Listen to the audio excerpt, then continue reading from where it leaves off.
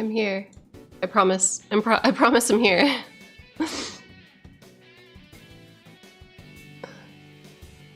Oh, it's a Bree raid. Hi, Bree. Everybody go follow Bree Bird. Bree. This is like the most awkward thing for me to ask you, but since you're a mod and you're here, can you give yourself a shout out?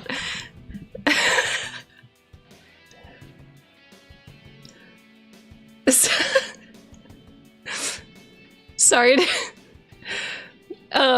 So Bree is like a really amazing illustrator, writer. Please go follow. Please go give Bree a follow. Hey everybody. Oh my god, I'm so sorry for repeating this song. I didn't mean to do like I meant to repeat album, not repeat single song. Apologies for blasting you guys with the SMT world map music. For those of you that are wondering what that song was, hey, hello. I have a few things to talk to you guys about, and also to show you guys. I have like a belated birthday gift that I have out that I was meaning to actually set up, but I didn't have time. But Waves, it's really silly because it was Waves' birthday this weekend, but Waves actually got me this. But look at her! Look at her! She's gonna fall out of the case. Look at her! Oh, shout out is /SO and then your username. I can figure this out. Yes, she's so cute. She's so cute. I love her. I love her so much. For those of you that don't know, me and Waves cosplayed as Hornet and Hollow Knight at PAX one year, and we got featured on GameSpot's like cosplays of the year article, and it was like one of the best. It was one of the best experiences. It was my first real ass cosplay. Wait, Brie, are you still... Hold on, I'm logging in. I'm logging in to do it. Okay, wait. Oh wait, maybe it's not SO. It's like actually shout out. Okay, never mind, you got it. You got it. Everybody follow Brie. Everybody follow Brie. And then, what else? I've regrettably, Dustin says on YouTube, I've regrettably not played Hollow Knight yet. Please play it. It's fantastic. So I'm really picky about Metroidvanias. I don't necessarily, it's weird. Like I love Castlevania. I'm like hit or miss on Metroid. Like I love the series. But there have been Metroid games that I've picked up and dropped. Like I unfortunately dropped Dread. Which is not to say it's a bad game, but there's something about Metroidvanias that, like, I think once you've played the format, like, a few times, it's, like, really easy to get exhausted or, like, burnt out on it. Because it's, like, relatively samey. And I feel the same way about, like, Soulsborne games. Like, I don't exclusively play, like, Souls-like games or, like, games that are, like, inspired by Souls-likes. Like, I love Dark Souls.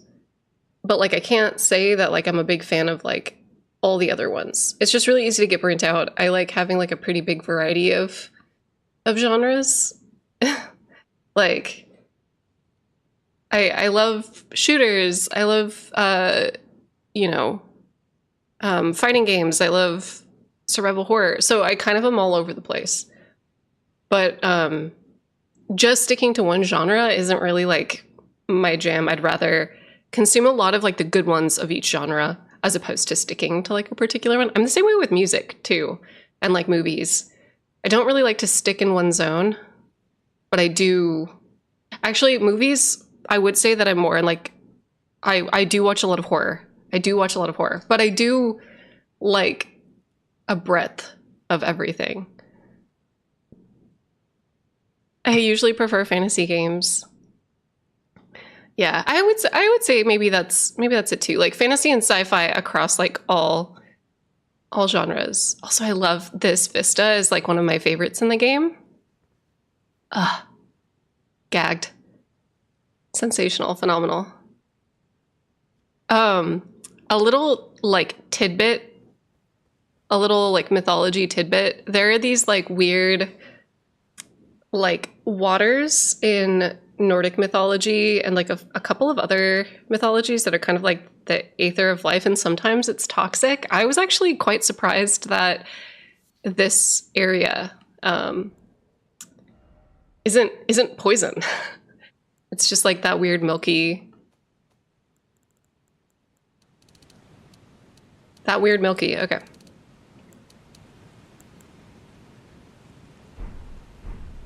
It's soap water, yeah. Ooh, what are some of your favorite horror movies? Oh my god. Okay. So I like a lot of it's weird because like within a particular genre, once you kind of like start to deep dive it, you realize there's like a bunch of different subgenres. With horror, I really love, like as far as slasher goes, I love a lot of the classic ones. I definitely think that Texas Chainsaw Massacre is like objectively one of the better early like kind of slasher style films, but I do love more modern, like I love House of the Devil quite a bit. I love Ty West movies. I also really love let me think. Like I really love obviously like all of the Ari Aster movies are fantastic. I would definitely consider and this is where we're kind of like splitting hairs. I would definitely consider Robert Eggers to be a horror director, even though his horror is more like folk horror or like kind of old-timey horror. Like The Lighthouse, I would definitely consider to be like a horror movie, despite the fact that it's not. It's like horror drama. Horror drama, historical fiction horror drama. Yeah, Jazzaray says, I think he's a horror director too. Yeah, but he's actually going to be directing Nosferatu soon, right? That film, Texas Chainsaw, is a total fever dream. It's so uncomfortable on a physical level. Yes, it is. And the ending shot in that movie is like phenomenal. Oh my fucking god. Oh, my HUD's turned off too. Hold on one sec. I also love like stylistic, like very stylized horror movies. Like I love The Evil Dead. I love Suspiria. I love like me and my partner watch a lot of like really old black and white horror as well. What is it? Carnival of the Dead, Carnival of Souls. I'm like, my brain is like melting. I love medieval horror too. I would trust Robert Eggers. I know that like, so I would prefer that Eggers sticks to like his own material and does what he feels passionate about, but I think that Eggers could do The Seventh Seal. And that is one of those movies that like I wouldn't trust anybody to remake. Period. I wouldn't trust anybody to remake it, but I would trust Robert Eggers with it. I think that he's like, for those of you that like appreciate all of the historical fiction breakdowns that like I do for YouTube, check out any of Robert Eggers' movies. He like does an insane amount of research and works with so many different historians to make sure that his films and the props in his films are accurate. To the point where like when they were building some of the rafts and like boats in the boats, canoe type boats, rowboats in the Northman, they were using like wooden nails that like they would have used back during that time period. Like he was fully. Oh wait, hold on one second. I'm getting a call. Give me one sec, y'all.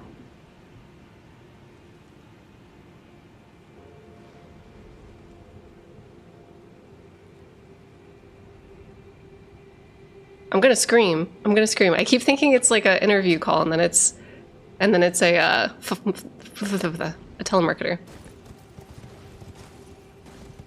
John Carpenter is probably my favorite horror director. The Thing is an all-time favorite. Oh yeah, The Thing is like 100% up there.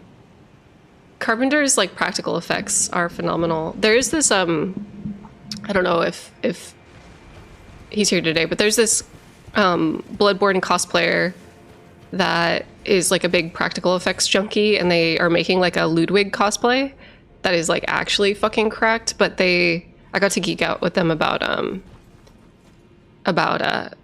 Carpenter practical effects in movies and how some of the practical effects like deteriorate and dissolve over time.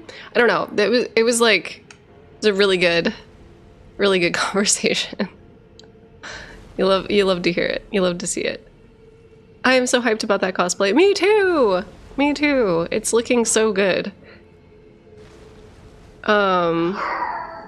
Shit.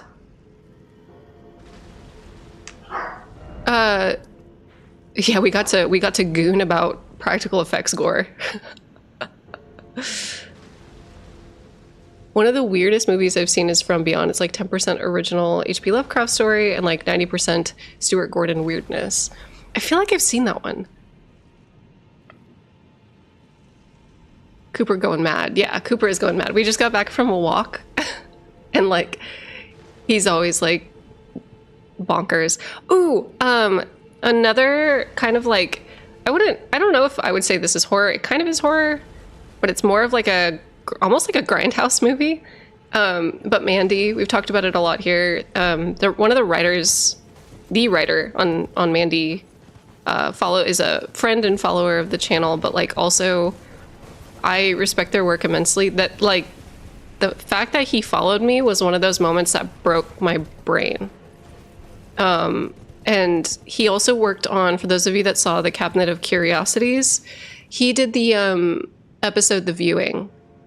And some of the cosmic horror and like kind of like that grindhouse type horror is something that really appeals to me quite a bit. Yes, oh my god, Panos Cosmatos, he does all of the like cinematography and like practical effects, right? And like lighting. He's like he's insane. But the guy that specifically like wrote it is a different person. I think about that episode like weekly. Yeah, both of them working together is like a dream. A dream. Making a list for the movies to watch. Yes. Have you seen Noroi? Oh my god. Okay, wait. Asterati. Noroi is my favorite found footage movie. Period. Sammy, welcome. Welcome to your first stream. Oh my god, Noroi is like, if you guys haven't seen it, there's a Japanese found footage movie. I think it's actually on Shudder right now. I watch it every year. It is my favorite found footage movie. I think it like scratches that itch of small town cultural rituals in like found footage.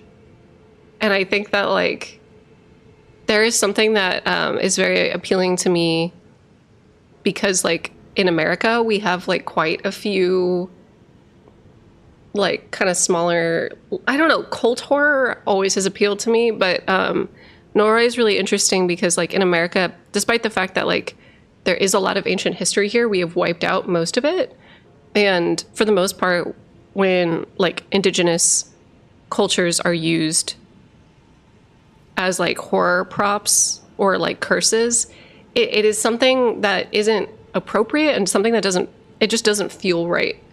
So I feel like culturally as like a country, we don't have the opportunity to dive into like ancient history here, like ancient environmental history here without demonizing or, you know, like portraying indigenous groups as like, ooh, like spooky curse. Although there's a lot of like indigenous directors that like are fucking phenomenal. But I think that Noroi is like interesting because there's like a very particular privilege that I feel like a lot of Asian countries have where they have an ancient history, so they're able to draw from that.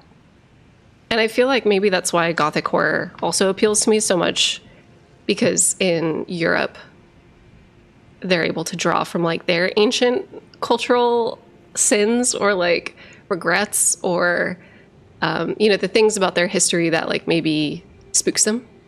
But yeah, I don't know. It was good. Yeah, there was that Predator movie that was like pretty decent. All right, let me figure out what I'm doing down here. I don't remember. I think maybe I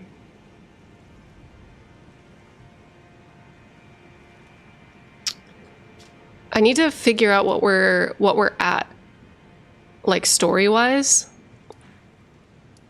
Volcano Manor, so I can fight Hoslow. I could also get the other half of the Halo Tree Medallion. We're kind of at a weird spot. I think that, oh no, we haven't fought the Red Wolf of Radagon. I think that's where we left off, right? Did we kill that boy? I don't remember.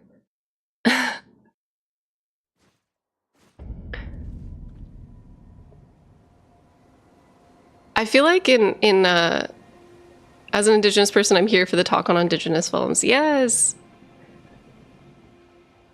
I feel like horror is such a good medium for ancient history and Indigenous groups. I feel like it's such a powerful medium, and I'm excited. I'm excited for more. I think that oh wait, let me see what this one is.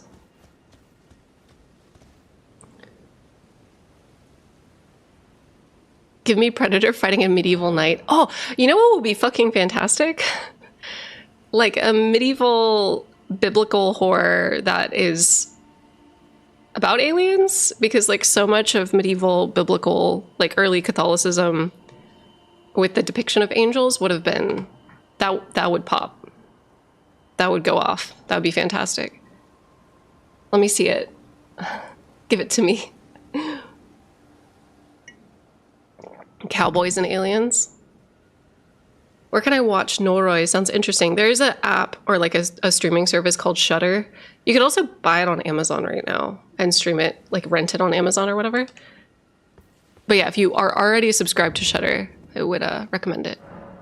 Okay. I forget all of the puzzles. This is the one thing that I love about having like fucking ADHD and like short-term memory bullshit. Oh, it's just one of these. Okay. Is that like whenever I re-enter a puzzle or like reapproach a puzzle in a video game, I'm like, I don't remember.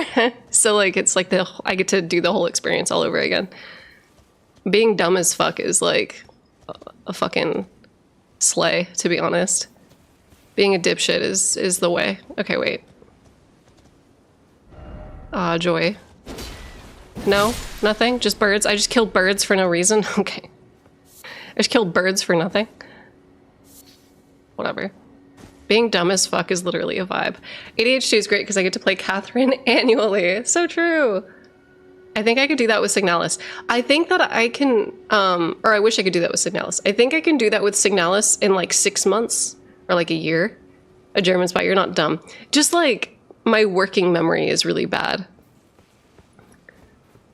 You guys don't understand, especially with my like my dyslexia and my speech impediment, you guys don't understand how difficult it was for me to nail down the like Marika, Godwin, Godfrey, Godfroy, Geodfroy, Godric, Godwin. You guys don't know how long it took me to like nail down the naming conventions in this game.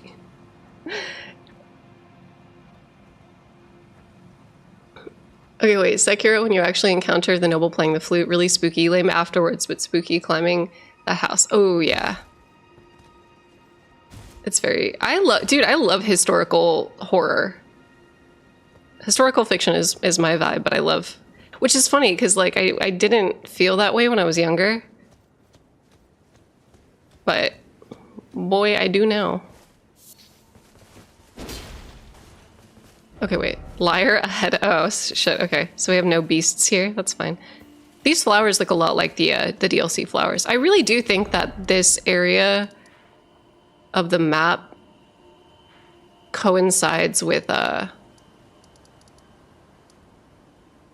of the Shadowlands, because there are plateaus and chunks of land masses that like should not be here or should be connecting to something. And I do think that like, wait, where's the labyrinth? Where's the ruined labyrinth? This part right here, I feel like should be underground. And then this chunk right here. I do think we're gonna get a landmass that kind of comes out from like, out to like at least here, right? I feel it in my bones. The Witcher is some great historical horror. Also Robert Eggers. Also Eggers. Have you seen the video about Mesmer?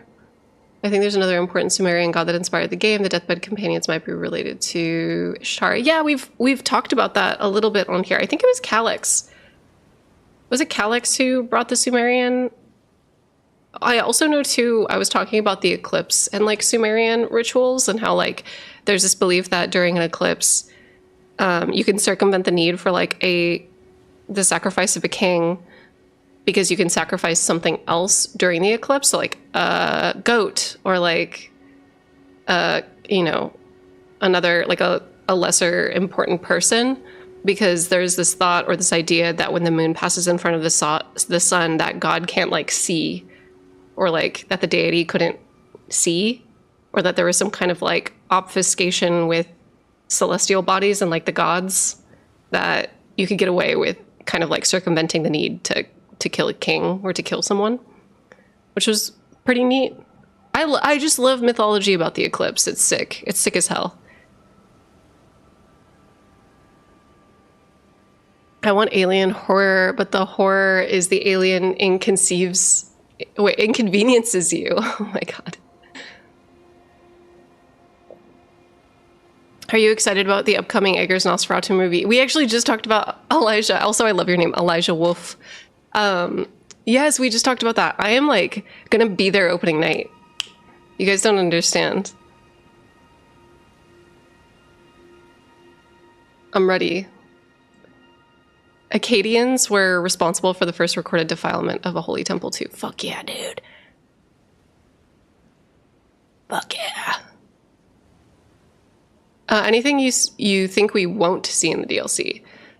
I'm kind of like curious to see if like the fingers as a concept are going to get touched on at all. Like if there's going to be some kind of like lore explanation as to why there are 3 fingers and 2 fingers, and if they were once conjoined, or if they once belonged to like one of the giant corpses that make up like the lands between. I have this like feeling that like we won't get an answer. Yeah, the fingers won't get touched on. I think those are one of the things that like I'm also okay not getting an answer on. My unhinged series at the Omen Man with the Gold Mask is the first of the Mariahs. Oh.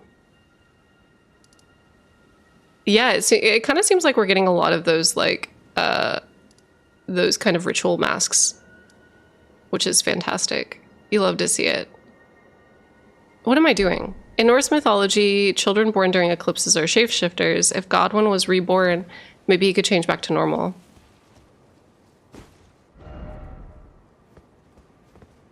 Oh, what? Why is that so upsetting?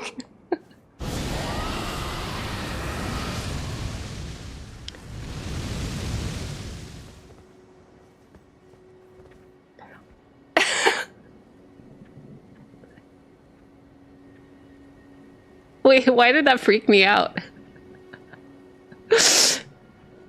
I was trying to make a Dragon Communion build, but I feel like, and I feel like the Banished Knight Exile set are the most fitting, because what's the Godwin Mikola connection there with Castle Soul? Yeah, and also, so like the Banished Knights swore fealty to a lord, but we don't really know which one, or if it's the Sunlight Realm squad, or like what their deal is. We know that there's some of them on Farum Azula as well. There's just like, that's natural horror.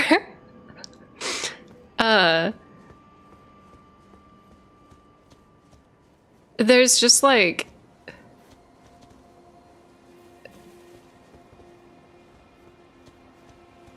Wait, stop. I had such a hard time finding that turtle specifically in my first playthrough. Oh my god. I don't remember doing this tower. I don't think I did this tower. Or maybe I really am just that, like, brain dead. I don't know. But I don't remember that giant turtle. I do not. What were we talking about? We were talking about Godwin. So the Banished Knights, like, have something to do with the... maybe with the Sun Realm or maybe with Godwin. They swore fealty to, like, a land or a group, but we don't really know where that place is or who ruled it or like what it is. Some people think it's the Stormlord. There's like other theories out there. But I think that like a Banished Knight set is the way. I would probably end up doing that too, or will probably end up doing that too on mine. I think I'm gonna do the Duskborn ending. I'm definitely gonna side with like Godwin and Fia. Is that her name? Oh my god. But yeah, I'm definitely gonna do that. I want to do the like, I want to be in the polycule, you know. I want to be in the Fia Godwin Fortisax Grand Sax polycule. What was the female dragon? That like Lane Sax? Who's like besties? Flamberg Gaming, 100%. It used to be Yulia. Ooh, yeah, Fia. Okay, good.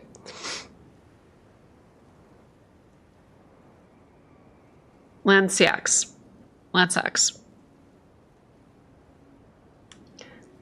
Triple deathbed cuddle, yeah. I think Godwin had a big figure in the Storm Clans previously ruled Limgrave. Nefeli might have come from that lineage because of her dialogue reminds me of my first talk. Yeah, like I kind of feel that the Anchor rune may have potentially been Godwin's first before being passed to Godric. I just feel that it's odd that he has a rune that is like in the center of everything. It's like, it just strikes me as bizarre. Like, I don't... Does anybody else feel that way?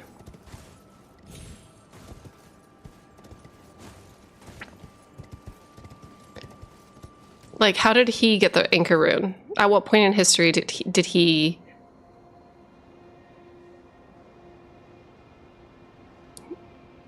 That fits with the theory that Godwin's...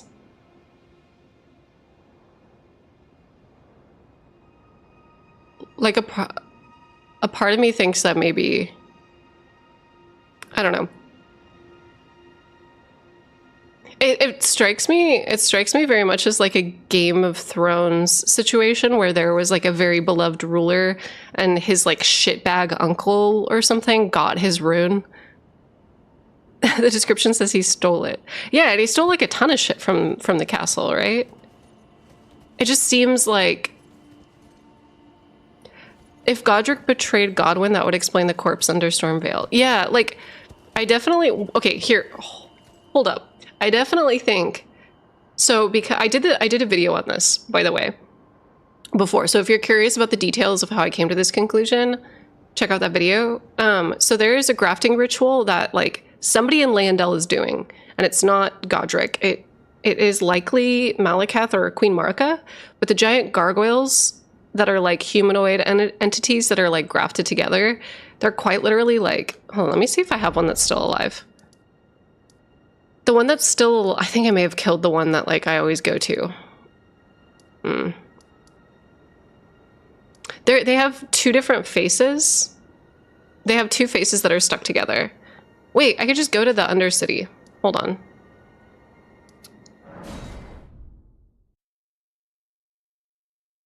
They're grafted together. And the Undercity, like the Deep Root Depths, is like a weird... It's kind of like whoever is grafting these gargoyles together is like keeping ones that are broken or propagated in the ruins of the Nameless City.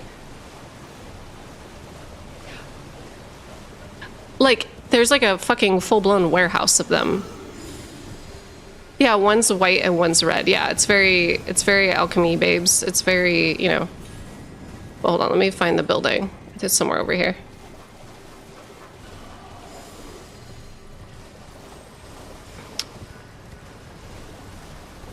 I think it's this one.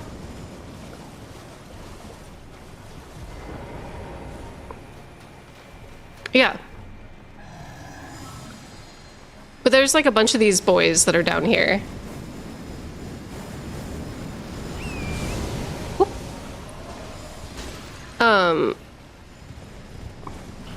When you say propagated, it makes me think of succulents and trees again. Yeah, 100%. Because it's, so grafting is a process in plants where you're able to like take two different like fruit trees and stick them together using resin or wax. And you like cut a slit in both trees and then you seal it with wax so that way it doesn't scab up separately, but that they heal to each other. And you can like propagate plants that way, or like, sorry, not propagate plants. You can graft plants that way. And in this game, grafting is accomplished through the use of corpse wax, and they talk about it on the gargoyles weapon set. They say that like the gargoyles were grafted together using corpse wax, which is, here, hold on, let me get close to this man.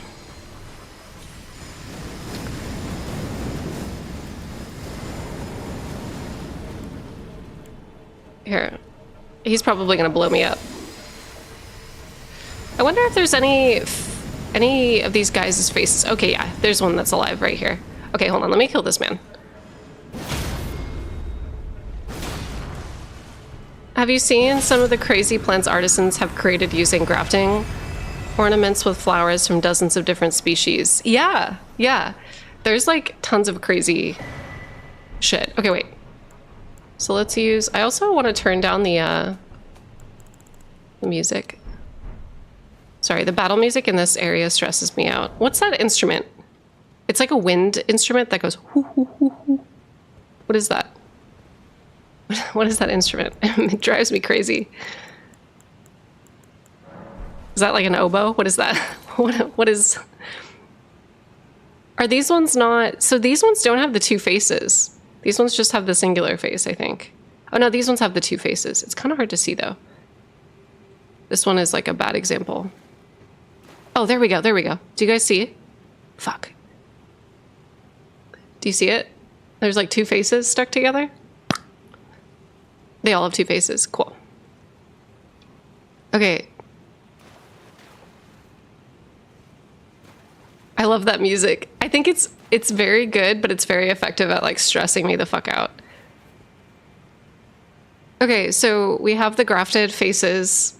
They have grafted body parts, but if you take a really close look at the pieces of them that are missing, they're sprouting roots. Y'all, they're sprouting roots. Which is like fantastic. Sensational. But hold on, let me...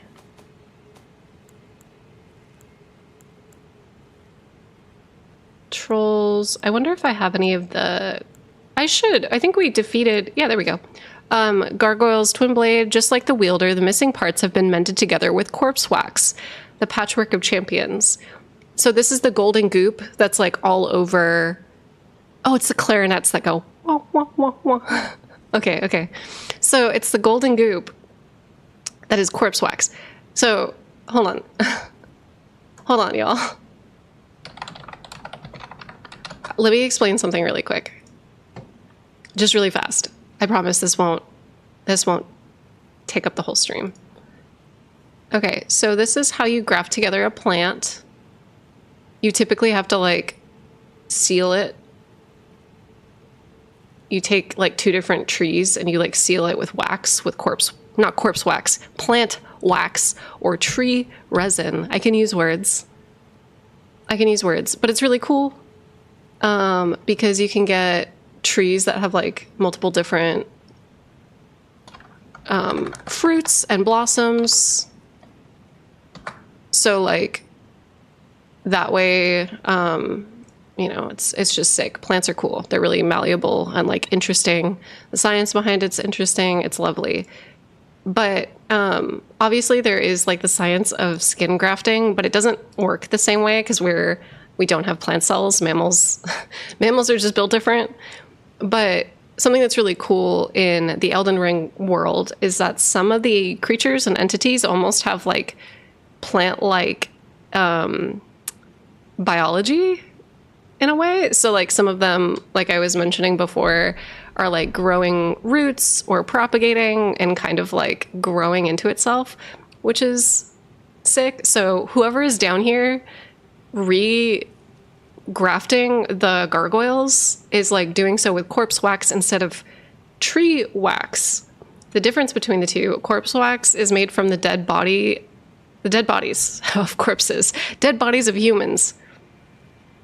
Dead bodies of humans. So they're taking corpse wax and they're like gluing together body parts, and they are doing like grafting rituals. Godric is doing the same shit, and I think that the corpse wax that he is using is Godwin's corpse for the corpse wax. Why do I think this? Let me show you. Let me show you my evidence. Do I have my... Where's my talismans? So the Prince of Death's pustule, if you look, there is like this golden yellow shit kind of on the cheekbones that looks like it's kind of bubbling up. That's corpse wax. That's what it looks like. It's like this yellow... It's like this yellow goopy stuff that forms in like the fat deposits on people's faces after they die. And then let me show you something else.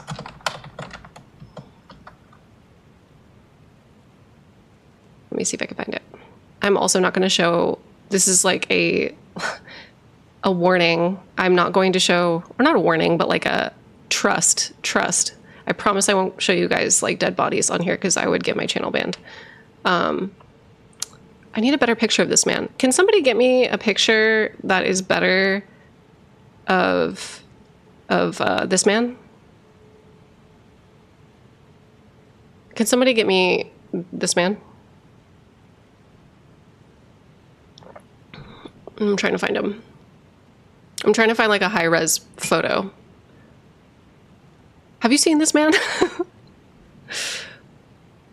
But wouldn't you get death blighted by using Godwin's corpse wax?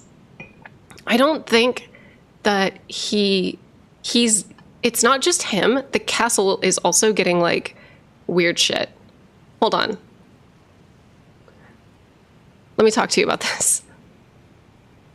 I think that they're getting, like, a weird curse that has to do with the death blight. Let me see if I can see it from here, actually. Have you seen this man?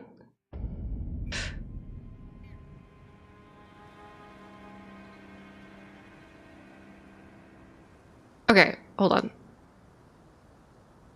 That's not what I wanted. I wanted this. Okay, so there are these like weird pockmarks in the side of Stormvale Castle, and there's also the leather modded shield.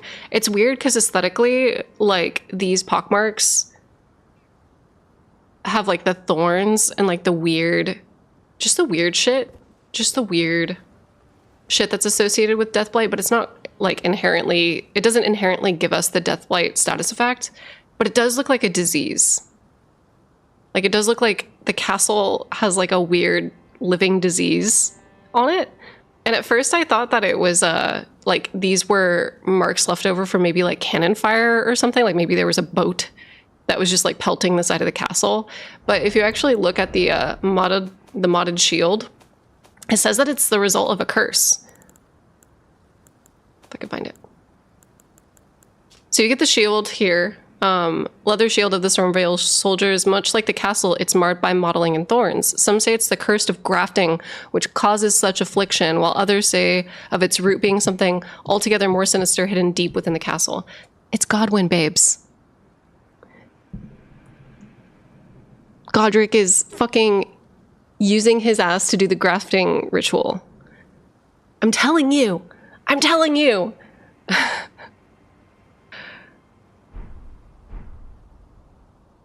The corpse under storm veil, its eyes are covered, so maybe the thorn weakened as a consequence. Its eyes are like fully missing.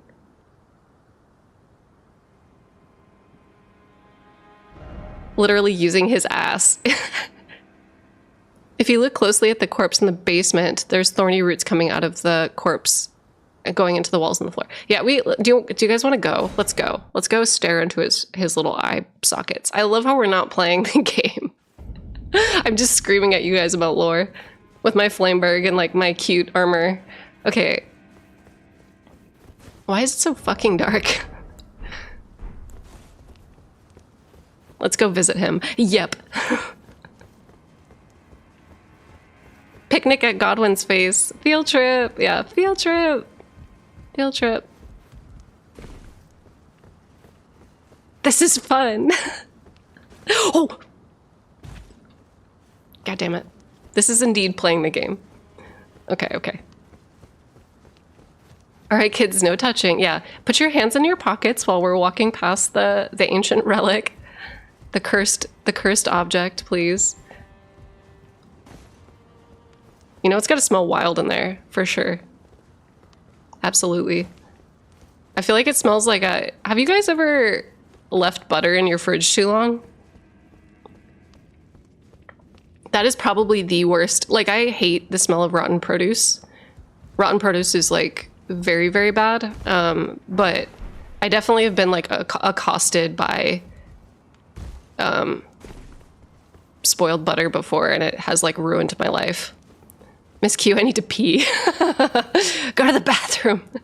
We're not there yet. Bad beans smell so bad. Ugh. Brown slimy lettuce. It's weird because like lettuce is heinous, but it smells like rotten produce. It smells like plants, rotten plants, which is pungent. But like there's something about congealed butter that smells just like death.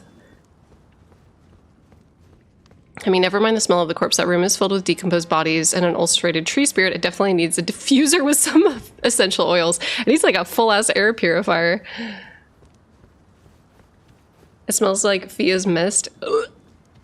I feel like Fia would smell fantastic, though. We've already talked about this. Like, I feel like Fia would smell like ritualistic, embalming, like, essential oils, incense, perfume. Like, she would be fully, like, Sumerian, Egyptian style, like, you know. Fia probably doesn't bathe. Stop. No Fia slander, yeah.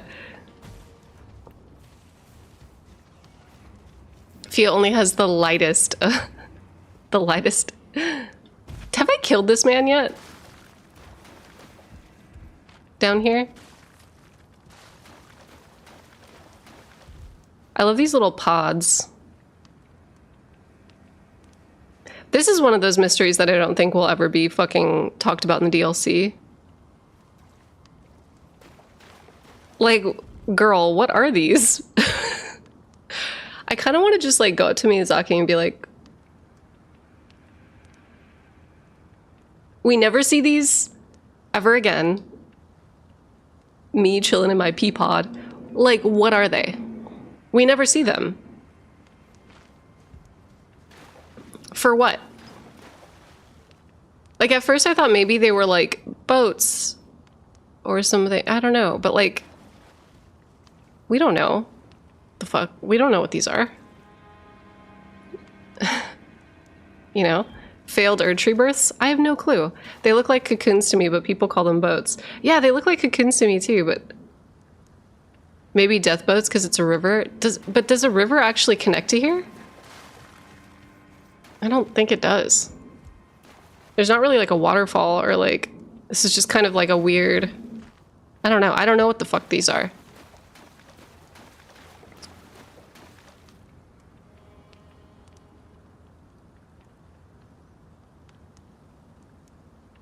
Are they like original Mikola-esque cocoons? I don't know. I don't know. These are indeed seed pods. See how they're attached to the nearby roots. Are they attached? Are they attached or are they just like resting on them? Some of them are attached, but some of them are just kind of like, I guess they are. Or they're kind of like around a root. This one isn't. This one's just chilling. Who knows? This is one of those ones where I'm just like, teacher, can we see the corpse of the king now, please? Yeah, okay. But yeah, here's our thorny boy. But the eyeballs are missing, like fully extracted, fully gone. The eyeballs are like fully gone. When Garank gives us the beast eye, before I was kind of like, oh, this is perhaps Melena's missing eye. I thought that it was the missing eye from here originally. Pick his nose. It kind of just stops. What's on his forehead? It's like a weird clam squirter. You know how like clams squirt? You know how shellfish have the little squirter? He's a clam. He's a shellfish. But this Godwin is like very weird and very different than the other Godwin. The other Godwin kind of like has more... This one doesn't have the scar, but the other Godwin also has like weird features, like different features, like harder. This definitely looks like it's like a fleshy growth or something. But it's weird that there was another one that was this big. It's just weird. How did it end up under Stormveil? I don't fucking know. Why is the growth here specifically of all places, right? I don't know. That part of the mollusk is called a siphon. Oh, for sure, for sure. No, I think it's definitely Godwin. I just think that there's like mysterious circumstances regarding where it was placed. I definitely think it's a growth, because like I don't know if you guys can see this. So all the deathroot clusters that are topside have Godwin's face growing out of it, but a lot of the roots also have his eyes and like his nose and other facial features. Some of his arms are growing too. His arms have these like scaly fish fins on them that the basilisks also have. He also has basilisk fingers. So it ties in with the basilisk imagery in this game, which I love. I love that the basilisks kind of have like an origin point. Whereas like in Dark Souls, they were just kind of associated with the ash trees and like the roots of the ash trees. It kind of seems like the basilisks are like coming from Godwin in this one because they have the mist.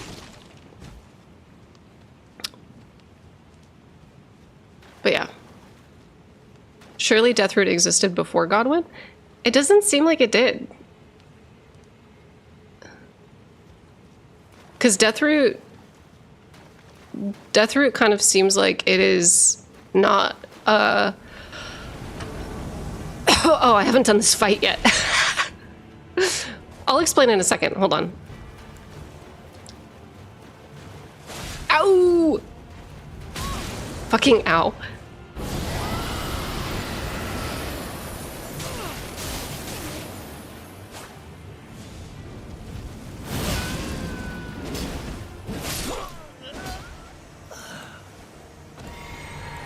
Okay.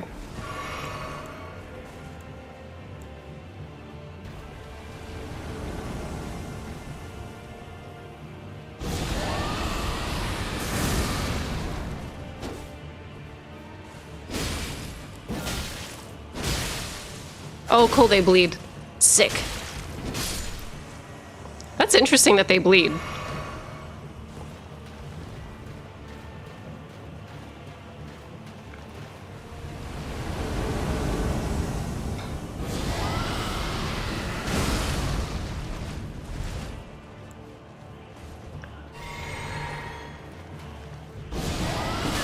Oh, shit.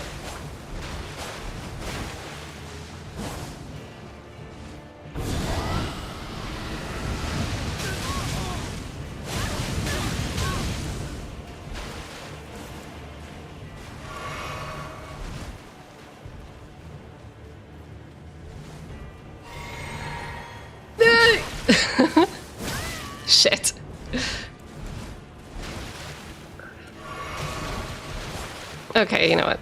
I think it's probably just for the best that I... What is this man doing?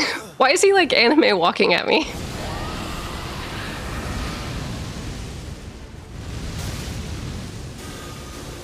Oh shit!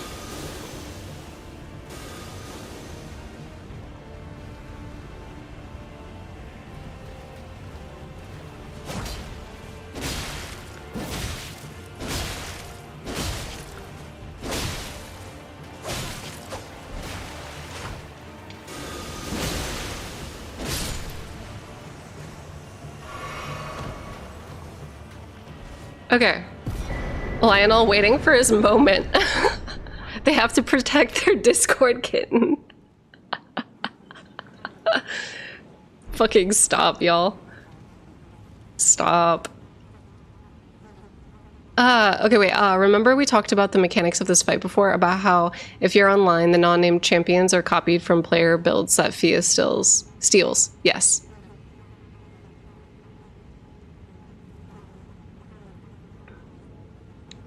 Purple water, isn't that originally the color of death? Yes, it is. Ghost flame.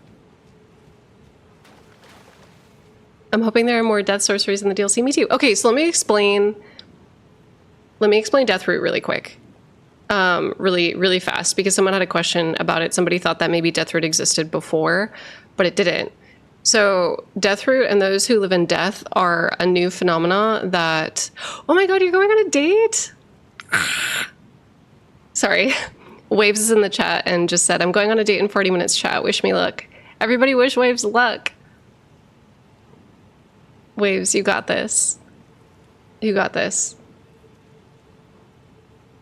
Okay, so there's regular death, and then there's Deathroot and Deathblight, which are two different concepts. And those who live in death are people that are afflicted with Deathroot or the Deathblight curse, and they can't pass on and be given normal Erdtree burials anymore, so they're reanimated by the Deathroot, and they just kind of exist, and they don't fit into the Golden Order at all.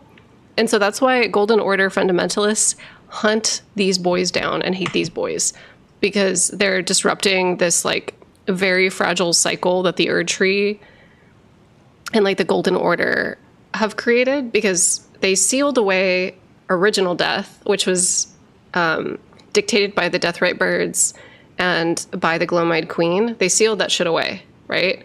And so they were like, let's do like Erdtree burials instead. And that's how death's processed now, through the warrior jars and through the... what's it called? Wait, but do those who live in death have agency? I don't know. It seems like some of them do, but it seems like after a point, it's almost like the hollow curse. It's almost like the undead curse in Dark Souls, where like after a while, they just kind of become weird shit. I didn't get the notification. What are we talking about? We're talking about the difference between like regular death and Deathrite. Sorry, not Deathrite. Deathblight death. So I would say like original true death is more associated with Ghost Flame. Right? So anytime that there's like a Ghost Flame or like a ghost attack that does frost, that is more associated with like original death and the Deathrite birds and all that other stuff. Hey, why does Rajier just fucking die then? So Rajier becomes one of Fia's companions and gets like absorbed into like the weird... So remember how I was talking about how remembrances are hewn into the Erdtree? I feel like there is something similar to that, but with like Godwin's tree and those who live in death. And then they can be summoned and used as like vassals, or like used as like the, you know, Fia's goon squad. That's kind of how it, but you have to, those people were particularly like touched by Fia. Like they were like, you know, don't say goon. No, I'm absolutely saying goon squad. You know what I mean? Fia was like putting in the work. The Fia's magic polycule. Hugged by Fia, yeah. Do you think Godwin's in a conscious state? No. So, I guess it depends on like how we define consciousness or like the soul in like esoteric mysticism. Because like, we have Millicent who says that she's Melania's will. We have like examples of beings having more than just like a body and a soul. We have like different aspects of the self that are kind of like embodied in this game. We have like an endurance bar, which was like, I feel like endurance is kind of like, we have stamina. That's an aspect of ourself. We have our spirit or like our mana, and then we have like our vitality and our blood. I feel like there's multiple aspects of the self, but Godwin's circumstance is like super specific because nobody else in the game has his affliction. So the Black Knife ritual that happened, they destroyed his soul, but his physical body's kept alive. And then with Ronnie, it's the opposite. Her soul is alive, but her physical body is gone. And so we see an example of somebody whose soul is being housed in like a doll. She still has like her consciousness, her agency, she has awareness, but like Godwin doesn't, but his physical body is continuously growing. And then when we enter his deathbed dream or like his mind, there's nothing in there except this room that we're in and Fortisax, who got stuck. Like, I definitely don't think that the Fortisax fight is like intentional. It's supposed to be like a representation of like something that was intended by Godwin or Fortisax. I genuinely think he was trying to save his friend and he like failed. And now he is stuck. He's like stuck in his friend's brain, in his friend's like deathbed dream, because he's like afflicted with Deathroot now. I don't think... Is death changed after the Death Prince rune is added to the Elden Ring in the Dustborn ending? Yeah, so like in the Dustborn ending, all it does is it amends the Elden Ring and acknowledges those who live in death and Deathroot as like a concept into natural law, so it's no longer outlawed. It no longer goes against the... So like, let me explain it this way. Queen Marika sealed away death, and then she created this like very stringent like process of recycling. So you die, you get absorbed by the Erd tree's roots, and then somehow there's like a birth. They don't really explain births in this game, but we do see corpses being absorbed by the tree, right? We do see that happening. So that is the cycle. And then all of a sudden there is a cycle that like makes it so that way those who live in death can't be absorbed in the roots. So that goes against like quote unquote, like natural law. If like the Elden Ring is natural law, not being recycled into the tree is a bad thing, because if everybody gets afflicted with death blight at some point, then nobody can be absorbed into the tree anymore.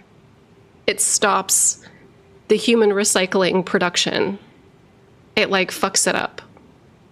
And also like the seedbed curse is also a thing that prevents them from being absorbed into the tree. So we have like multiple different entities because they can't pass on normally anymore, because like the Deathrite birds can't burn them and like the Glowmide Queen can't kill them. And they're supposed to be absorbed into the tree, but like they can't because their afflictions make it impossible. So all of a sudden all these like Omen-born are being born, and like everybody's being turned into zombies and can't be absorbed by the tree. So it's like an issue, it's a problem.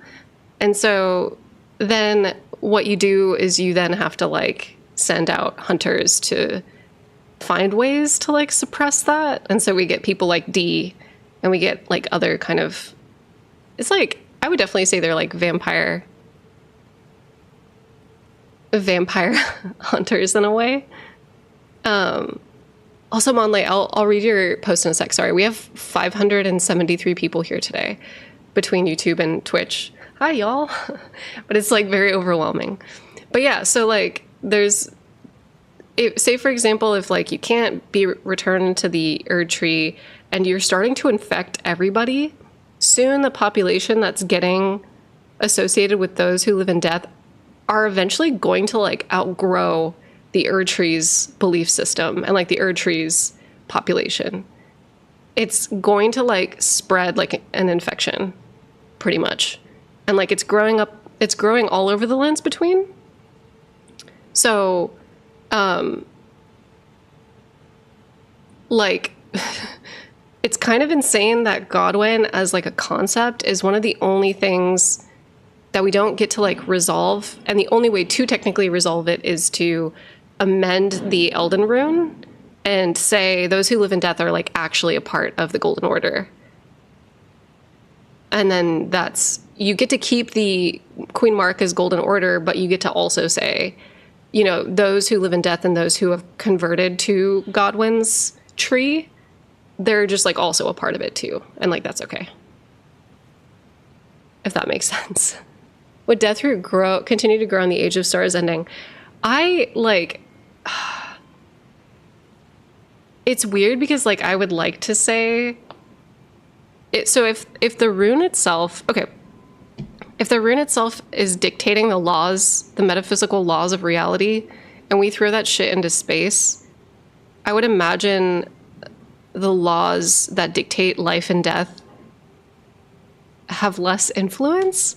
I almost want to say that like by distancing yourself from natural law, I feel like it's a fuck. This is so hard to explain because now we're getting into like Eastern philosophy. There is this like ending in this game, Shimogame Tensei Nocturne, that's Hikawa's ending, which is the ending of like stillness. And everybody kind of exists but doesn't at the same time. And there's like no suffering. And there's like not really any kind of feeling. And I've always interpreted Ronnie's ending as being like a pretty radical way of resolving how, I don't know. It's such a, the orange goo ending. What? It's such a fucked ending. Human instrumentality type shit. Kind of, not quite. I would say that Reichardt is more of the human instrumentality project. But I would say, yeah, SMT is a rabbit hole in and of itself. Exactly, yeah. Like, I think that, like, there's multiple different metaphors that are happening in Elden Ring, and I think that's, like, this is why it's difficult for me to talk about Ronnie's ending, because in order for me to talk about her, I have to talk about what I think Elden Ring is about. And I definitely think Elden Ring is about, like, suffering and ambition and issues that happen in organized Abrahamic religions as it pertains to things like our understanding of like life after death and immortality and like the fear of immortality and the fear of mortality, sorry. As it pertains to like the fear of mortality and you know, how rulers amend scripture over time. And kind of like the goods and bads of it, right? Like you can amend things to try to fix them. You can try to adjust your understanding of like natural law in the world around you. But I think that there's this idea, and we've talked about it on here before, but it's kind of like, do you amend the wheel or do you break the wheel? Do you continue to try to fix religion or fix spirituality or fix philosophy or fix our understanding of the natural world by constantly amending and trying to kind of right the wrongs that have come about? Or do we just give it up and start over? Or should we somebody said, I think Ronnie's ending could be read as a change from religious institutions being highly involved in politics to a more secular states. Yes, Sunny, I think it's a little bit of that. But I think that metaphor is like quite strange in this context. It's hard. It's just so hard because like, and this is the issue with metaphors sometimes is like, it's not always as neat as we want it to play out because like religious texts don't change the fabric of reality, right? But like in Elden Ring, they do. So, but at the same time, religious texts do dictate how we treat others and how we've waged war over history and how we've ruled over laborers and like populations in history. So like it kind of works, but then it kind of doesn't.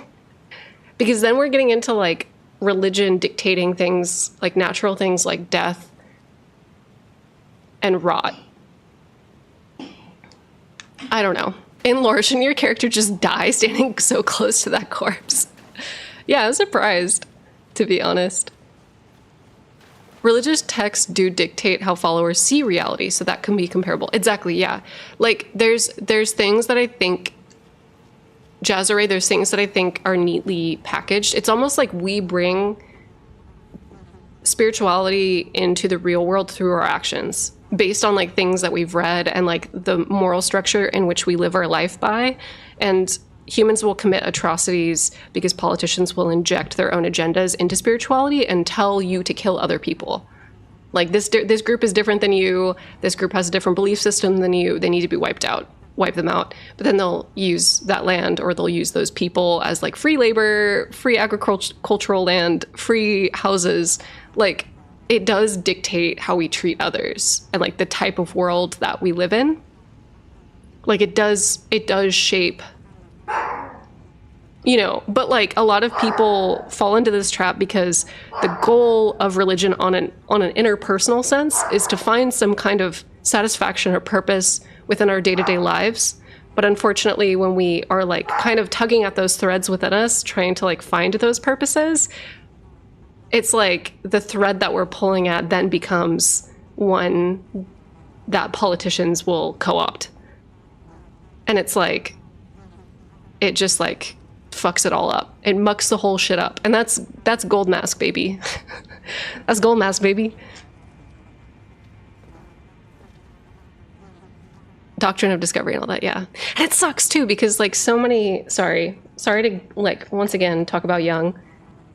It sucks too because so many people with good intentions fell down that path of like self-discovery and tradition and like trying to get in touch with the essence of culture, of their culture that had been taken from them. And then it became the Nazi movement. And like, it's a fucking, that is the point, that is the threshold in which I feel like burning the wheel, breaking the wheel is useful. That is the point in which I feel like our fragmented sense of like purpose and like our fucked up sense of spirituality and our desire to like have a land or have like a home or have a place that is for us and for our like traditions or like our sense of like attachment and identity, we will let that drive us into like hurting others fully. And it's fucked. It's fucked. Ah, I knew you would come. Anyway, hi Fia. To deny us and our ways, like the dogmatic brutes of the Golden Order.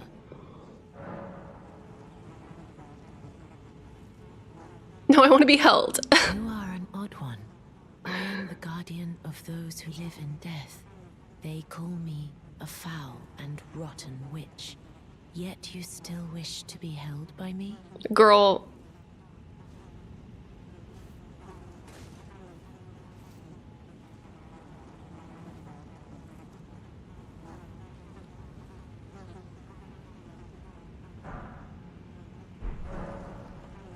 Okay. Did anyone else get like weepy when they, is that just me? Does anyone else get weepy whenever you like go to Fia after she like murders D and she's like, wait, you still want to be friends? Is that just me? Am I fucked up? Is that just, do I have a weird attachment issue? Fuck. Everybody's like, yep. Fia only wants Godwin, lol. No, she wants me too. It's a polycule, that's how it works. It's just different. She just has a different she has a different appreciation for me and Godwin. We serve different facets of her life, okay? Be respectful. Goon squad for life. Can we petition FromSoft to add Fia's underwear back into the game? Oh my god. Murder's a deal breaker for some people. Weird. I get weepy when you spare Raya. Oh no. Raya will like actually... Raya fully like... I fuck with okay, so like I'm #1 Tanith stan because me and Tanith are also in a relationship, and like her and I are like both Raya's mom. Like we raised that child together, okay?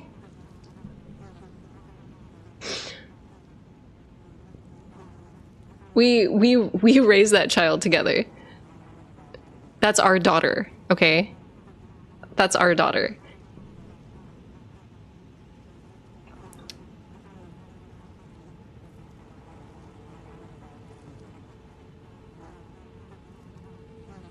Don't do Raya's quest, it's too sad. Are you talking about your cat? No. I'm talking about Raya. She's the snake child. I claim Selene is my wife. Selene is sick, but like I relate too much to her. Back when I had swoopy bangs and like a side braid, I felt like I was like living the Selene fantasy.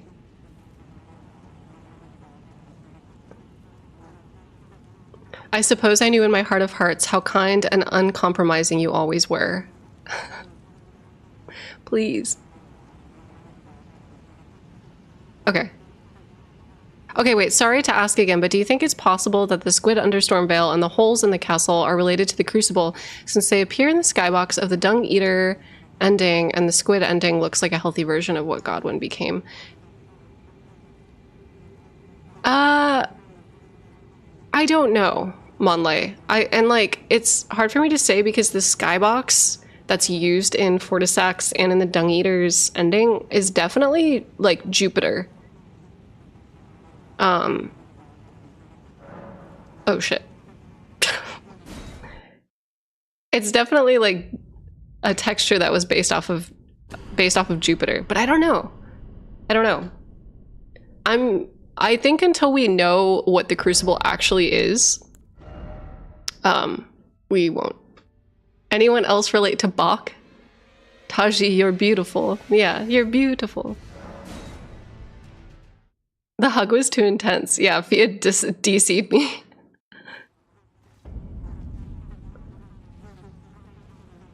The modeling in the skybox could relate to the modeling in Stormvale. Yeah.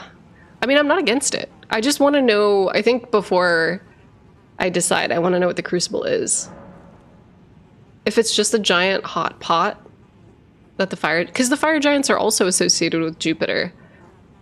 So like, I don't know. Have you ever seen a Hallowbrand? When the first of the demigods died, his flesh was marked with the half-wheel wound of the centipede. Godwin's Hallowbrand has since been recovered at the Round Table Hold, but there is another Hallowbrand out there somewhere, and I must find it before the time comes we receive our Lord. Jupiter, cool. Yeah. Yo, Hot Pot is so good. It is! Fuck, I want Hot Pot now. When Godwin died, a Hallowbrand scored his flesh, but another exists. Another mark in the shape of the half-wheel wound of the centipede. And I must, before the time, my hands, will you still... This is the other Hallowbrand. How did you... Oh, my utmost thanks. With this, Godwin can take his rightful place as first of the dead, and claim a second, illustrious life. You Crucible actually delicious. True champion. And though I can't be of any use to you, can I hold you tight? If only for a moment. Dude, I want to be hugged like that. Like, she's squeezing the shit out of my head, and like my arms are limp. I'm not even hugging her back.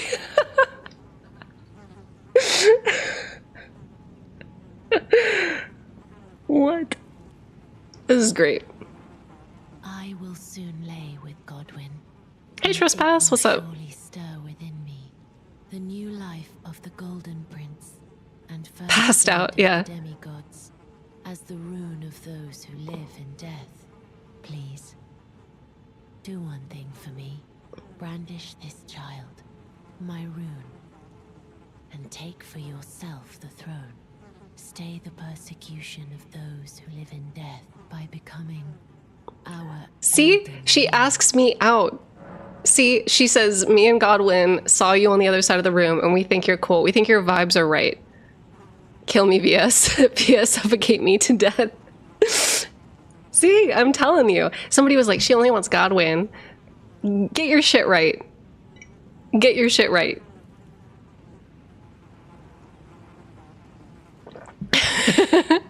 Oh no.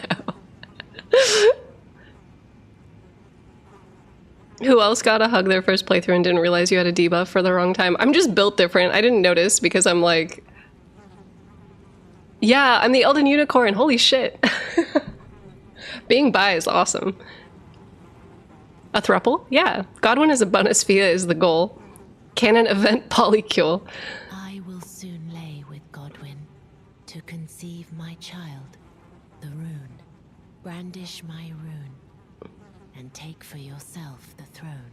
Stay the persecution of those who live in death by becoming our Elden Lord.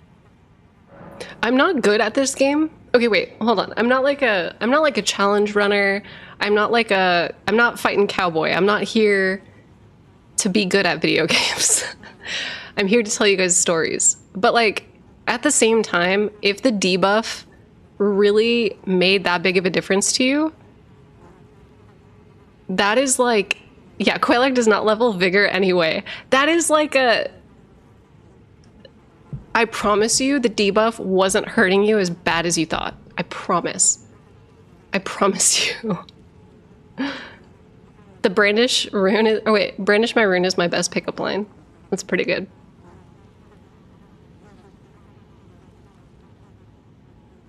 I will soon lay with Godwin to conceive my Vigor, child, what's that? the rune. Brandish my rune, and take for yourself the throne. Stay the persecution of those who live in death by becoming our Elden Lord. Yeah, Quelaag says get good. Quelaag says hug girls, stop whining. That's what I say. The debuff, unless you're into boys, then hug Godwin and stop whining. This tree stinks. I mean, that's true. There's like fucking flies everywhere. I will soon lay with Godwin to conceive my child. Brandish my rune, and take for yourself the throne. Stay the persecution by becoming our... All right, baby. I like Fia. I just don't trust her. I don't know. As a sinister woman, as a sinister they, them, she, her,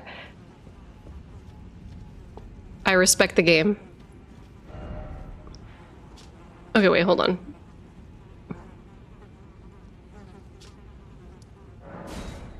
Unfortunately, you cannot hug Millicent because of the rot.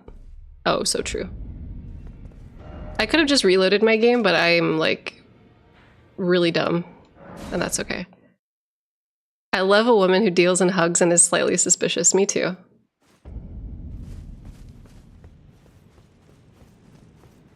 I'm also bi and level vigor. Oh wait, you do. Damn.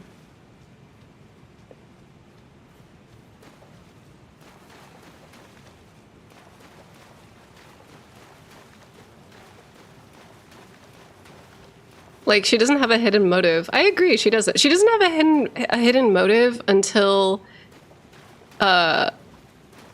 she does. And she does. She does have a hidden motive. When she's in the round table hold, she's chilling, but like then she absolutely assassinates somebody. So like, you know. Oh wow.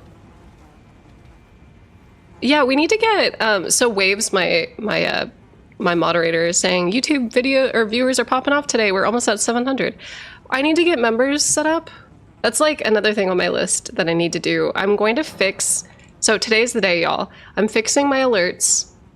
My alerts are turned off because Steam Elements is run by a Zionist. I'm just gonna say that really fast. And so I need to figure out Streamlabs. And then I am going to get some like scene transitions set up. I need to get members set up. I need to get new emotes set up. We have like a lot of executive tasks that I'm trying to like knock out today after we're done streaming. So for those of you that watch on YouTube, I will be able to like... Okay, wait. Hold on, I'm gonna let her talk really quick. Not the remains of one chosen for me, and I will bear a child who will inherit your warmth too. What greater blessing could there be but to be born a deathbed companion? LMAO about Streamlabs. Yeah, I mean, okay, wait. So like Streamlabs, they got in trouble. It's so fucking complicated. It's like, do I want to... Because Streamlabs got in trouble because they ripped off of OBS, but it seems like OBS and Streamlabs have smoothed things over and now they're partnered together? It's a fucking nightmare. This is goodbye, but I choose to lie with God, and I will who will inherit. What greater blessing could there be but to be born a deathbed companion? It is really fucked up. Okay, like I definitely do have an attachment issue. Like hearing her say like, yeah, like it's you, me, and like our baby. It's us against the world. It's okay if we're zombies. Like we'll be together. And I'm like, yeah, that actually sounds like legit. That actually sounds legit. Do we have to watch on Twitch now? No. Okay, so sorry, I never finished what I was gonna say. What I'm saying is that today I'm going to make sure that I get members and that I get, so members is like a YouTube thing. I'm going to get like subscriptions on YouTube set up or whatever the fuck members does. And then I'm going to get like icons and emotes moved over to YouTube as well. So that way my YouTube audience and my Twitch audience both have access to like the same shit. Because I want to make sure that you guys aren't missing out. Because we have like a whole set of emotes over on Twitch and like a whole set of... Fia is a manifestation of mommy issues I fear. No! No! Don't say that. Okay. Do I want to touch... I don't know if I'm actually ready for the Fortisex fight. I'm not gonna lie. I'm not gonna lie. But we can try it. Just curious because I can't make dumb comments on Twitch because my daughter uses that account to tell them. Yeah, no problem. Rejects. I definitely am trying to get the infrastructure set up on YouTube. I'm not trying to make you guys feel left out. And YouTube is also better for me in general because Twitch has like done this thing multiple times. One where if you want to create VODs, you have to highlight the video, like your previous stream. But Twitch has like turned off auto VODs for me like 500 times. Like they'll be like, oops, like we forgot that you wanted to like archive your VODs. Oopsie. And then like I keep having to go in and manually fucking fix it. And like anytime there's a contract change, they'll turn it off again. And they'll be like, we didn't know you wanted to fucking archive your content. What? Why would anyone want to watch your videos? So like I'm like, I will always... Her feet. Stop looking at her feet. Oh my god. I will always stream on both YouTube and Twitch, but I do think that like YouTube is just going to be better for VODs. So for those of you that are looking for like where my content's going to be, or where my my Elden Ring DLC playthrough is going to be stored, you can watch on Twitch, but just know that if you want to rewatch it, it's going to be on YouTube. That was a defensive jealousy. Stop.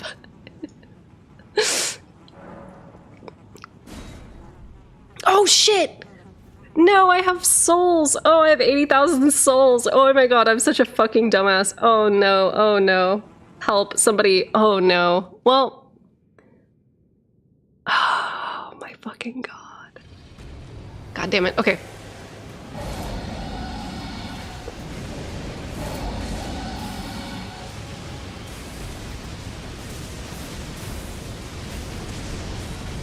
Oh, shit.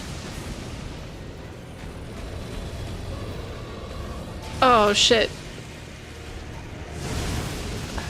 Okay.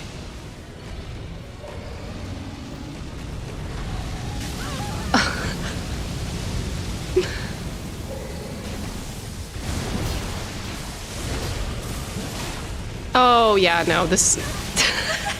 We're not ready for this fight yet, y'all. We're not ready for this fight yet. This build is not ready.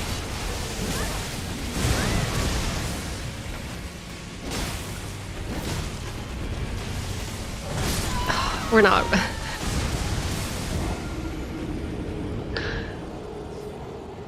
Oh, I think your souls drop in the non-boss arena. Oh, thank God. Oh, thank God. Okay, good. Because I'm not ready. This build is like so poorly optimized right now, y'all. I don't even know if, oh, thank God. Okay. Whew. Just a few more hugs and I think you could take him. Hold on, let me... Lichbat Dragon is one boss that I think should be much stronger. I agree with that, but I also feel that this build that we're currently running is a fucking nightmare. But I love it, but it's also a nightmare. I would say mid-game, it's very strong, but late game, it's been like... It's been interesting. Late game, it's been interesting, is all I'll say. What made you want to do a dragon incantation build? I couldn't tell you. I think dragons are cool.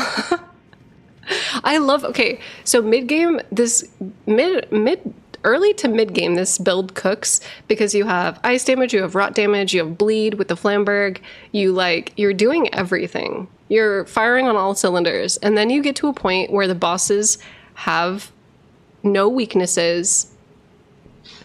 They don't give a shit about ice. They don't give a shit about rot. They don't give a shit. Like, you just get to a point where all you're doing is you're spamming. I have the blood. I feel like blood is just so strong in this game. But yeah, it's been a thing. Okay, wait, hold on. 20,000 souls? It's okay. But I just love the dragons in this fucking game. It's weird. Okay, so I like George R. R. Martin. I don't really care about the Targaryens or like the dragon riders in his world. I do like the Starks and the sea people. The Elder God ship sailing, the deep sea. The deep sea. But I love the dragons in this game. The dragons in this game are fucking sick. I think, like, aesthetically, they just look so bizarre. The Drowned God, yes. Yes, yes, yes.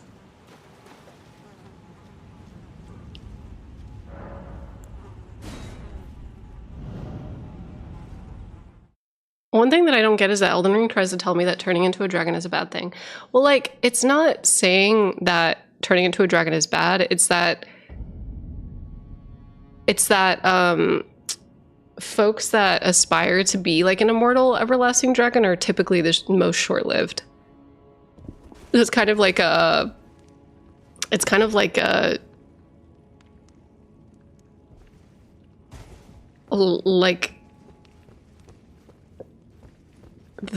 ambition to be selfless is very egotistical. Does that make sense? Quail, I do not think it's strange that we find copious amounts of water in the region that you're currently in, like right under Godwin's body.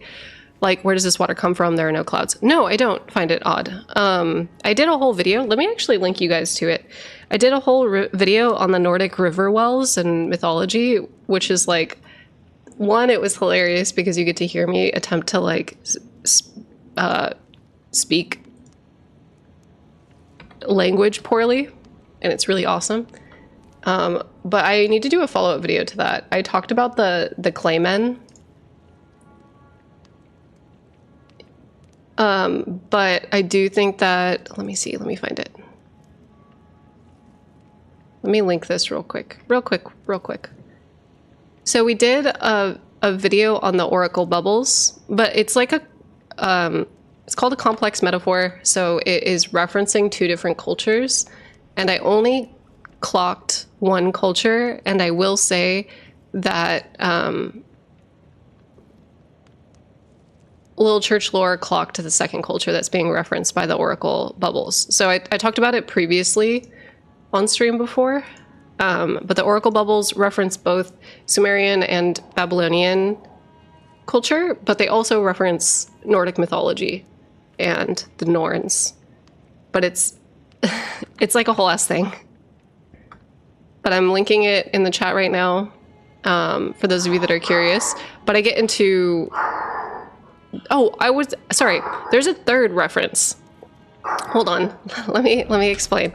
So, in Nordic mythology, at the roots of the Yggdrasil, or the world tree, there are like 3 main river wells. I think there's a total of 12 rivers, but there's like 3 main river wells that are like very important. And we have 3 main river wells at the roots of the Erd tree. So that is where that metaphor kind of like starts and ends. I will also say too, the oracles, or like the Norns, the fates, live down there, and they do prophecies, and they like understand the intuitive nature of the universe. They live down at the roots within the river wells. And that's why Odin throws his eyeball into the river well, is because he's trying to understand their knowledge. So when he hangs himself on the tree, he throws his eyeball in. Queen Marika hangs herself on a tree. Her eyeball can be found in one of the river well waterfalls. Okay, you following? Also, Celtic mythology, Ainsel and Sheofra are both Celtic names, but then Babylonian mythology, all of the structures that are found in the Undercities, not all of them, Noxtella and Nokron I'm not talking about, but the Ul Palace ruins, they are Babylonian. So Babylonian mythology is also being referenced here with the Claymen and the oracle bubbles. They also make soap, and soap is associated with these like Babylonian purification rituals that have to do with celestial bodies. Check out Little Church Lore's thread about it. I'm going to post it in the chat. Give me one sec. But it's like super complicated because there's 3 different cultures that are being referenced all at the same time. So I think that like it is one of those things that gets lost in the Soulsborne community, because oftentimes we'll only see one thing. We'll only like, if our knowledge is kind of limited, we'll only see like one reference.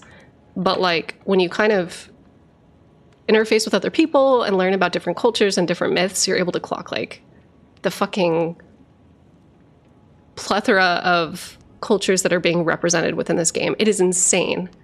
It's insane. So I linked my video that talks about the Nordic river wells in the chat, and then I just linked Little Church Lore's breakdown of the Babylonian purification rituals. Is Gilgamesh in the game, and is he epic? So I know that Smoketown did a video on Placidusax and like the references to Tiamat, but like specifically the reason why Babylonian myth is confirmed to be referenced in this game is the fact that there's a lot of Babylonian architecture and hold on, sorry, we're going on a field trip. Going on another field trip. We're getting distracted. Getting distracted again. I need to fine tune this build, by the way, y'all. Or I need to figure out what I'm going into the DLC with. Okay, so this is the Black Obelisk. This is a real world artifact that was ripped from IRL, from the real planet Earth. All of the language that's on the side right here is what's called cuneiform, which is the written language. It's actually like one of the first written languages in human history, which is fucking sick. So we see cuneiform on the side of there. The only thing that's different between this and the real world obelisk that it's referencing is that the registries, or like the reliefs on the side of it, are different. Miyazaki and the art team made these explicitly, I think, to tell a story that is happening within the game. But the rest of it from here down is based off of the real artifact. Like, it wouldn't surprise me if they scanned it, because the cuneiform on there is like very legible and it's very much cuneiform.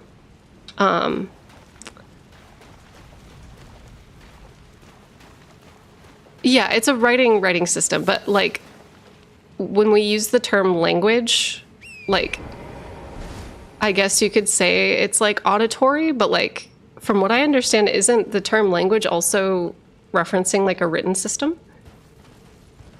Or is that specifically just auditory? Is language just auditory?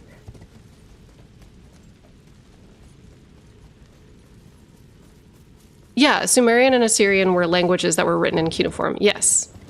Yes. The alphabet. The alphabet. Okay. Yeah, okay, so we're just splitting hairs. We're splitting hairs. Language can be spoken or written. Okay. But it's Assyrian and Babylonian is what they were, or sorry, Sumerian and Babylonian is what they're trying to... Sorry, I have streamer brain right now, so it's difficult for me to like articulate nuance. I hope that makes sense. Does that make sense? What they're saying is correct, but I didn't mean to... My intention was not to generalize.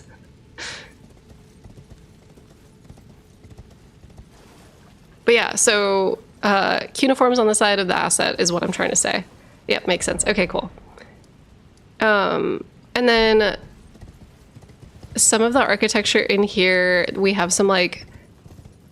There was a few. We found like the Lion's Gate, which is that Assyrian?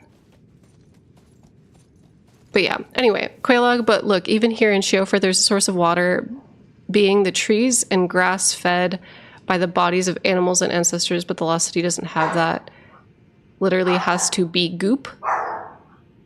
Can you try re-explaining that, Feo? I'm not sure I'm following what you're trying to say.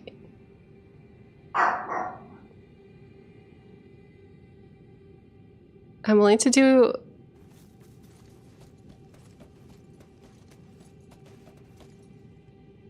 Language doesn't always have to be spoken. Yeah.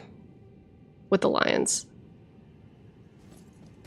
Yeah, I was using it as an umbrella term, but somebody was just trying to like elaborate for me that it's Assyrian and Sumerian is the verbal spoken language and that cuneiform is the written alphabet.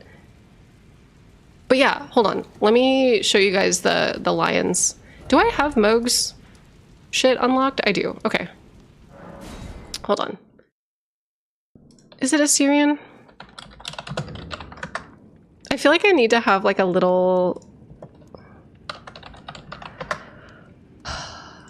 Mycenaean, sorry.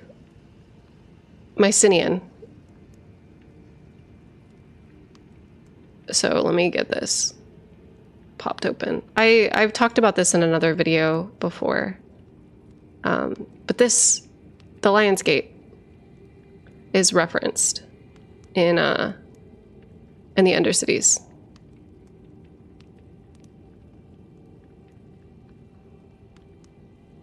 Well, no, so like Mesopotamia, are you talking... Oh wait, I just called them all Mesopotamian. Are you talking about Mycenaean? I've been saying it wrong this whole time? Mycenaean? I always thought it was Mycenaean. Is it Mycenaean?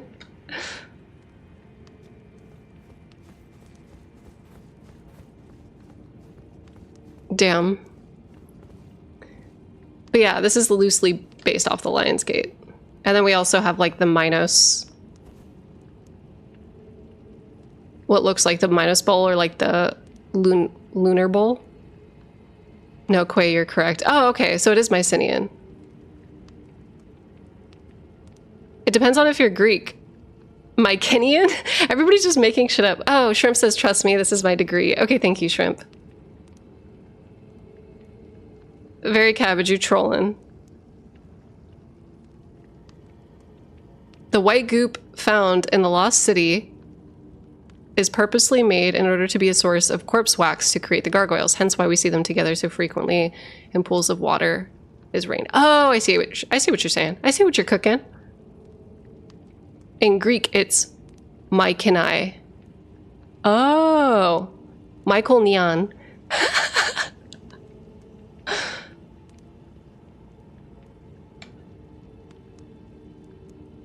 I don't know what's your... No, sorry. I was reading shrimps. My degree is not Greek history, I promise. Mike and Ike. Mykonos.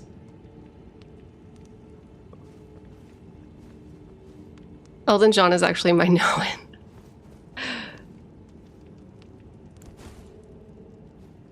Yeah, and then here, I love this spot too, because here we have like an omen praying in front of Elden John. We love to see it. We love to see more Elden John cultists. You know? Give this boy some time. Give this boy some silence. Okay, wait. I need to go get Cooper, because he's struggling today. He's really struggling today. So give me one sec. I might also take a beat to eat some food, because it's lunchtime, y'all.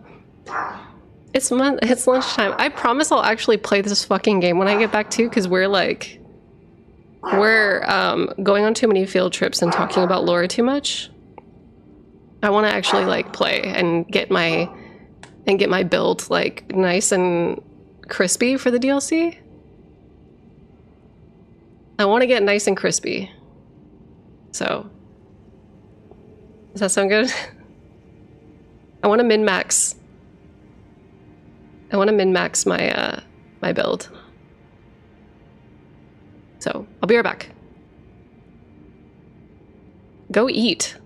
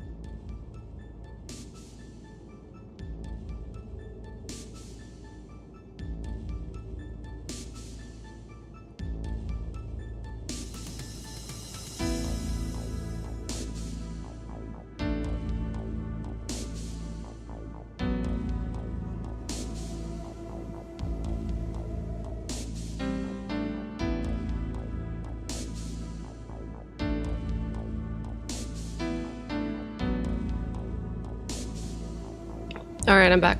I got peanuts butter.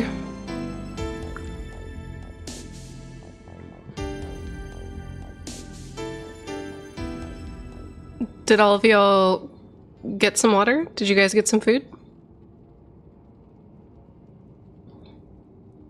Thank you, thank you.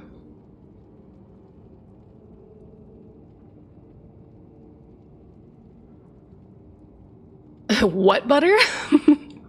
Peanuts. I got the peanuts butter. I got the the crackers. Quite like your music choice is really nice. Do you have a playlist or something? I use video game soundtracks that I like. Sometimes I get copyright claimed, which sucks because I mean, like, whatever. Are you telling me a Pete? I am shot. Oh, chicken pesto. Okay. There are these like butternut squash raviolis. Or like, yeah, they're like raviolis. Butternut squash raviolis, and they're vaguely sweet. Throw some pesto on that shit. throw some bacon in there, like little strips of bacon or like little cut up pieces of bacon.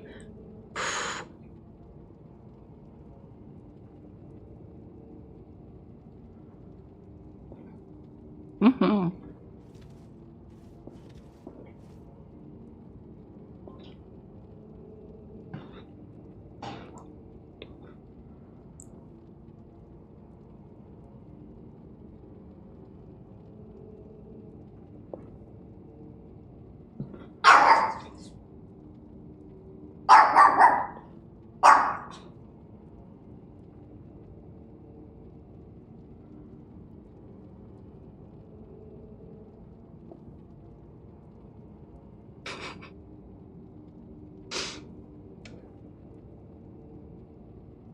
Okay, hi. Quailog listens to punk rock off stream, I can tell. I listen to a bunch of different stuff.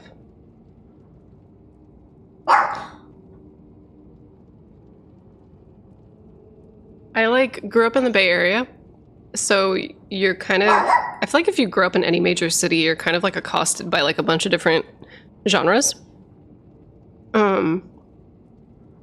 I love, oh my god. Grew up with a lot of punk and a lot of thrash and a lot of post-hardcore, a lot of hip-hop, a lot of rap, a lot of varying forms of like electronic music.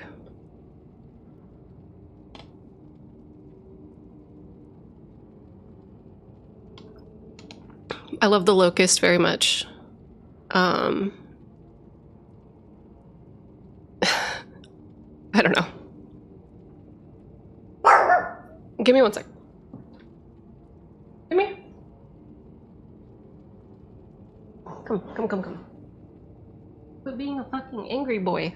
Sorry, Cooper has to come sit. He's gonna stream for a little bit, you guys. Do you want to say anything? Do you want to say anything to the masses? We got like almost 500 people. What do you want to say? Want to speak? No, he doesn't. He has nothing to say to you guys. And he will not talk about it. How dare you?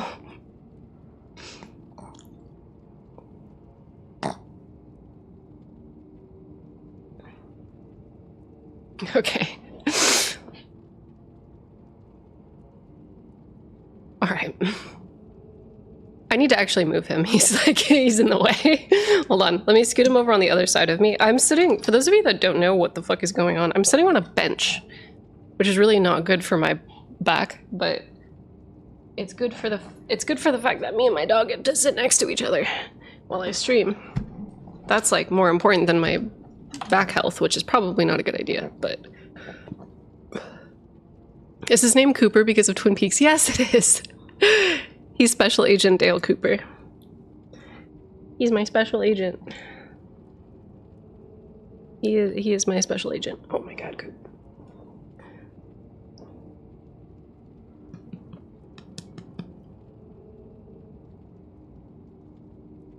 He's just gonna bark, actually. Hold on, give me one sec, y'all. I'm so sorry. I need to like close the blinds and turn on my ring light because he is going to look out the window and like bark the entire stream. Hold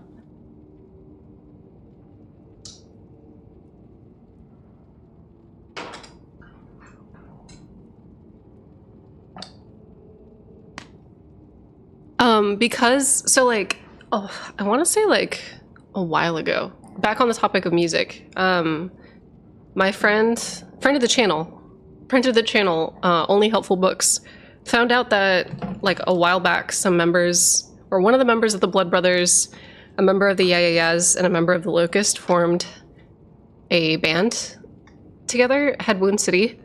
I hadn't listened to them since like high school. And it turns out that they like put out an album like in 2016, I want to say. Did you move to Washington because of Twin Peaks? No, I moved to Washington because there was like better job opportunities for me, and I got it's kind of crazy. Like that's like 3 of my favorite bands. Holy crap! Yes, check out Head Wound City. Have you all been listening to Chapel Roan? I do like Chapel Roan. she's got that like 80s pop vibe that I like. That is good. That is nice and good. I missed her Coachella performance. I'm like waiting for all the Coachella performances to like pop up again. I only caught like a little bit of it. And that was because Emily, friend of the channel, was posting about it. If her and Tennis ever do a tour together, I'll throw up and die. Oh my god, Tennis is fantastic. Runner is like such a...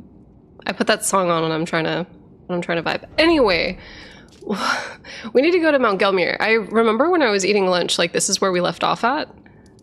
I actually don't know where we're at in the story.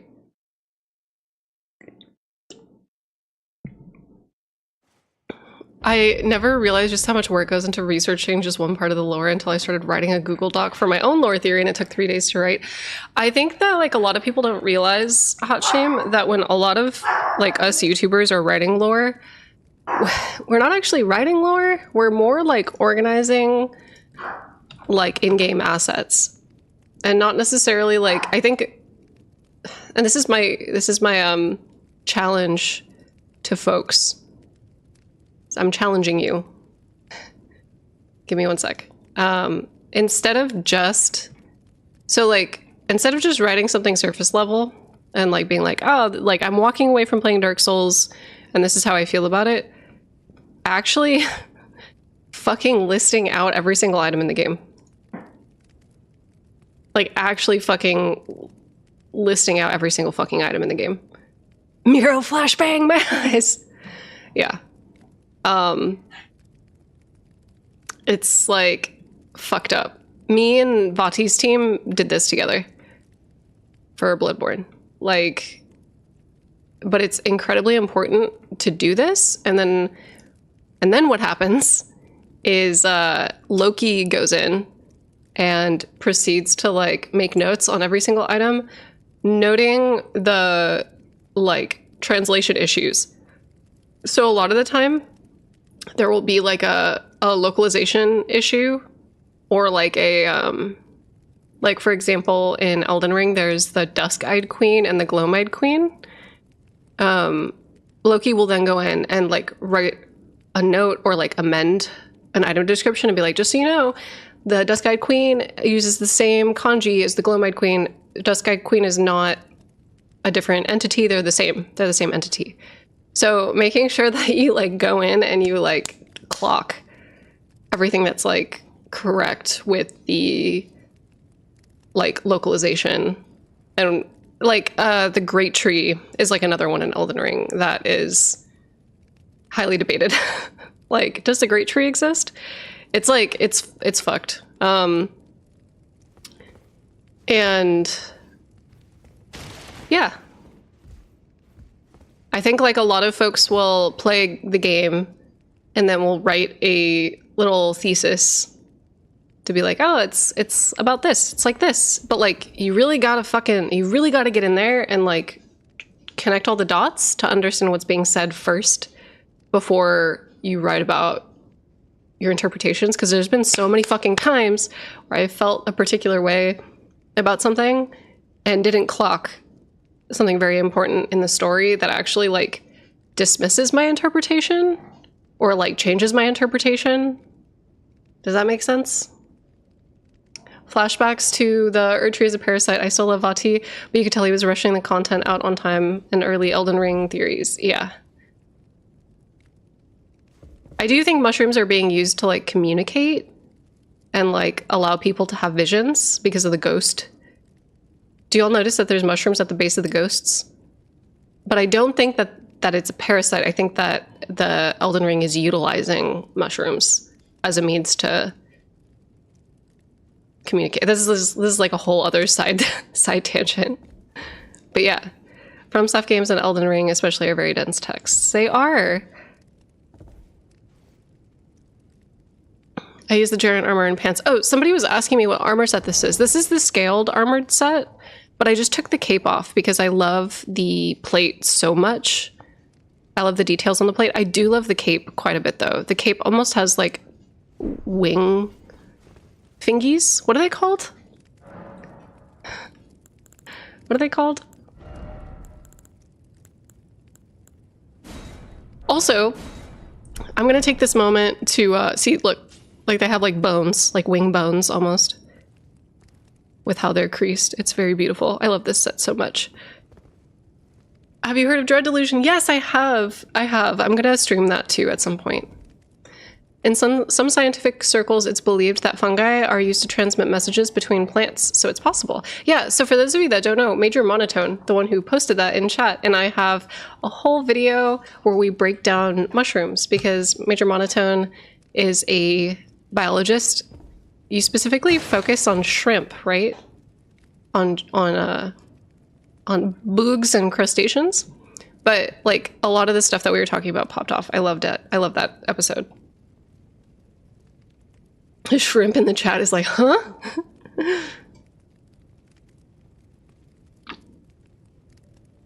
Plankton. Oh, okay. I focus on plankton. We did. I'm a marine biologist, but I have a big passion for fungi and other things. Yes. Major Monotone says, I know what you are.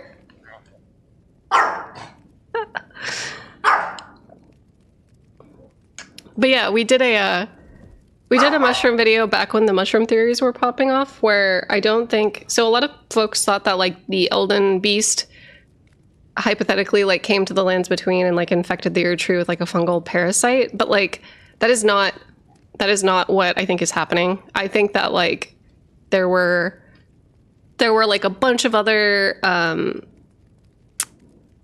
shits. There were like mushrooms and things that already existed that dictated death and were then repurposed. Hey, Cooper.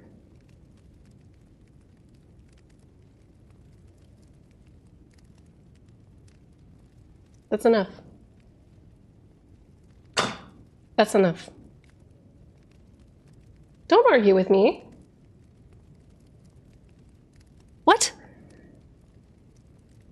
That's enough.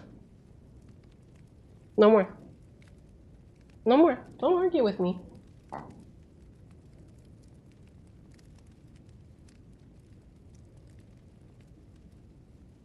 You're being such a butthead today. Why? I took you on a walk. I took you already. I took you outside, and then you got too tired and I had to carry you home. I had to carry you home. That's how tired you were. And then you come home, and then you bark.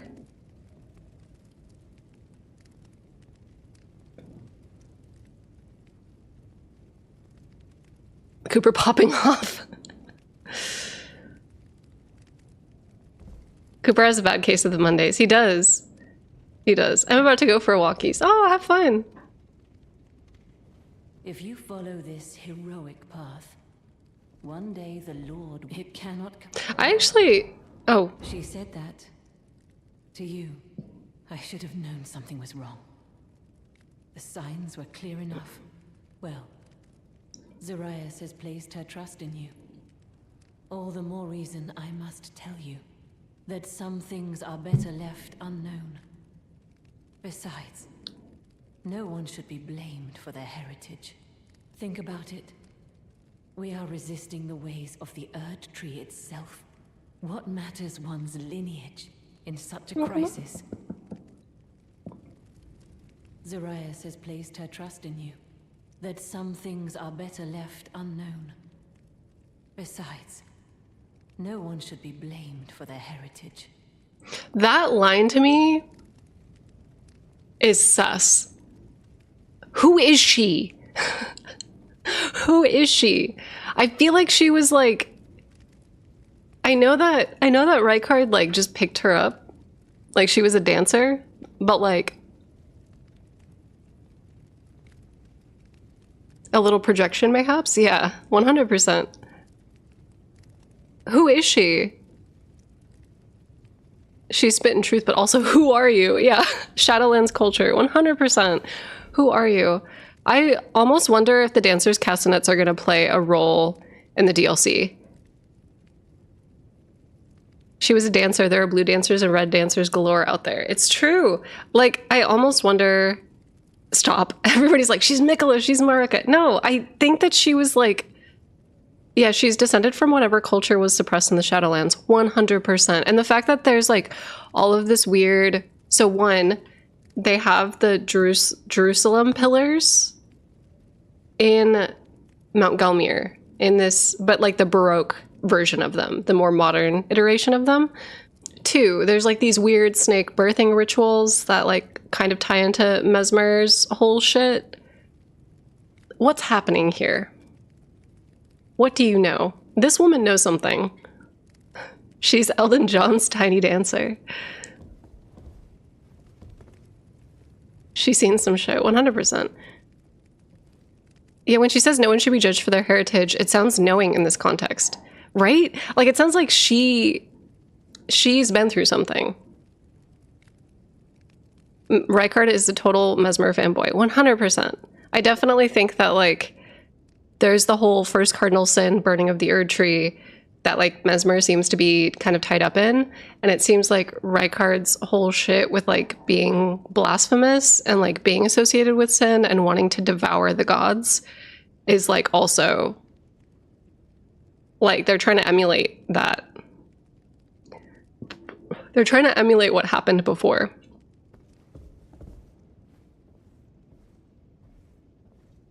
The character has a dress that's really similar to Spanish culture, which usually uses castanets for their dances, 100%. I was thinking recently that if she is from the Shadowlands, that maybe she introduced the snake to Rykard, or that her family is connected to the snake's sin. I agree. I agree. I agree, 100%. Zoraya says she was birthed from the serpents, a minion suggesting the snake was the mother. Yes. But I think, what's the name? Eligi? I can't pronounce it. Isn't it Celtic? Smoketown has a video on it. Eagle? How do you pronounce it? Doesn't Tanith have heavy Phoenician and Canaanite subtext surrounding why she's called a dancer? And a dancer is a nice way of saying a prostitute. She eats bodies and has no qualms with heresy. Oh, 100%. Yeah. 100%. But also I think that, like, Eagle. Okay. Who the fuck is Datakar? I think... So Datakar is weird. Because Datakar originally, I think in the 1.0, was... Oh, Eagle was Slavic. Oh, cool. Datakar's gender changed between 1.0 and now, I believe. And it's weird. But, like, Eagle seemed to be involved in the birthing ritual. Consort, my dude. Yeah. Sex worker. Whatever. It doesn't matter. That's a job.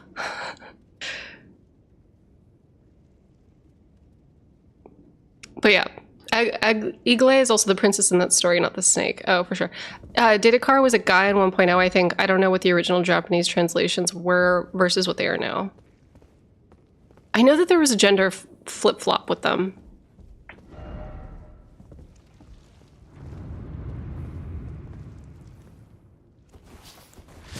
It's literally the first job, yeah.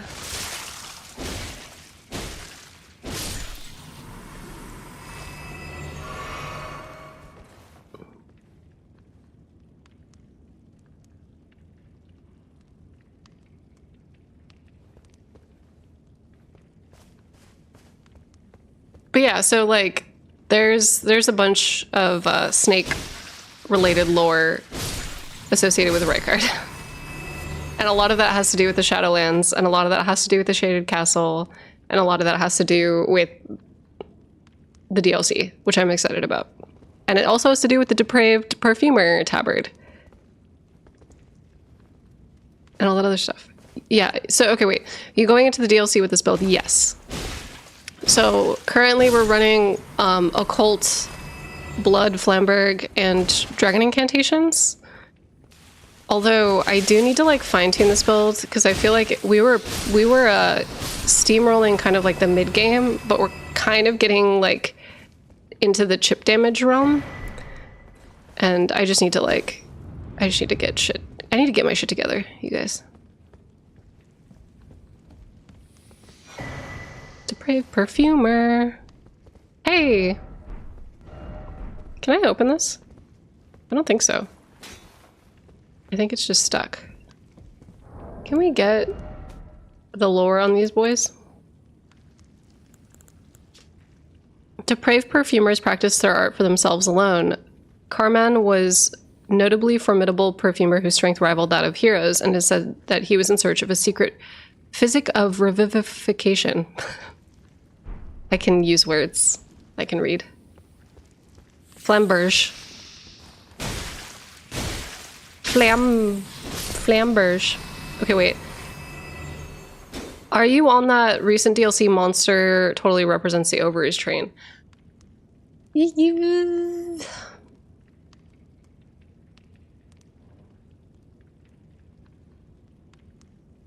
I am not against it, but I don't know.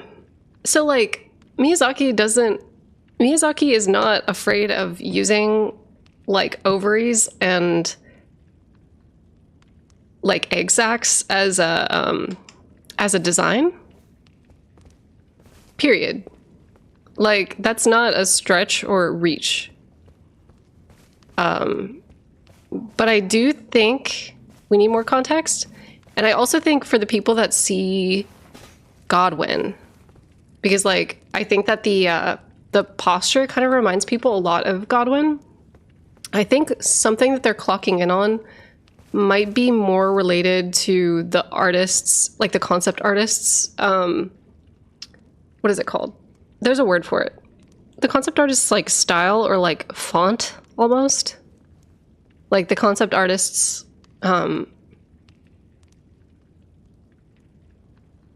I don't think it's related to Godwin, is all I'm going to say about that. I think that those NPCs in that group in particular are... Wait, damn, I joined the stream at the wart time? At wart time?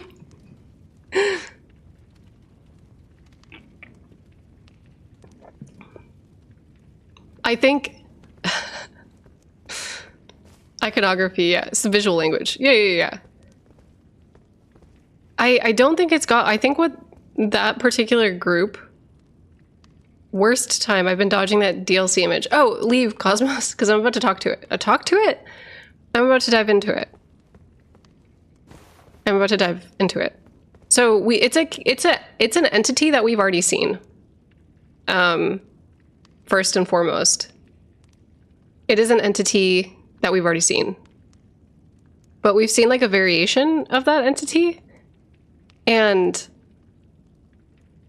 it could be a mini boss, a like lesser boss, but it is definitely like a variation of an entity that we have seen in the original trailer. And those entities seem to be related to the ritual of the burning of the Erd tree. Specifically, that there was a spiritual or like organized group that used to engage in like tree burning. And that is what that character is. Like the dudes with the candlesticks. It is one of the dudes with the candlesticks, yes. Or like a female variant, or I don't know if it's a woman or a man. It's hard to tell because they're kneeling. Is that not supposed to be another? No, there's not. Okay, so first off, there's no cut down his back. That is the spine. That's the spine line. For those of you that are dodging the DLC image, please look away. I'm going to show some back-to-back images so that way you understand what you're looking at really quick. Hold up, let me pull it up. Okay. And then we're going to pop open this. I'm so sorry in advance. I'm sorry in advance to everybody who is swerving this, but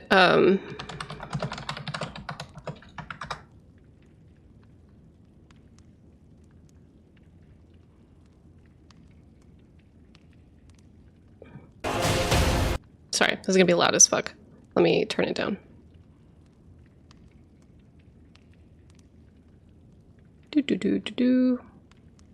What part of the trailer are they in?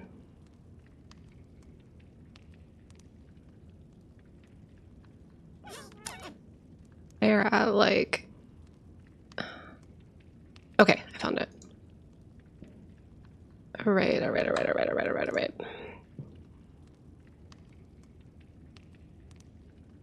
Okay, so let me make sure too that like I am not, that I'm like at the highest fucking resolution. Okay, here we go. So if you take a look, there are these enemies and they wear kind of like saffron, dirty saffron robes, and they have omen horns growing from them, and they're holding the candle tree. You can see it right here. The candle tree is like depicted on a shield in the game, and the candle tree, let me pull it up.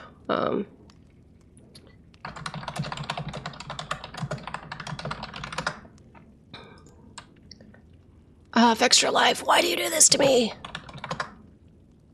Okay, so here's the candle tree wooden shield, and I don't want to confuse this with Mikola's candle trees because like they're both candle trees, but they aesthetically look different. This one is like more two-dimensional, flat, and it has 6 burning. It's like a menorah situation, but different number. It has like 6 on the side and 1 in the center. This one is the same, 6 on the side, 1 in the center, and it is a tree-like stick that it's holding. They have like dirty, messy blonde hair, but like all of the omens have like white-ish or dirty blonde hair. That's just kind of like a, I don't know why. I don't know why that is. I think the only like person that's associated with the omen that has like different colored hair is like Dung Eater, but he's not even like, he doesn't even sprout horns himself. He's just like associated with the seedbed curse. But these guys have the omen horns and the candle tree. So this image, if you take a peek, a look, there is like a stylistic design happening here. It has omen horns. It has like the whitish hair. It has the dirty saffron robes like we talked about. They have the same bracers as well. Wait, hold on. So here are the bracers. They have the same bracers.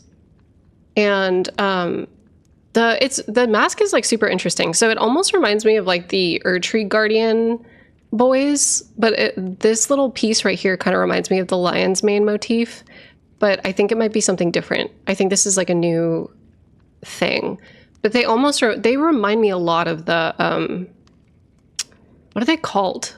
Erdtree Guardians? Is that what they're called? Hold up.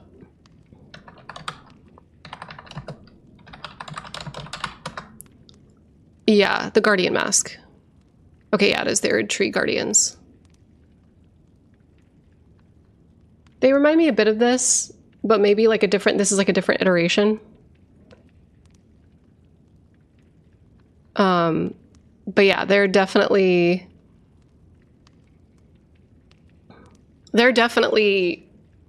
omen-born related to that. This back line goes all the way down its back. Somebody posted actually like on my tweet, somebody posted a high contrast version, high brightness version, so you can kind of see, shit, where is it? Is this mine? No, this one. Okay. Somebody posted a high contrast version so we can kind of see that it goes all the way down their back. This is in fact their spine. And they're wearing saffron robes. To me, this character is a male, or his mask. Assigned male at birth. To me. It could be like a very, very shredded, rough, like femme character, but like the feet, you know. I don't think it matters. What I'm just trying to get at is that, like, I think that the feminine fallopian tube ovary design, I don't know if this is a mother, is what I'm trying to say. I don't know if this is a mother. Those are a man's dogs. I mean, like, women and, like, trans femme people can also have, like, do you know what I mean? I'm not trying to be, like, body shamey, but, like, I'm just trying to make sure that, like, I check myself in regard to like jumping to conclusions regarding things like this is Godwin. So a common thing that the community does is that when something is familiar, they'll immediately say, this person is this person is this person is this. That almost never pans out in the way that we think. Do you know what I mean? Like that almost never like pans out. I think that this is going to be a new faction, and I think that this faction is, given the association with the candle tree, and given the association with this like candlewood shield, which reads a tall medium-sized wooden shield, thought to represent the superstitious prophecy of cardinal sin, the lit candle tree design was forbidden. I think that this is going to be a new group that is like all about tree burning. All about tree burning. Surreptitious, sorry, as in sneaky. Sorry. I mispronounced.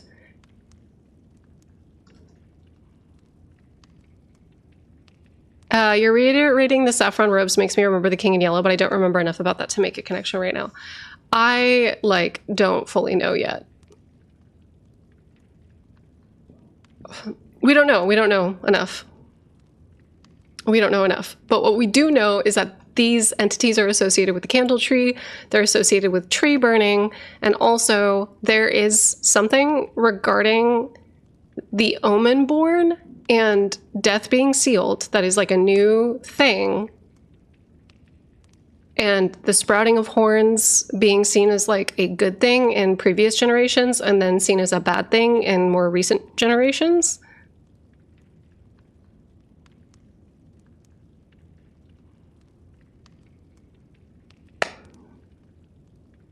Like, I think that we're getting more into Omen curse and like the tree. Okay, this is my like theory, and this is more like what I'm intuiting based off of all the information that I've had to like.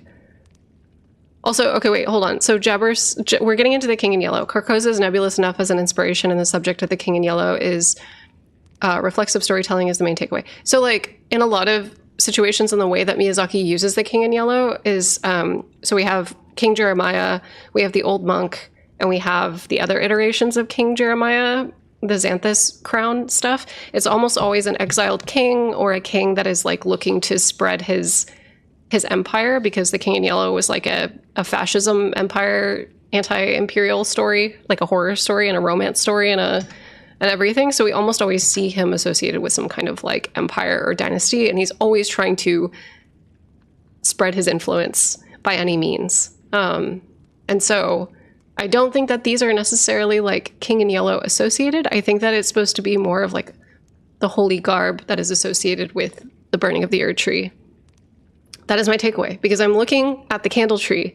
The candle tree is important. That is like what is telling us what these entities are, what they're about, what their spiritual belief is. That is what they're about. As far as the like reproductive organ thing, the way that I could see that tying in eventually, if this is a reference to that, I would say that it might have to do with the formless mother. It might have to do with this. So, sorry, I'm gonna like just say, I'm just gonna say what my theory is and like not get into like the details of it. And I hope that you guys can be patient with me on that. But I think that in an era before destined death and death was sealed away, the way that life was supposed to work is that there was going to be like a home tree or a spirit tree, like a main tree that dictates the laws of like reality. And then when that era is done, it was supposed to be burned, and a new ruler was supposed to create their next tree. Like there was supposed to be this like idea of an end. But then when Queen Marika sealed away destined death, the Erd tree was then believed in like the mythos of the game to be immortal. So when you find like the Crimson Seed talismans and all that other stuff, it was like, nobody knew that the Erd Tree made seeds. That's weird. Minor Erd Trees are weird. So that's kind of like it gives us an idea that like there was an era, like the current era doesn't even realize that the current era doesn't realize that the cycle was supposed to end. They think that the Erd Tree is supposed to be immortal, but everything that is like living outside of the Erd Tree, so like the ancestral followers, the Deathrite birds, the shit on Farum Azula, shows us that the trees are not meant to be immortal. They're not. They're meant to die, and that the gods are meant to die, and the new ones are supposed to take their place. So I think that the Omenborn, because they're sprouting horns, are supposed to be like the next trees, or the entities that are like I think that they're, because of the whole like seedbed curse, or like this idea of like, I don't know. There's something in me relating to like Crucible, aspects of the Crucible, and like the Crucible era stuff, and Godfrey's age, and the Omenborn, and the fact that Mohg and Morgott were like, I don't know, they were twins. There's a lot. There's a lot there that I think might have to do with like this burning of the tree, and the Omen being kind of like the seeds of the next era. But because there is no need for a new tree, they're seen as like cursed, because it acknowledges that like Marika's tree has to end. Does that make sense? Does that make sense? Like, anything that's related with death or new beginnings is outlawed. It's banned. It's not good, because Marika's tree is immortal. Marika's tree is living forever. So anything that acknowledges that it needs to be burned, or that a new tree needs to grow, or that Marika's era is over, she's like, no, no, I hate it. So that's like the vibe that I'm getting. But I think that I'm missing too much. The only like evidence that I feel that I have to support it is the ancestral followers religion, and the fact that like sprouting horns and like aspects of the Crucible were seen as a holy thing before, in like ancient times. It was seen as like, yeah, like if you grow horns and you have the capacity to become a tree, you're the fucking best. You're the best. And then all of a sudden, it was not the best, and it was not good for you to be that way. And you kind of have to like wonder, like, why does this system not like that? But why did the system before like that? What function did those people serve? And so I think the what's his face? Dung Eater? I think that the Dung Eater, and the fact that his curse is called the seedbed curse, or like it's called the curse, but he uses the corpse as the seedbed for the curse. A seedbed is literally fertile soil. It's literally like the soil in which you like put your seeds. Like trees. Trees. Like you're growing trees. The Omenborn are trees. They're trees. They sprout horns. They're like the ancestral following group. Like it just, they're containers for souls. It's weird. The whole thing is weird. I kind of wonder if like the giants, okay, wait, so Dung Eater does have a weird link with Omen, that seedbed stuff. Yeah, and I think that the giants were intentionally meant to be the ones who cultivated it. But like, it definitely seems like with his red hair, because the Dung Eater has red hair. It seems like he might have like a lineage that traces back to the giants. But it's, I thought he was planting another kind of, he is planting another kind of seed. But like, the fact that sprouting horns is associated with growing trees in this game is it's a double entendre or whatever. It's like, it has a double meaning. He's got the giant spine sword. Yeah. Anyway, people becoming trees is not new for Miyazaki. No, it's not.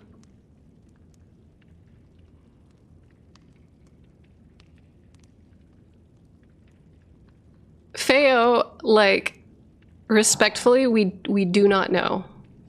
We do not know. Teacher, this is getting weird. Yeah. But, yeah, this isn't like a scar on the back. This isn't. So there's like a certain point when you get to like doing lore theories where you just kind of have to stop. There's only so much speculation you can do. And like, that is like the fun part of pre-DLC launches, is because we're all like speculating right now, and it's awesome. But whether or not we're correct, we don't have any confirmation until the DLC. And so respectfully, if you are acting like you know what's going to happen, that is okay. But like, the vibes are a bit more flexible here, if that makes sense, because there is simply not enough information, and some of the information is like left intentionally obtuse, including like the kanji that's being used. Like every time that I've talked to people about the like red giant's beard, the language in it was changed to like be even more obtuse than it was during 1.0. Like it's meant to be unclear because there is a character in the game that is written to be obfuscating something that she did. She's trying to hide something. And so we are kind of just piecing shit together, but we gotta be flexible. We gotta be flexible because we're all probably gonna be wrong, and it's gonna be okay. Like, all of us were out here thinking that Solera was Gwyn's firstborn, and we were like ride or dying for it, and then the Nameless King came along. So like, when I get to like a certain point with my theories and I kind of back off, the reason why I do that is because like, while I'm not allergic to like speculating, I'm also not in like the train of thought of being like, my theory is the right one, I know everything that Miyazaki's doing, because I fucking don't. Like, and it's fun to be wrong, but at the same time, like, I also am not gonna like tell you that I'm like the holder of all truths. It's literally, it's so close. We're so close, y'all, and it'll be okay. Maybe we'll get a new trailer tomorrow. Could be exactly on the 1 month till release. That would be so fun. That would be so fun. I'm about it. But yeah, like, I think there's been... Ooh, I forgot there's a downward slash in that combo. I was like, I can jump. Nope. We're dones. We're deads. Hold on, let me go back. Hold on. Let me run back. I took PTO for the release date. I'm so excited. Kelaga's the only theorist humble enough to say she doesn't know anything. No, I'm just a dumbass. Hold on, let's go back. I think that like I have been not wrong enough times. So like I've been wrong, but then there's also like cut content or content that we don't get to see because maybe they didn't have the budget to like actualize it, or maybe it got left on the cutting room floor because it just didn't work with the game systems. Like, you kind of have to be real with game development, because something that can be written down or intentional can like get left behind, and it's like an unfortunate aspect of this medium. I feel like getting every aspect of game design and like narrative to like go like this is really fucking hard. It's really fucking hard. So if like something that is intentional that we get really excited about, like Velka, for everybody that played Dark Souls on launch, Velka? Like, all of us were waiting for the Velka build-up. Velka was like being hinted at, she was being dropped, she was being name dropped. There was like the sprinkling of like the Velka like cult that was in Dark Souls 3. There was, you know, like build up for there was a lot. Velka who? But like I remember Epic Name Bro Marcus had a big theory about how Velka was going to be the DLC thing, or that Velka was going to get representation at one point in the games, and she never did. We got fucking nothing. We got nothing. The closest thing we got was Freed. Also, Jabber, what did you say? Working as an RPG designer, they basically gave me the day off already because they know how much FromSoft is a part of my life. I mean, like, that was... Did y'all see Yoshi P?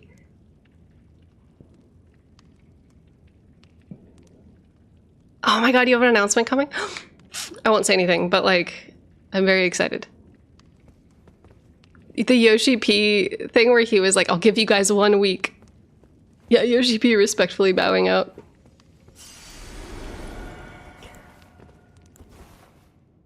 What did Yoshi P do? Oh my god, hold on.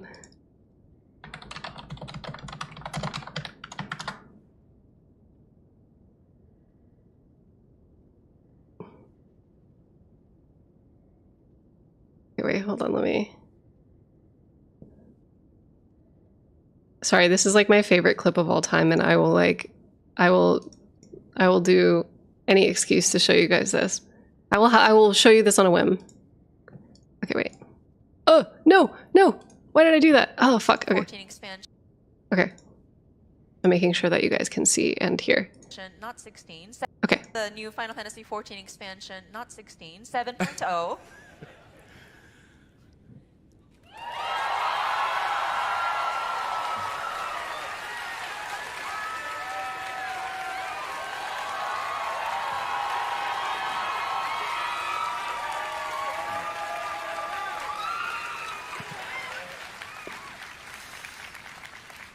Early Access 本当はもう1週間前にしたかったんですけど、 So with this early access start date, we actually wanted to start it a week earlier. Elden Ring DLC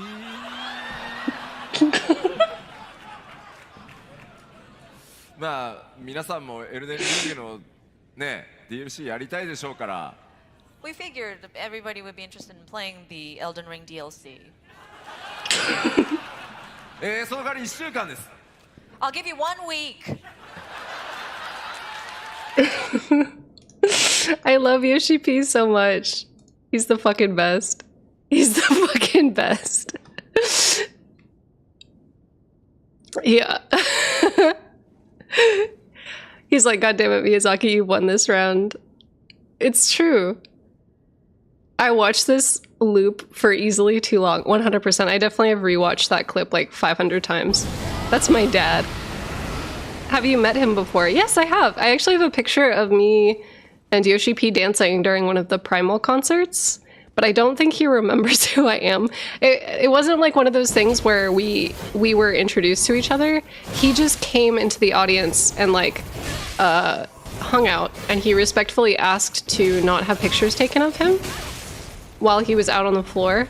Also, I'm gonna get fucking murked again. Hold on.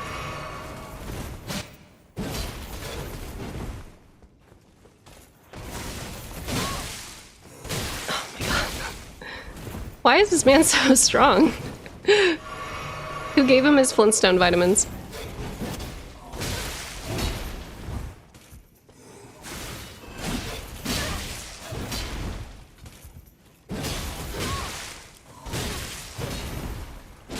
Okay.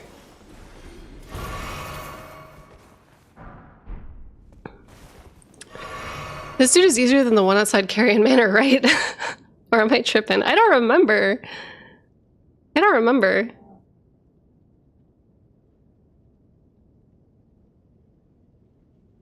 But he's a very sweet guy. The only thing he asked is that when he came into the crowd to like not take pictures and not ask for autographs, he was like, I want to be able to enjoy the Primal concert with you.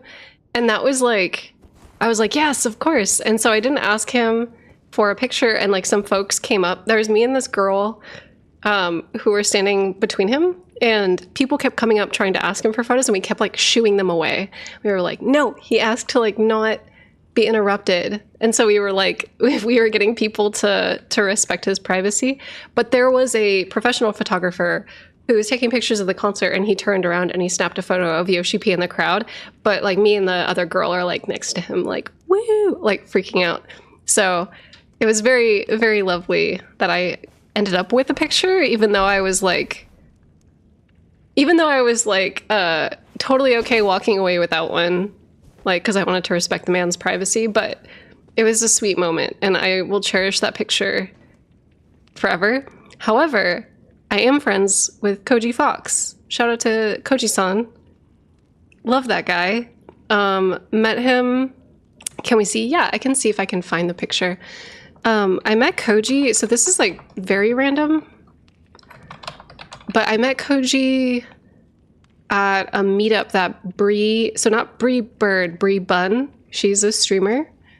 She's like fucking amazing. She's the best. But she got invited to this like Final Fantasy 16 influencer meet and greet. And it was kind of like a big meetup where people could like help. They can kind of like meet the cast of voice actors for Final Fantasy 16. But they can also like post about it. It was definitely like a marketing thing. Getting influencers who were planning on streaming 16 involved with like the voice actors and just kind of like creating like a little, you know, we can all have our little parasocial relationship with the developers and the actors. Like it gave everybody the opportunity to do that. Hold on, I can't find this picture. This is like hella old. But when I went, like me and Koji and Bree and the voice actor who played Joshua just sat like literally the entire time. They were supposed to kind of go around and schmooze and talk to everybody who was there, but like they stayed at our table and just kind of kicked it the whole time. And like during that time, oh wait, I think I found it. Sorry, I'm looking for the picture at the same time that I'm telling the story. During that time, we actually started like a book club together, and it's very sweet. And we all still post in it like what books we're reading. And we like Bree and Koji were talking about the Asians and like the inspiration for some of the like language that he uses in Final Fantasy 14. And we were just kind of like getting into all the authors that we love and the books that we like. It was very, very sweet. It was a very good moment. Oh, I found it. Okay, wait, hold up. Oops. So I'm on the left, I'm in the gray hoodie screaming, and then there's the girl in the white shirt, and we were both like on either side of him, like making sure that people didn't come up and talk to him. But yeah, it was very sweet.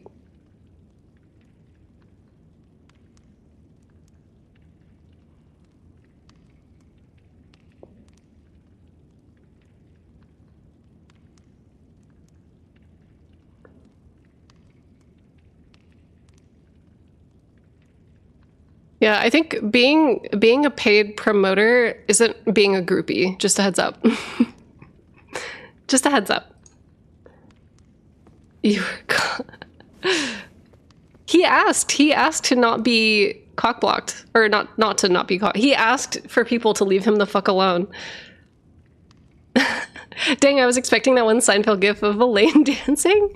No, it was like a rock concert. Everybody was like, "Wah!" Like, it wasn't. I guess there were some pop songs, but.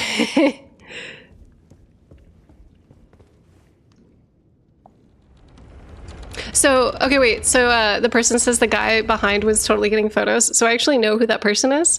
They were getting photos of the concert. They didn't want pictures of the back of... Okay, wait, hold on. This picture's so fucking, like, hilarious to me. So this person is actually my raid lead who's standing right behind me. He was not getting pictures of Yoshi P's... He's not getting a picture of the back of Yoshi P's head. He was recording the concert. He was recording the concert. We walked away with like tons of pictures and recordings of the concert. No, oh my god. Chill with devs for a bit. So like if you were in marketing or work in the game industry at all, you'll likely work with industry professionals. But like a lot of streamers, despite the fact that they're playing video games on Twitch.tv or YouTube, a lot of them are actually like marketing professionals, which is like a whole ass other thing. Are you sure he wasn't trying to take a picture of Yoshi P's tricep? What kind of image were you trying to get from that angle? Like, come on. But no, Sturm, the person who was in that picture, was God, good times. Vegas was so fun.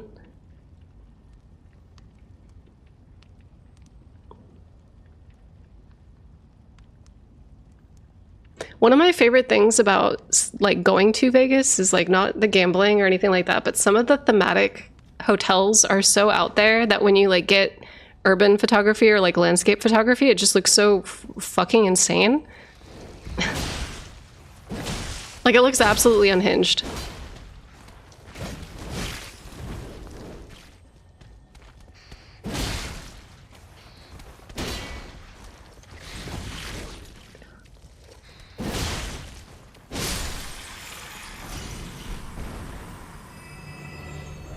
I think he got the name, so his name was Sturm Brenner. I think he got Brenner from Advanced Wars. And then I think he got Sturm from something else.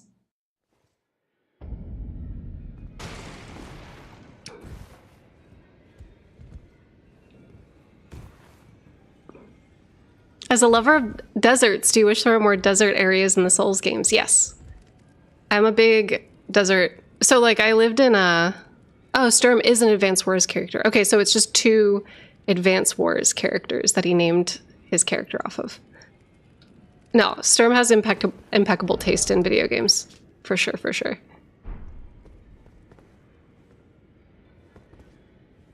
Hey, what's the lore behind the big axe and the round table hold? I don't know. It definitely has it looks like the tree motif that's above the Elden throne, which is pretty cool, but I don't know. A lot of these are just like tree. These are all tree. These are all just tree. Okay. I love deserts.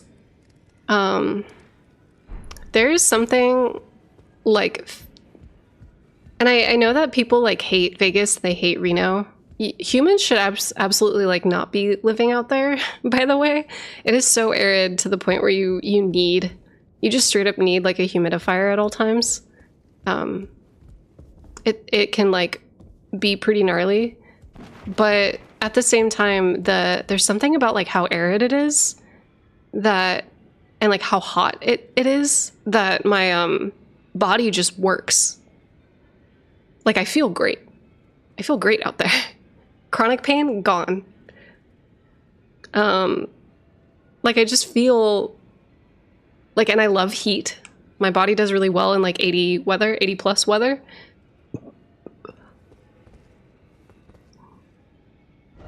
That's the delirium from the heat stroke. No, I just like lived out there. I just lived out there. Could it be more of an altitude thing? It could be. It's against nature to live in the desert. I know, but my body loves it. What's 80 degrees in real units? Oh shit, I forgot that a lot of people don't use Fahrenheit because we're stupid in America. Okay, wait. 80 degrees...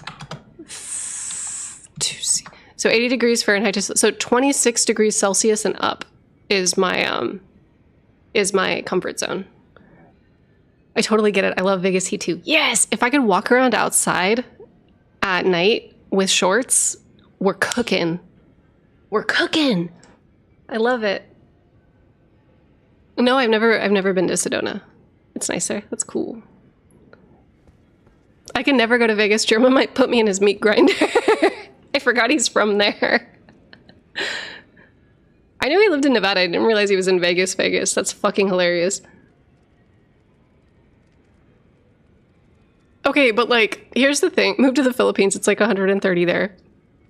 Here's the thing. I'm okay with humidity, but like being 80 degrees plus in humidity is like a different experience. It's a different experience, y'all. I'm talking about arid desert heat that's not wet.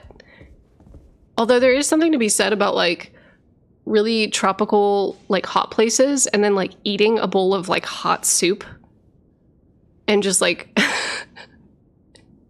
just like fully embracing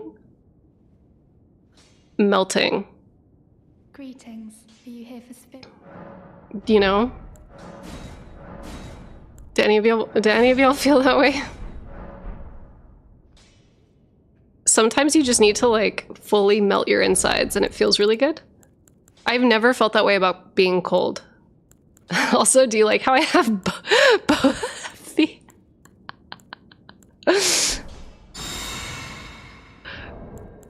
Oh, wow.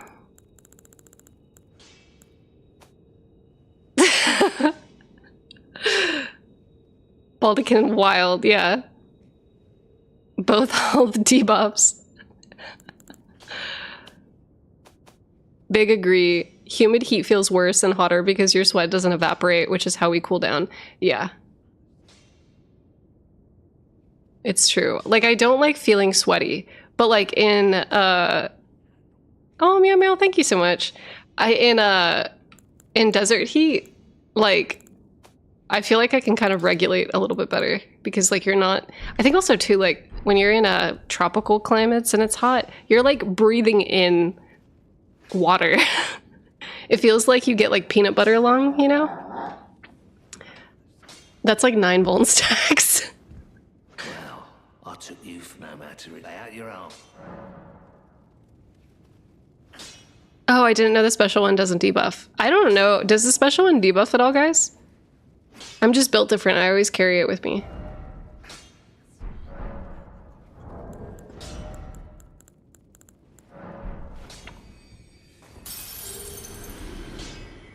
Back already, no matter.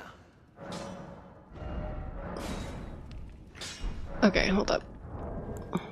Do I really need any of these? I don't know. Apparently not, according to Extra Life. Oh, okay, I'll keep it in my pocket then. In the desert, just going from sun to shade is like an instant 20-degree drop. Yeah, it feels great.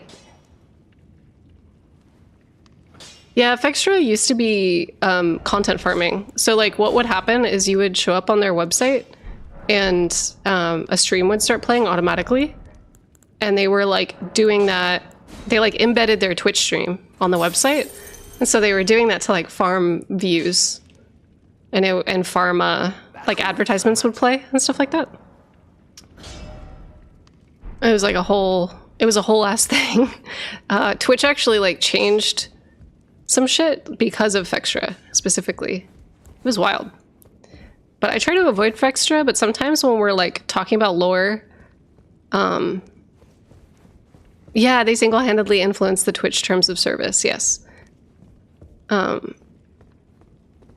my god, the soup. Everybody here think about Dark Souls?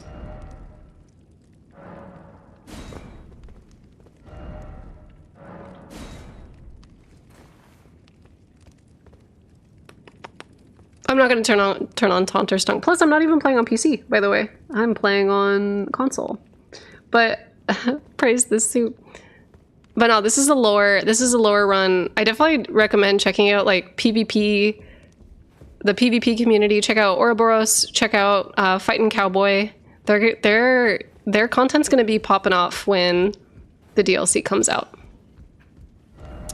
So definitely check them out. Right.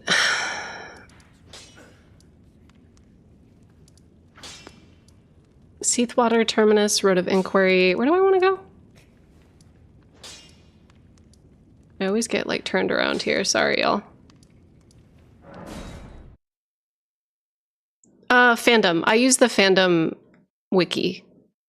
So another thing that's really cool as well. Hold on, let me show you guys this too.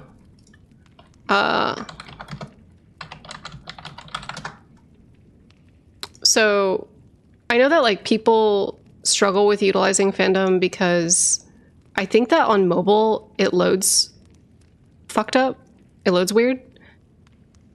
Because what they do is they make a lot of the images that like load on your phone and like just load in general, a lot of them are high quality, so it can like just really bog shit down. But fandom's awesome because it has like the Japanese names of things, but it also has high res images that like I'll often pull or like look at to see if there's like any art assets that like maybe I overlooked. I really appreciate them for that. Fandom is fantastic for that. But yeah, I know some people have issues with fandom for some reason. Wait, what's the issue with embedding? Oh, like people. The issue with embedding a stream on a website that gets a lot of foot traffic is that like people aren't actually like watching your content, and you're boosting. Yeah, the issue is that Fextra was using it to artificially farm views for their Twitch stream. Yeah, and so anytime that anybody was using the wiki to get information, not to watch the stream, but to just get information, an ad would passively play in the background, and they were getting revenue from that.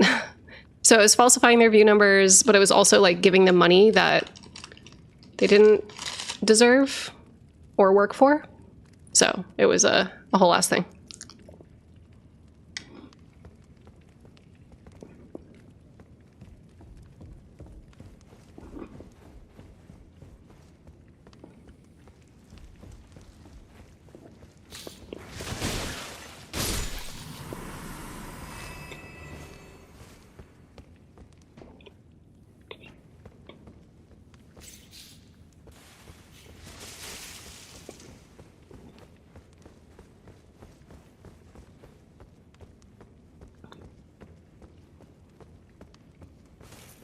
Oh, this guy respawns? Wild. I didn't know that. Okay, wait, what is this one called? Oh, I didn't even rest at it. That's why I wasn't on my map. Fandom is a kind of a weird company trying to conglomerate wikis and crush small independent wikis. I don't think it's a big issue with Soulsborne games, though, due to Fextra Life being pretty much as bad as... Yeah, exactly. Like, Fextra deserves to be crushed, so I don't mind. Also, what's going on, Brie? What did Black Man ask about? Also, that is his username for people on Twitch who are confused. I've been making an unhinged Elder Scrolls lore video, and I've been using that spreadsheet you use. Oh, Miro? Good. Darla. Miro is, like, super handy for that.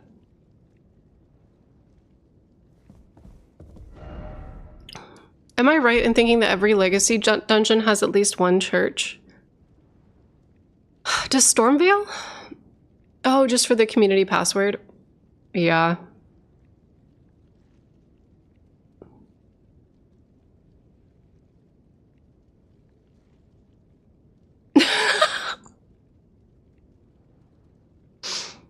It has the church you started. Oh yeah, I guess this is the precipice of anticipation is like the church, right? But it's just like disconnected from this one.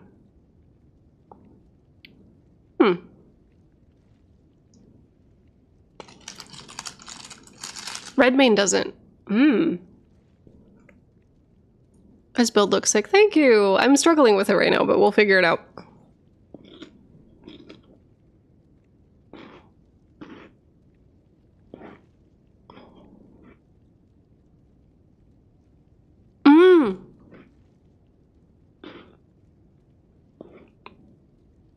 Redmane does have a church.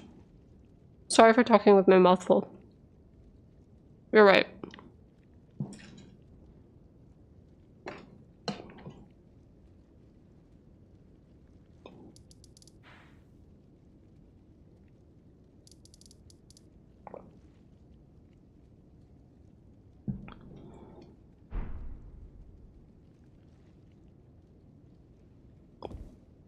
A lore mukbang.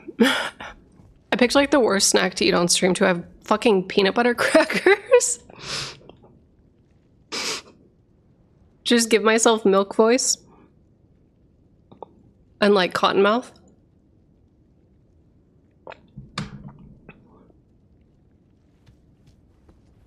All right.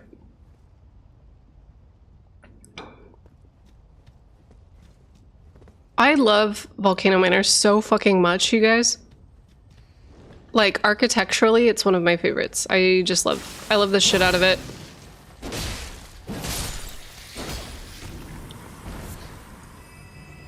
Milk voice. My partner has misophonia, and I always have to like be very mindful of how and when and what I eat. And that is, peanut butter crackers are like This is a fucking nightmare.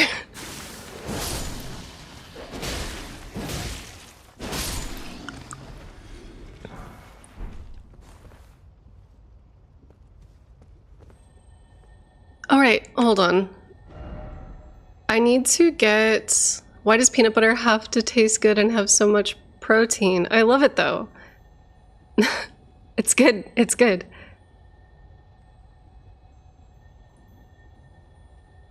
In a weird way, Volcano Manor kind of gives me Undead Burg vibes layout-wise. I can see that. There's like staircases that are kind of weird. Okay, anyway. Are the statues in Shaded Castle region found anywhere else in the game? No, I don't think so. I think they're unique to the Shaded Castle. Oh my god, I loved the glitch bleed dogs, Sabbath Tower, and I wish they kept them. It kind of feels like it tickles me whenever there's an enemy that just makes you like, that just comes out of nowhere and makes you go, ah! You know?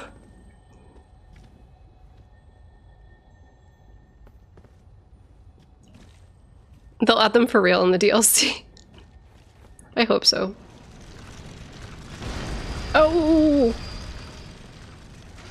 Can I get up here?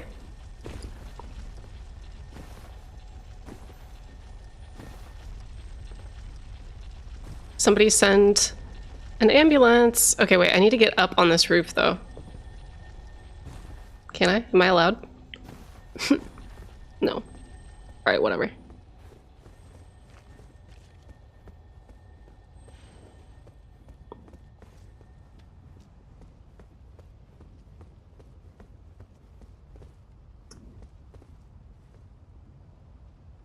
Those damn... Oh, the dumpling. What, isn't that what they're called?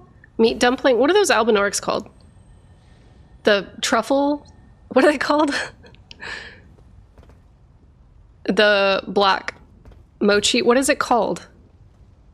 Dumpling? What are they called? Can someone help me? Meat bun boys. What the heck are you talking about? Black dumplings. Thank you. Thank you. They're called black dumplings.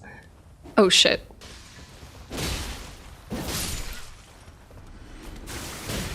Ah shit.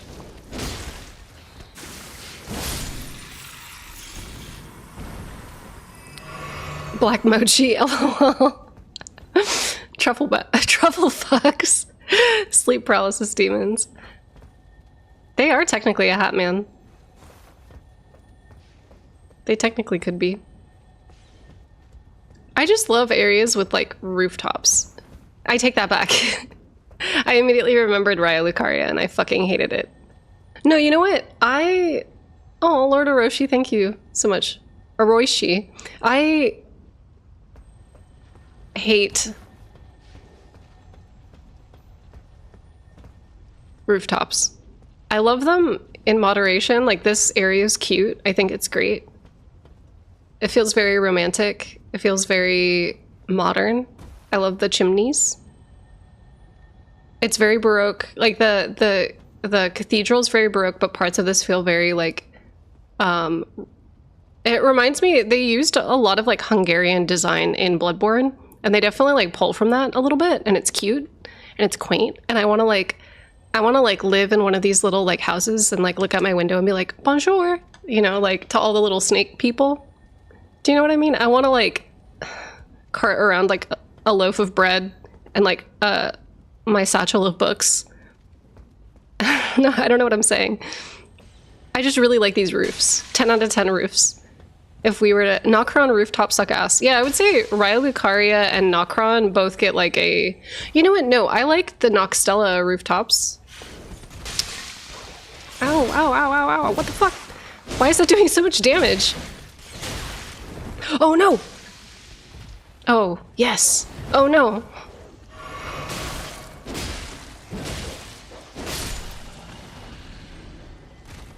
Who lives there? Just the... Oh, my God. Bonjour.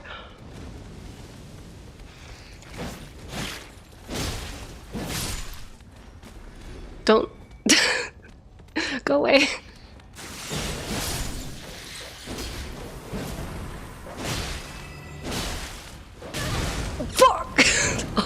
god.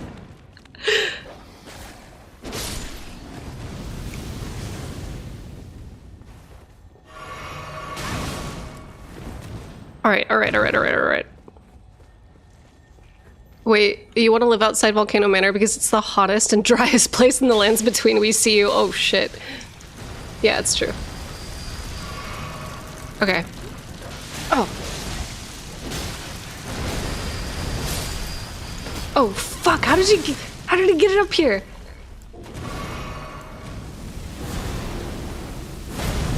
Okay, I'm just gonna burn myself alive, it's fine.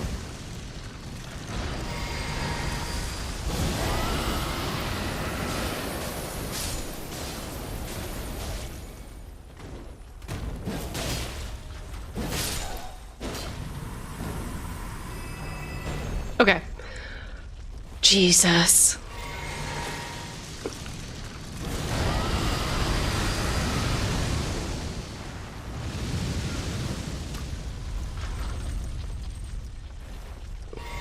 What?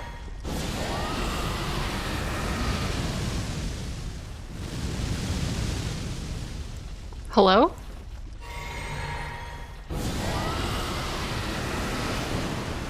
Okay, there we go. Can these guys get rotted?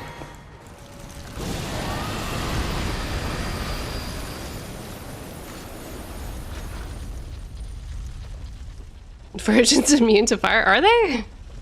Skill issue, simply. Z-axis our greatest foe. Yeah, I think it was definitely like a...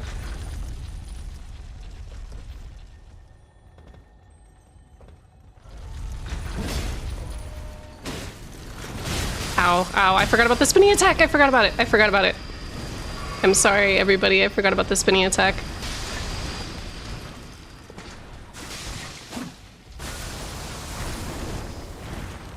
I'm getting the fuck out of here, I'm all out of mana. Get out of here!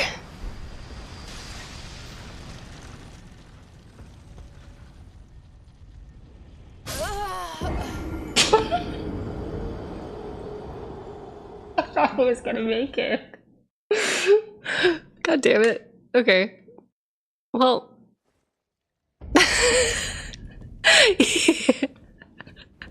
After all that. After I survived all of that. Just fucking. I feel like that is like how I'm gonna go in real life, probably. Is like some kind of depth perception sin that's gonna happen. Why do you hate rooftops again? I got like the equilibrium of like a kitten whose whiskers have been pulled off. It's fucked, y'all.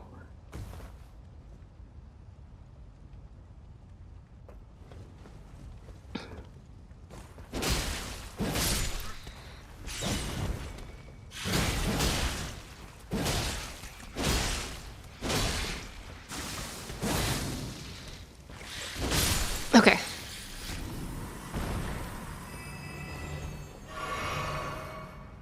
Do you play it in full screen or windowed full screen? So I'm actually playing on console right now. So, so I have to play in full screen. But yeah, I'm a console player. Because when I am feeling really sick or feeling like shit, I can play in bed, and it's my favorite. First time being able to catch your stream. I'm loving the cozy casual vibes. Also very happy that you mentioned Germa. Yeah, Germa's the best. I'm glad that he is retiring and doing what he wants to do, but I miss him dearly. I know that he like streams occasionally, but no, he's good. I've had to move on to Northern Lion, who I also love dearly. But yeah. Landell is architecturally underrated. What are you talking about? Everybody loves Landell. What are you talking about? Literally everybody's had like a moment where they looked out onto Landell Capital and they were like, like everybody. Are you kidding me? Everybody loves Landell. I love Germa. Yes, barf drinker moment. 100%. Oh, I didn't know Germa retired. Yeah, he's kind of like Gemma's kind of retired to do like event planning and production, which is really awesome. I think he works on Ludwig's team, which like fucking good for them, because like they're the next generation. They're this generation's like game show hosts, 100%. Like this medium, this generation, this medium's like entertainment media production, 100%.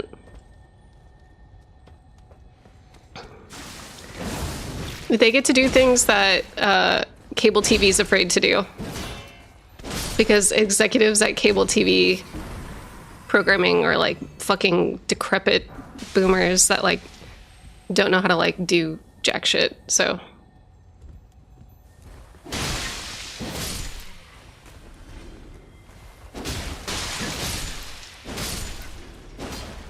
I see you, Quaylog, but have you considered having a small room just to play your PC from bed?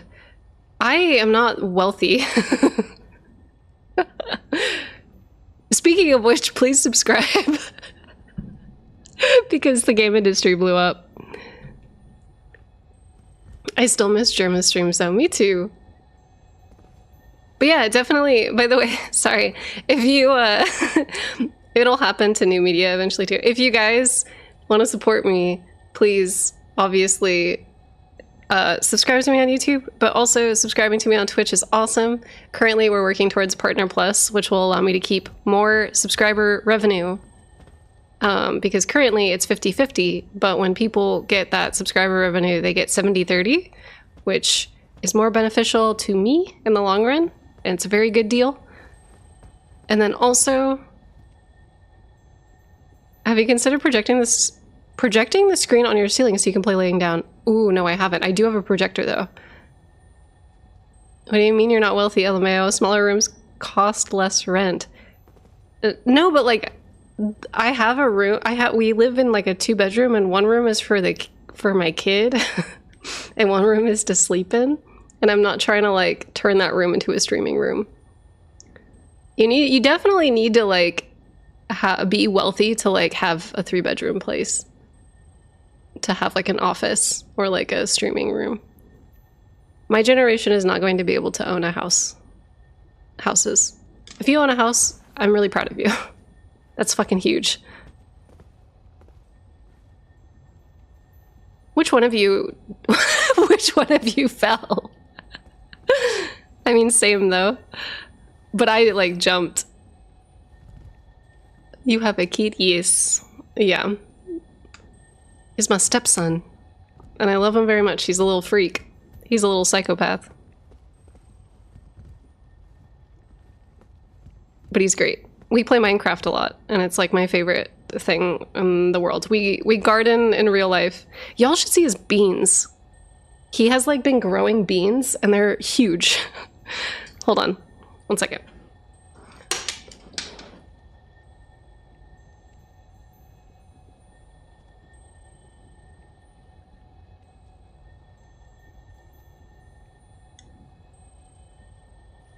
Look at this.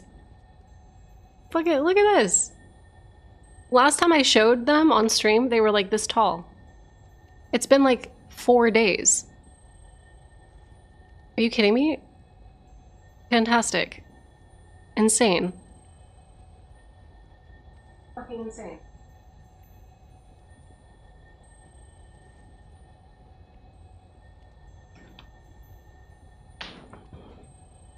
But yeah, we're beans are always the coolest science project. They really are. Hype train! Wait, do we have a hype train happening on Twitch? Thank you guys, if that's what's happening. Or if people are just saying hype train because the boy is growing beans. Hold on. Oh, we do have a hype train. Yeah, let's go! Hype train, thank you so much for helping me, you guys. I'm also going to, by the end of the day today, I'm gonna make sure that like my stream animations are fixed.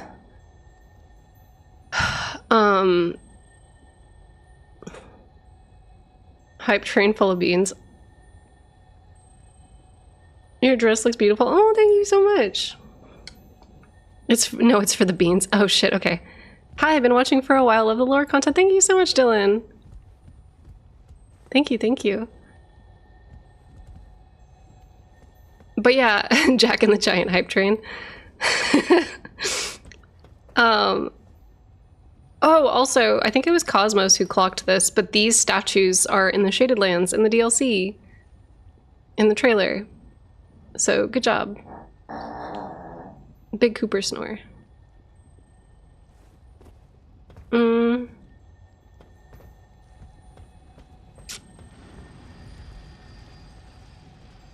Ooh, a dung beetle thing. Okay, wait, hold on, let me fuck up this, boy.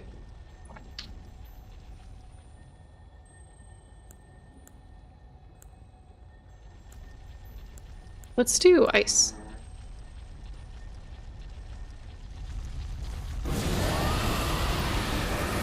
Oh. That didn't do anything. I feel like the rot does more. I'm gonna just die, huh? No! No, no, no, no.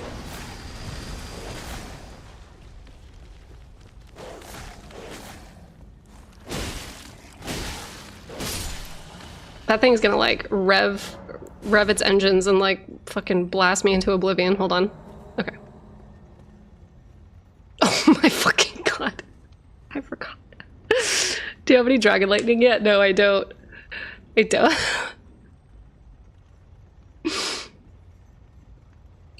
Okay, wait, hold on.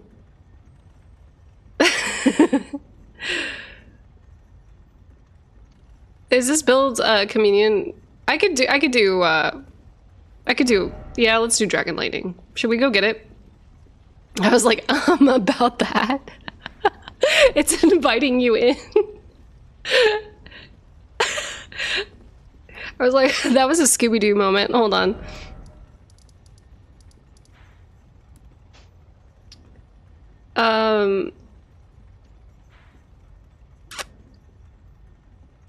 Yeah, I need to get lightning. I know I need to get lightning. I know. I know, everybody, I know. Hold up. I'm trying to think if I even have access to... I guess I have, like, Fortisax. I could get Death Lightning. Does Death Lightning scale with... Is it Incantation Faith or is it just Faith? It's just Faith. Death Lightning's pretty sick.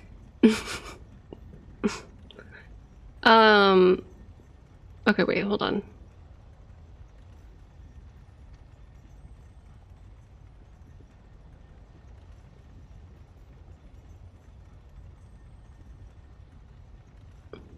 Bolt of Chadsax? Landsax Glaive? Lightning Spear? Lightning Strike?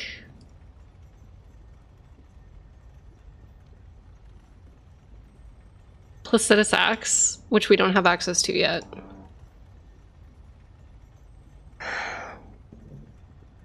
What do you guys want? Death Lightning is sick, I just wish it was viable in PB. Yeah. I love Quailog's multilateral approach to lore retcon. This is the perfect amount of obsessed. Yeah, I'm like we can 50% like, you know, be about what's being said, but like also it's fun to speculate. New to the channel of the history lesson. Thank you so much. Gotta get Vike's Lightning too. Is Vike's Lightning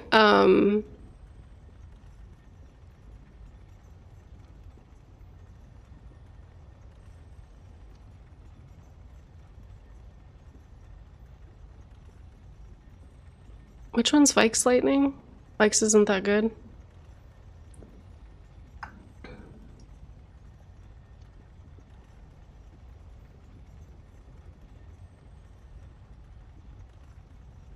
Okay, so Teardrop Scarab at the bottom of the ravine in the Weeping Peninsula region. Okay, wait. Bottom of the ravine. Bottom of the ravine in the Weeping Peninsula region. Ravine? Is this the ravine? By Morn Tunnel? Where's the, what?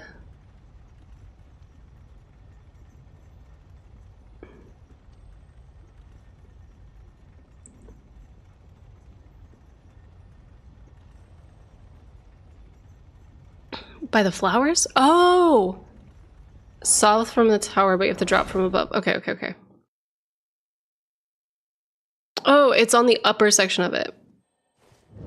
Oh. I see. I see, I see. Tomb's word.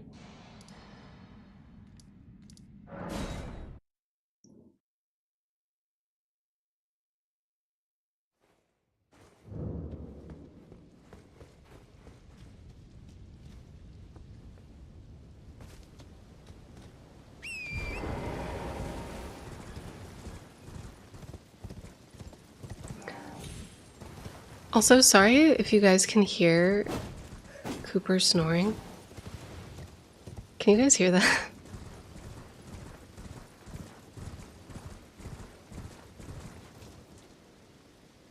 See ya, Flemothy.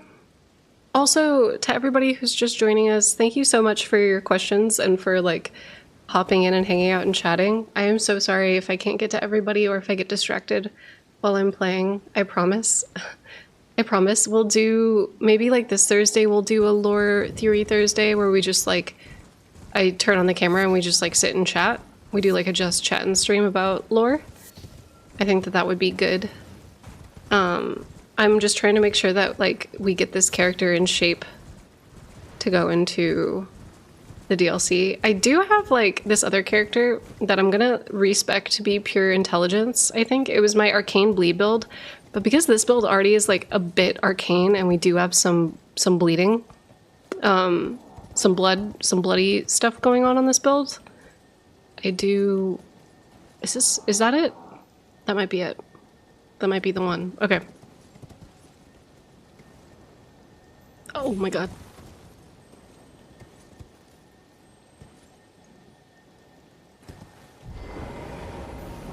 Yeah! Oh. Please. Okay, we did it. Okay.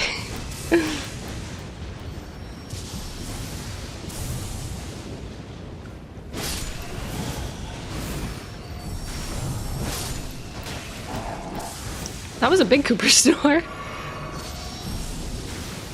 I think it'd actually be great content if you took some disaster girly like Burpo into the DLC. I'll make... Okay, yeah, we can do that. We have... Should we take her into the DLC? I don't know how far along she is. She's not that far. I could play more tonight.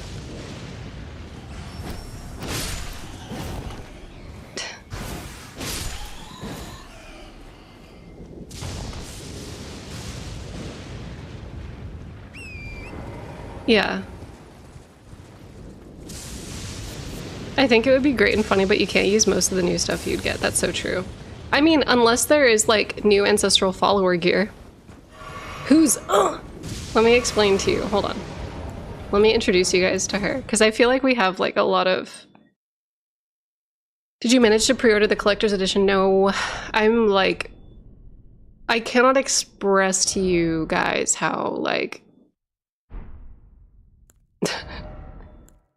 how miserably broke I am.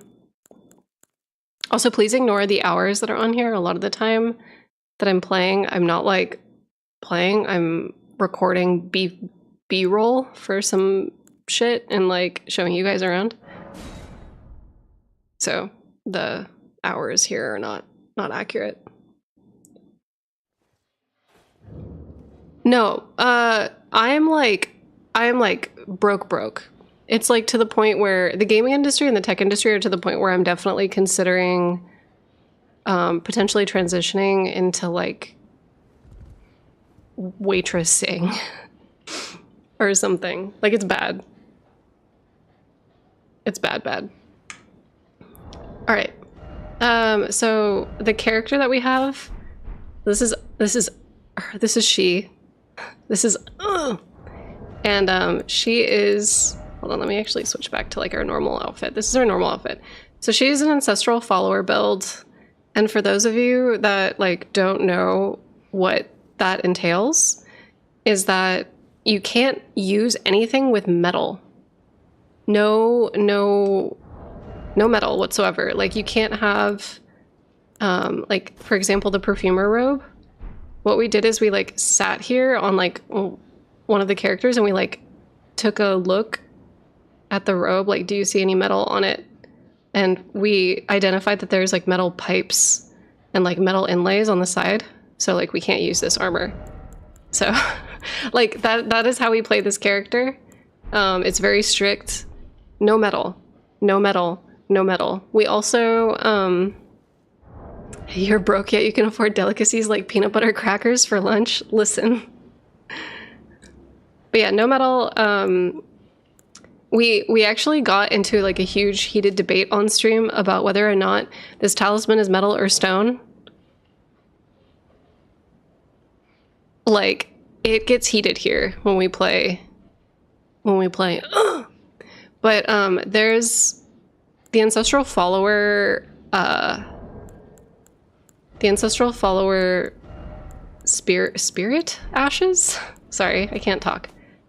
Let me read what this says. A spirit of the horn folk who eschew letters and metalworking. Brawny and versed in distinctive spiritual arts, this particular tribesman wields a heavy bow. So we're only allowed to use like no letters, no metalworking. So if you have like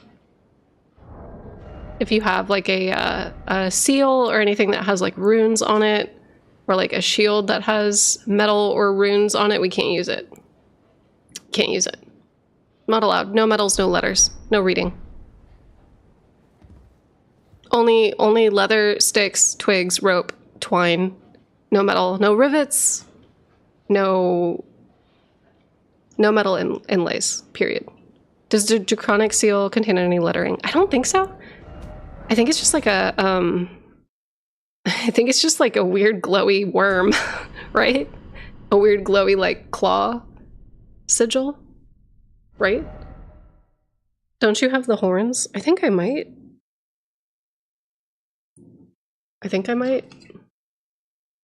What is that guy in the shack and why is he a bug? I think he's actually like a mushroom. I think he's a rot guy. And I think he's utilizing the bugs. I realize I have 2 genes. I need to like delete this one. Okay. And I don't know what this one is either, but this one is going to be the pure. So first one's going to be pure intelligence. Second one is going to be arcane faith, and then is going to be intelligence strength. She's a little weird. She's a little funky. What about the binocular? So the binocular is like a retcon because we use that to talk about lore. She's not I don't actually use it as like a gameplay mechanic. That's more of a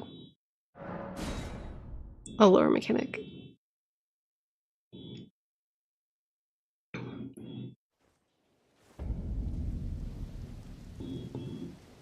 Is Ray a faith build or a cleric? I don't remember. I don't know. I think did I delete it? I don't know. There's also a car alarm that's going off now. I don't know if you guys can hear that. I'm taking a dexterity arcane character into the DLC. Fuck yeah. Gonna Rivers of Blood that shit. Let's go. The binoculars aren't made of metal. They're made of pure lore. Oh shit. I'm just throwing a guess since it's like a D&D druid. Okay, wait. I don't know what the guess was. Sorry, I'm having to balance, for those of you that are new here, I'm having to balance Twitch chat and YouTube chat at the same time.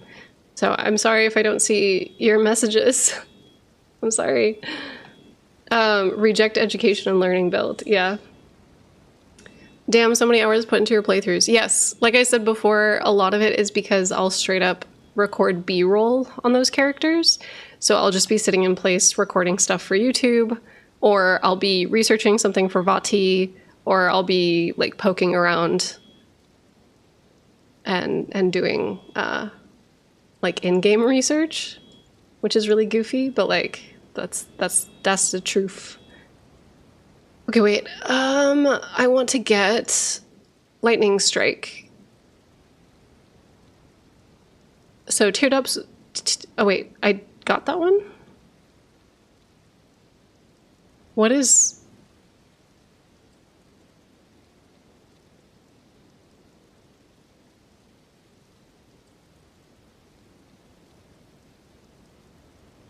Oh, I have to find the Dragon Cult prayer book. That's the thing. Okay. And that is dropped by a knight near the artist shack that is in Limgrave, which is...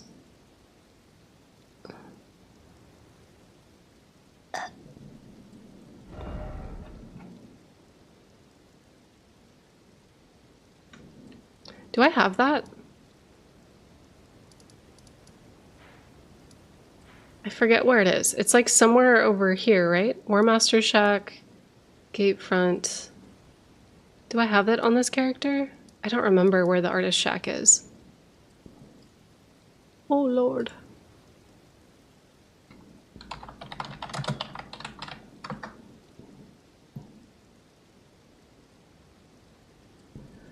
Okay, artist shack.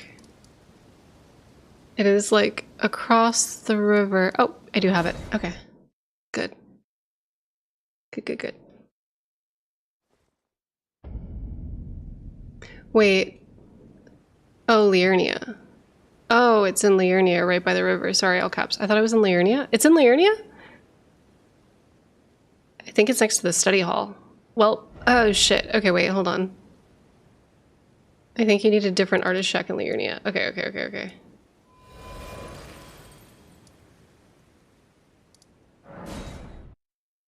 I thought I was in Limgrave, my bad.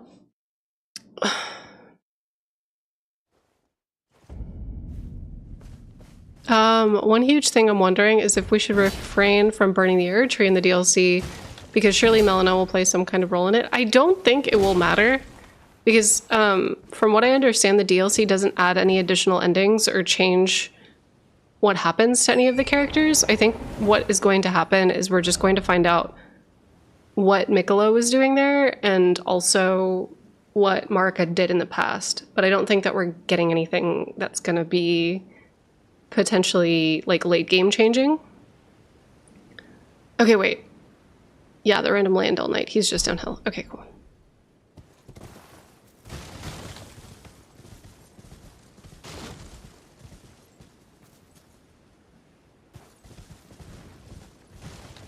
This boy.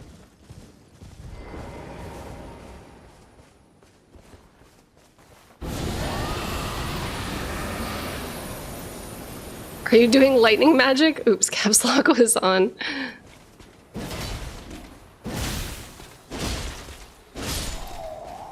Okay. Cool. All right, now we take this to Muriel.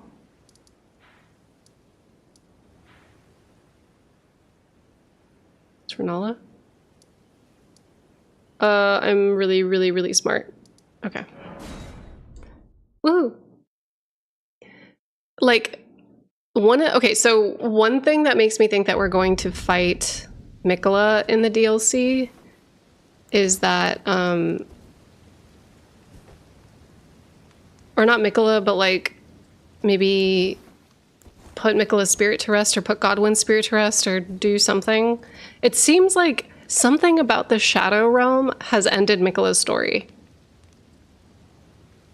And I'm curious as to like what that is.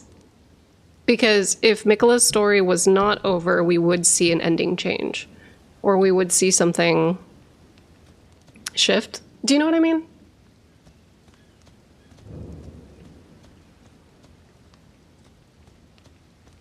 Hello. Greetings. Do you need anything? I think Miquella's going to stay there and be a new or overlord or something of another. Or another. My wish is for Saint Trina of the Cradle Song boss fight. Maybe it's an illusion, but I still want it. Yeah. I think he's going to be the new Mesmer after we kill Mesmer. Yeah, like I said, I think Mesmer is like the Lady Maria, like the flagship boss, the one that's advertised, but then I think that we're going to get like a secret mind-bending cosmic like end boss. We're either going to get Saint Trina, or we're going to get Godwyn, or we're going to get something else that is going to be like the Orphan Koss reveal. And it's going to be sick, and I'm excited.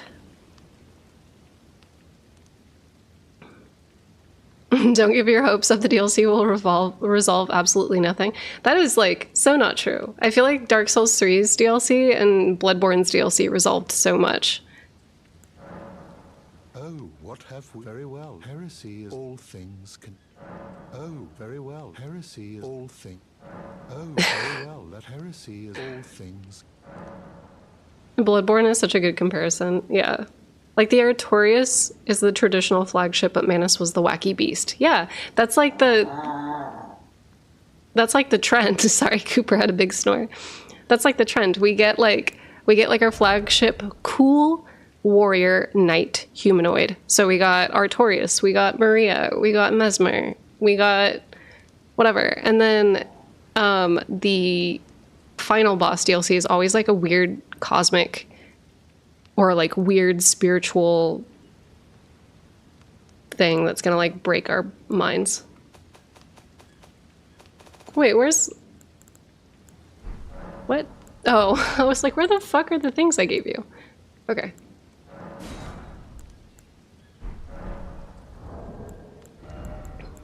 I wonder if I even have enough.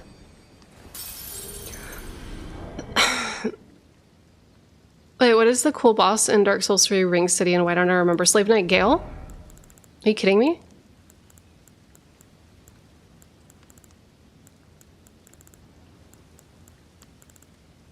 It was more the painter and like pigmentation reveal that was like... There's Gale, but then there's Dark Eater Midir. That is kind of like the big...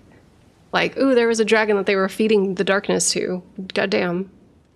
But the Gale fight was like lit. We already fight the Greater Will. Or the Elden Beast, rather. I feel like the Greater Will is just Marika. Marika as she like interacts with the Elden Ring.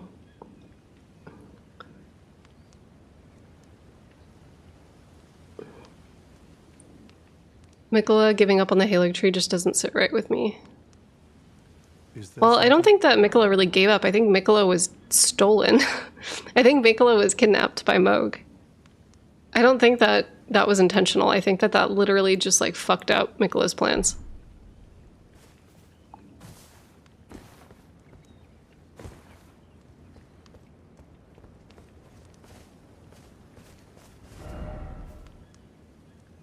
I don't think you can fight the Greater Will. Yeah, like the word Empyrean and like the Greater Will I've talked about, I have like a video called What is the Elden Ring? And it gets into kind of like the spiritual inspiration for it. But like an Empyrean is like this realm of cosmic fire where God's will and man's will turn into one.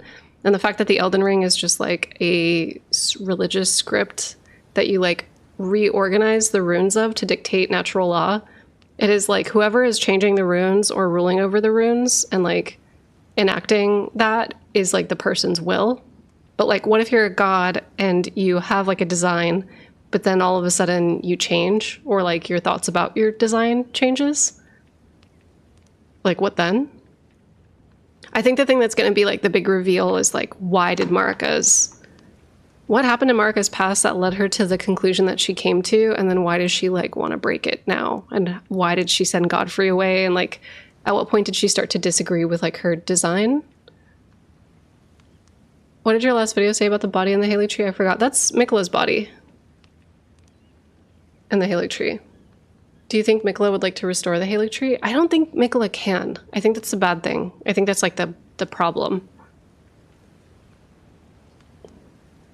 Based off of the Saint Trina Lily, it seems like Saint Trina, like the spirit of Mikola, is like fading.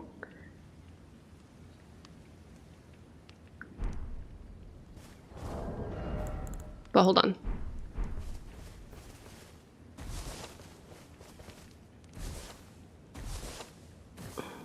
Thoughts on the Misbegotten Crusade on the Halig Tree? I actually don't know, Sideshot, and that's one of the mysteries that I hope gets elaborated on, because I think that a lot of my initial thought was that a lot of people were moving to the Halig Tree to experience rebirthing, or to like get whatever was like wrong with them fixed, quote unquote. Like, and I say wrong in quotations because like obviously like what is considered wrong is dictated by like what era they're in. So I don't know.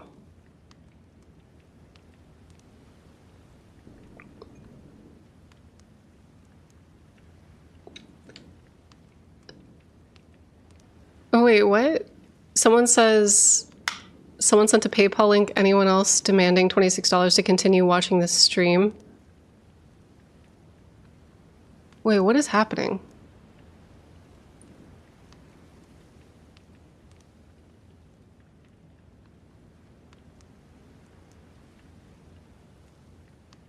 Don't give anybody money. What? I was sent the same PayPal link and message. Wait, is there a YouTube scam happening? Hey, everybody on YouTube, don't give anybody your money. I zoned out. Are we being blackmailed? No, there's just like a YouTube scammer. There's a scammer in the chat. Who's the scammer? Who's the scammer? Who reached out?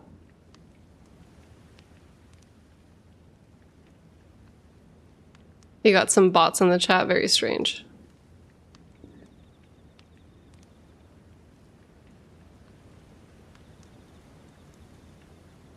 Well, if anybody can let me know what the fuck is going on, please let me know.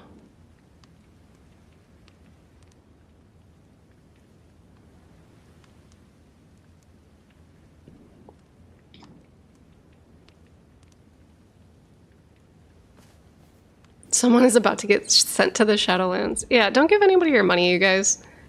Like, all of the ways in which you can support me are, like, through the channels itself. I would never be asking for money via some random account.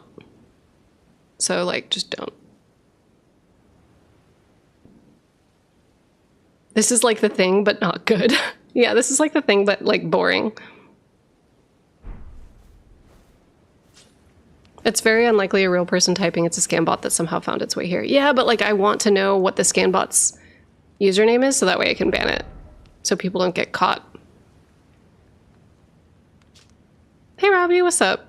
I always assumed the Halig Tree was like the Elden Ring's version of the Painted World, basically a safe haven for the forlorn. That's the vibe that I got too. So you see like rot enemies there, you see crystallians there, you see royal revenants there. You see like a bunch of different groups hanging out there. You should go get Placidus Axe's Ruin. I haven't even gone to the Fire Giant's Forge yet. I'm like kind of... Oh my gosh, hey Helios, welcome to your first Quailog stream. I'm kind of like nervous to burn the Halig Tree, or the Halig Tree, I'm sorry. I'm nervous to burn the Erd Tree just yet because I have no clue if that's gonna... I know that we just have to have beaten Moog, but, yeah, I don't know. Hold up, sorry, I'm a little overwhelmed right now, and I need to, like, I wonder if Misbegotten are in the Shadowlands. 100%! Misbegotten are being, quote-unquote punished by coming in contact with the Crucible, and I definitely think we're going to, like, go see what that is about. And I'm excited about it because that's like been a thing that's been haunting me since the vanilla version of the game. Okay, let's memorize spell. I'm gonna get rid of Agiel's Flame because we're in like a fire area. I don't have enough faith. That's okay. That's okay. I kind of need to go get a rebirth done and like min-max my stats too, because I kind of was just like throwing spaghetti at the wall to figure out what was gonna fit. But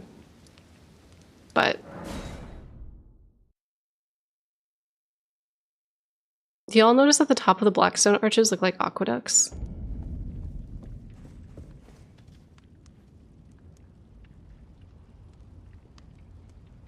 Not me, just Melena's ass up in flames on every save file. What?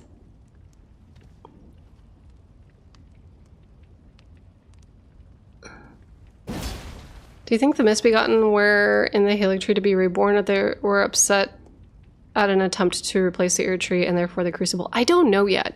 It seems like, so, Pimpy, Pimpy asked that on YouTube. And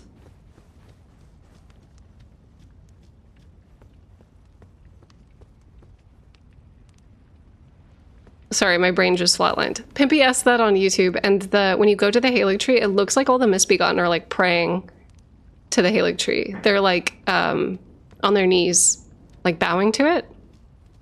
So I don't know.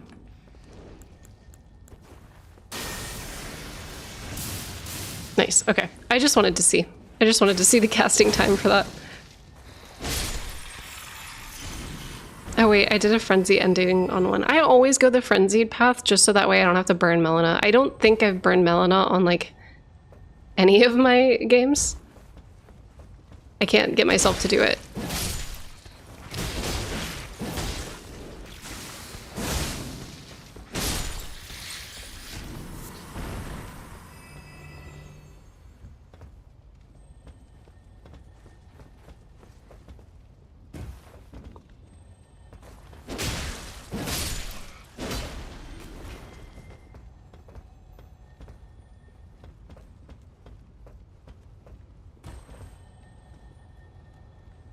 I don't know if this was already asked, but do you think the DLC will add another ending? So we actually just talked about it, but it's been confirmed that there's no ending that's being added by Miyazaki. So in general, I think that the DLC is going to focus specifically on like Miquella and like Miquella's intentions in the Shadowlands, but then also Queen Marika. I think that Miquella went into the Shadowlands for some reason, and we don't know quite why yet. I'm assuming it has something to do with Godwyn or with Saint Trina or something. But I think that Miquella, while they were like running their own errand, like found their mother's like journal effectively, not actually, figuratively, found some shit that their mother was doing and like are now investigating that. They're like, oh shit, mom was here. Why was she here? What the fuck? So the DLC is going to focus specifically on like Miquella, but then what Miquella found out about Marika.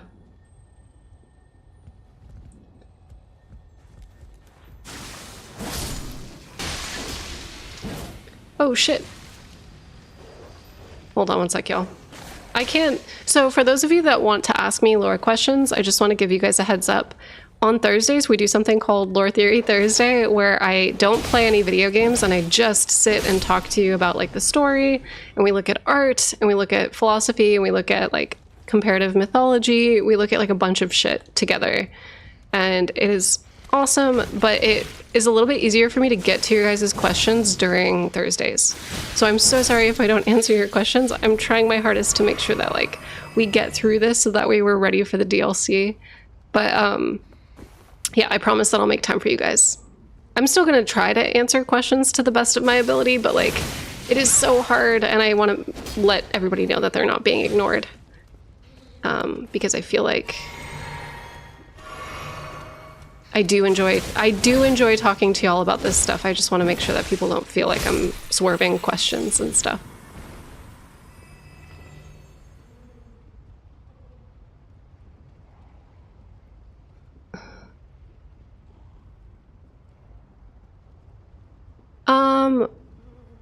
I'm actually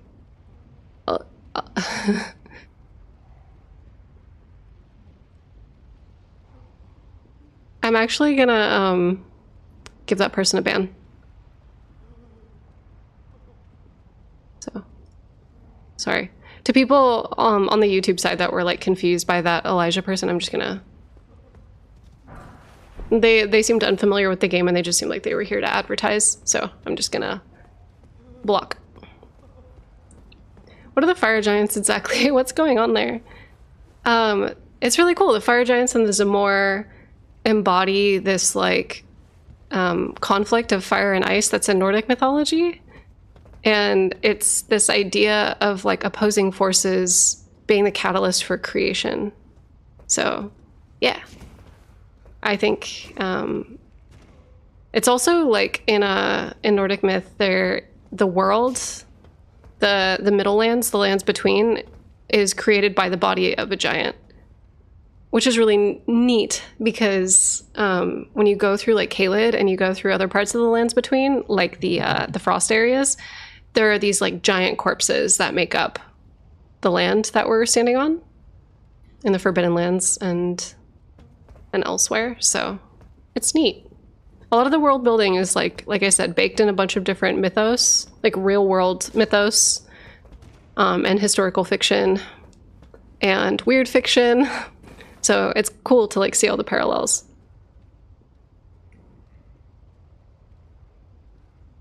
I'm pretty confused with how the timeline works with the Divine Tower. Is there a possible connection to the Fell God and the Ancient Dragon Empire? Yeah, they're just really, really, really, really, really, really, really fucking old. And I think that's like the important thing to note. And have a good day, Opa. Is Elder Ring the same universe as Elden Scrolls? Thank you, Cosmos.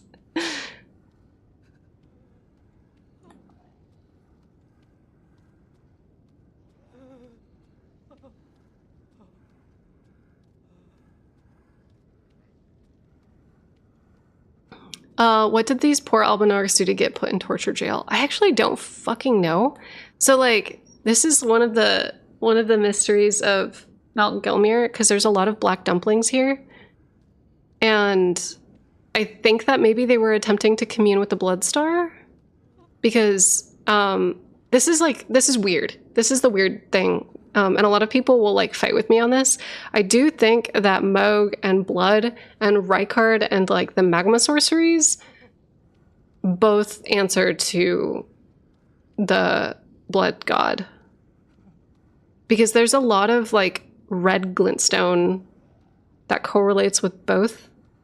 Like the Mount Gelmir staff has red glintstone on it.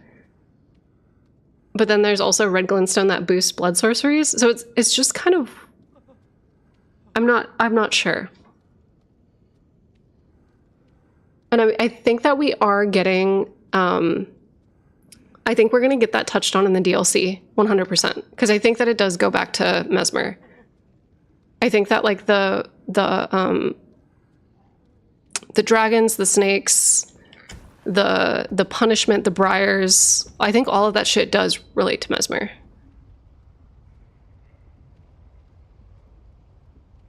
Do you think that Mekhala could have divested themselves of their physical form and gone to the Shadow Realm before Moog stole away his corpse? I think Mekhala could have done that in the Halig Tree and elsewhere. I don't think he needed to be kidnapped by Moog. I think that he could have done that wherever the fuck he was. But it's pretty clear.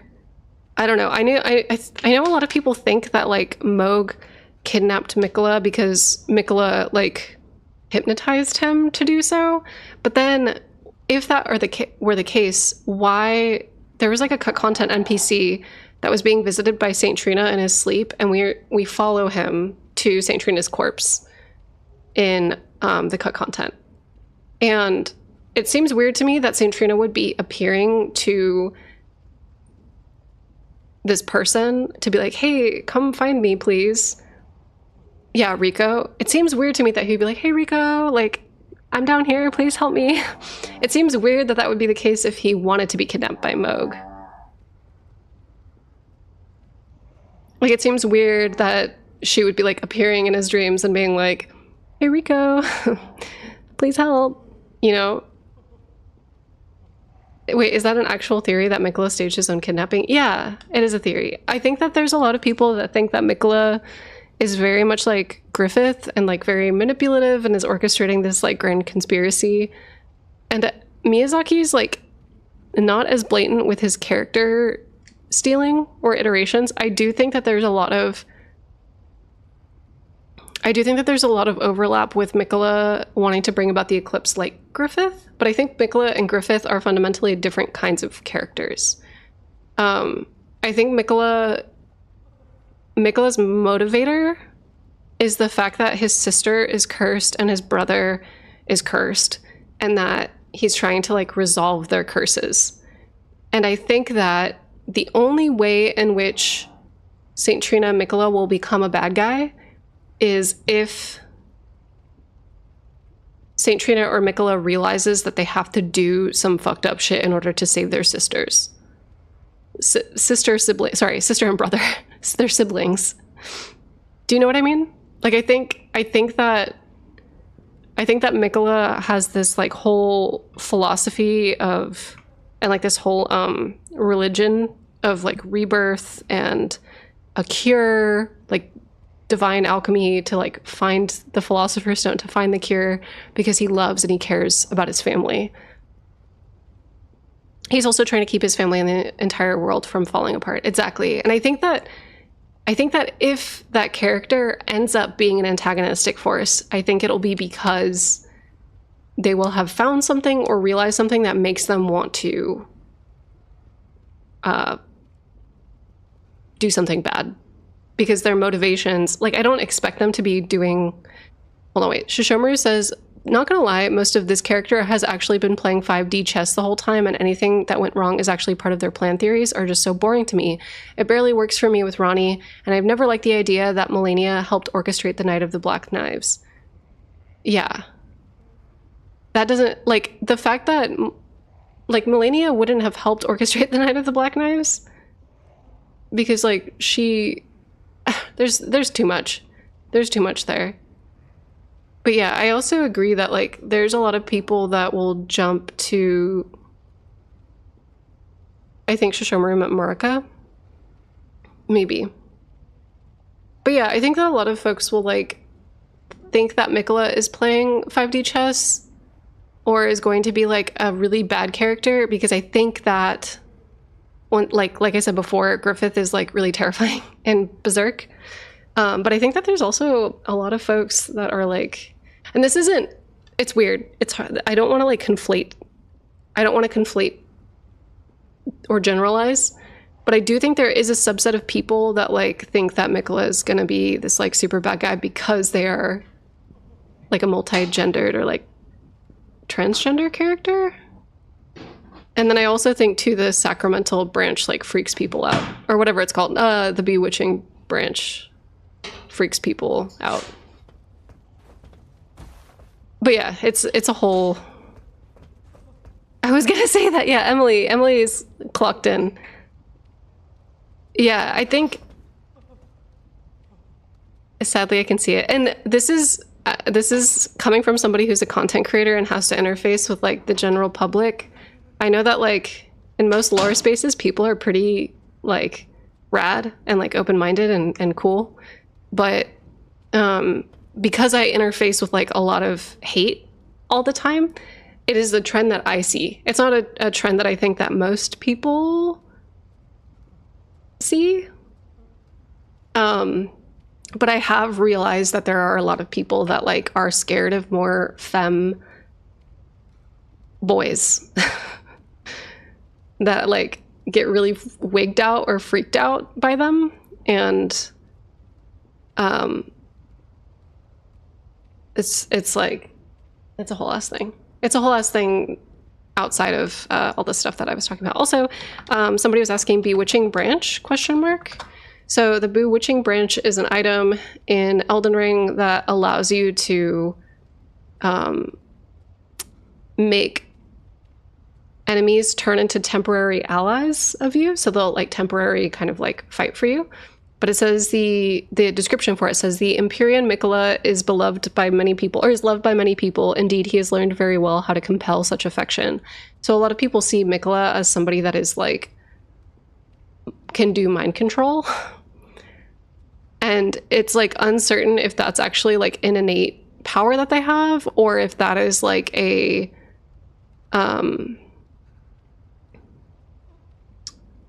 Or if it just is like a thing that isn't related to, or sorry, a thing that's related to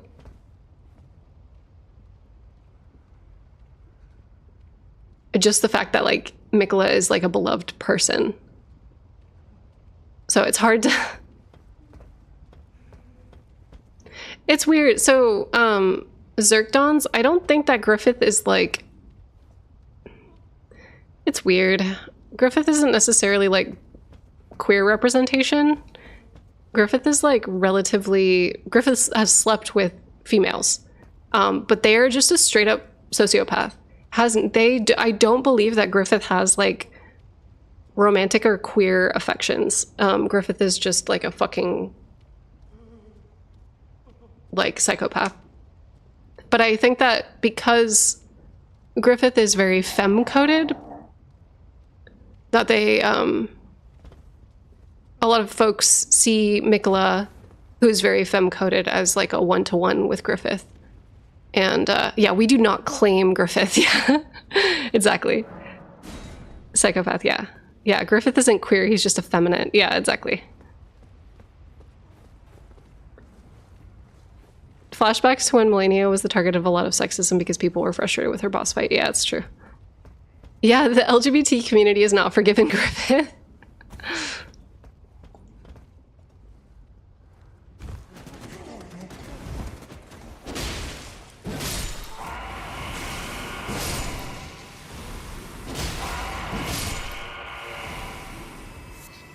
Okay.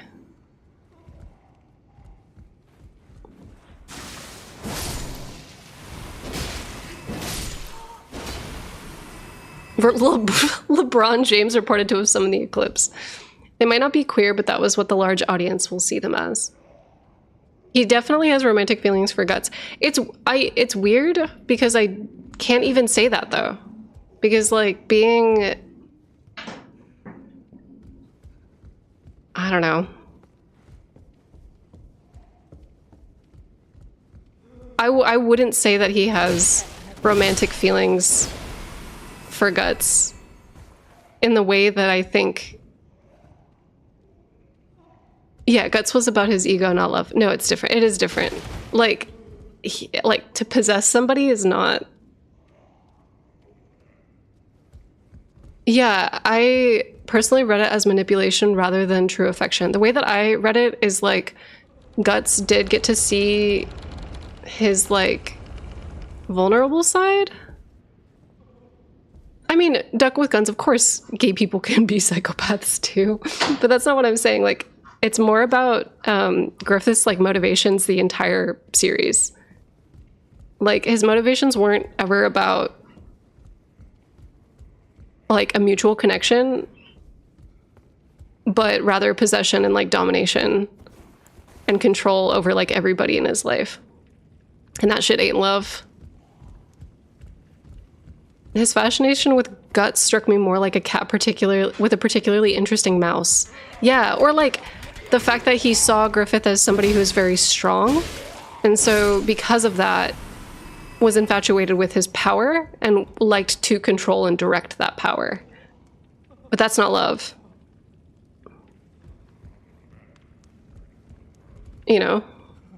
Griffith can't have Guts. That's why he's a Ennum for him. And Griffith loves Guts because he's beyond his control. That's the type of love that's not romantic love. It's a type of love that goes beyond relationship conventions. Yeah, it's like, it's different. It's different. An enigma, sorry. No, it's okay.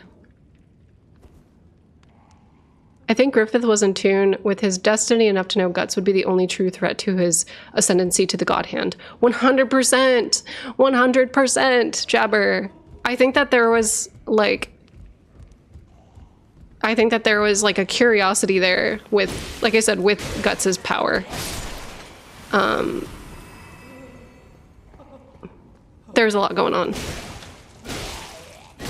Also, Griffith came from nothing, and Mikola has been one step away from godhood his whole life. Mikola has no ambition for a kingdom like Griffith. Yeah, like when I did my video recently I know that it was like a fucking hour long, so I think a lot of people may have missed it. But I was breaking down Miquella's motivations, and Miquella's primary reasoning for leaving Golden Order fundamentalism, because he was promised a kingdom. Radagon was like, hey son, let's play Frisbee.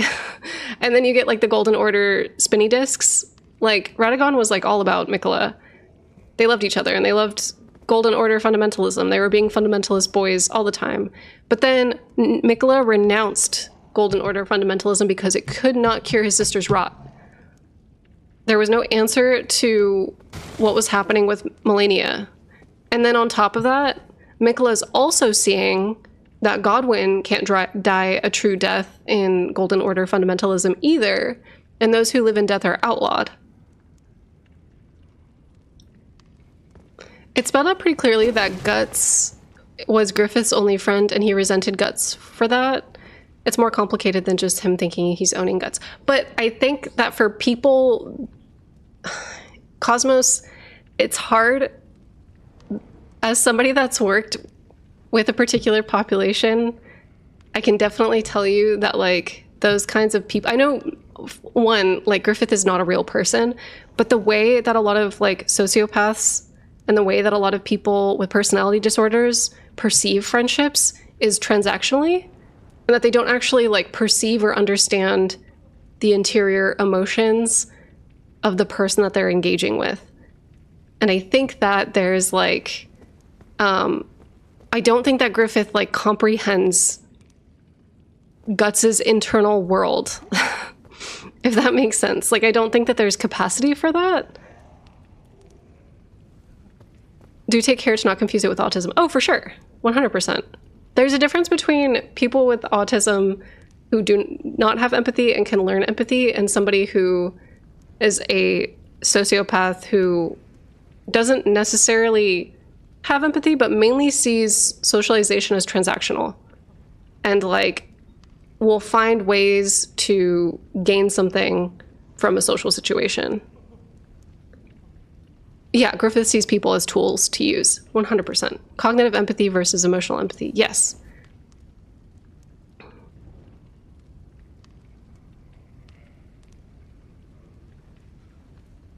But yeah, it's like, oh yeah, it's how Lucifer thinks of Akira and Devilman, 100%. That is like such a good comparison.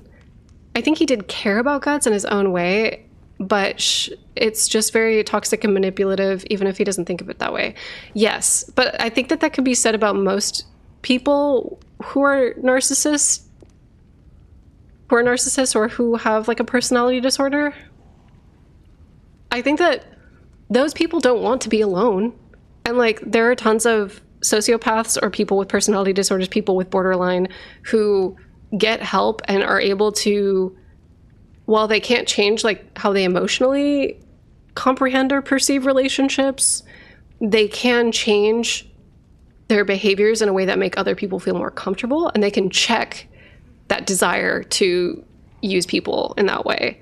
And that was like a huge part of what I used to do when I was doing like cognitive behavioral therapy and DBT and behavioral therapy, is that I was working with populations that had to deal with learned empathy and had to like learn to put aside or put away their own motivations to be able to consider somebody else's circumstance.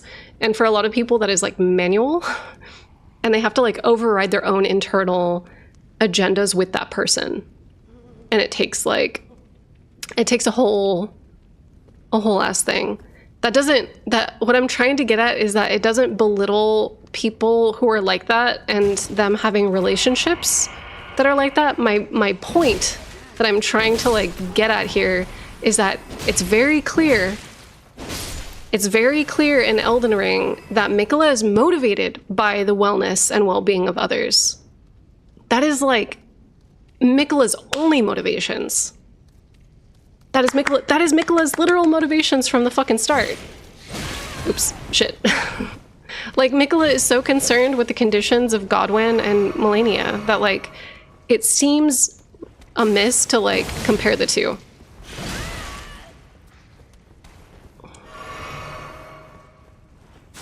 Miquella isn't trying to necessarily be perfect. Miquella is trying to, like, cure conditions that are harmful or painful for people that live within the Golden Order. I'm also getting wrecked by this snake baby. Hold on. So, like, under Golden Order fundamentalism, it hates rot. Under Golden Order fundamentalism, it hates fucking those who live in death. So, like, of course, you're gonna see your sisters, your brothers and your sisters, who are like, they don't exist within this like religious doctrine. And so they're gonna like try to fix it. That to me strikes me as somebody who is like a caregiver or who is like trying to act in a selfless way. But if we see them get to a point where they're willing to do anything, including harming others, to take care of those people and to be caregivers to those people, then I can see a villain arc happening. But I cannot see a villain arc happening the same way that Griffith has a villain arc, because Griffith is more preoccupied with like trying to like ascend. And I don't think that Miquella's like desire to transcend has anything to do with the same ambitions as Griffith. I think that they're motivated by different things. Everything Miquella does is to better his people. Yeah, exactly.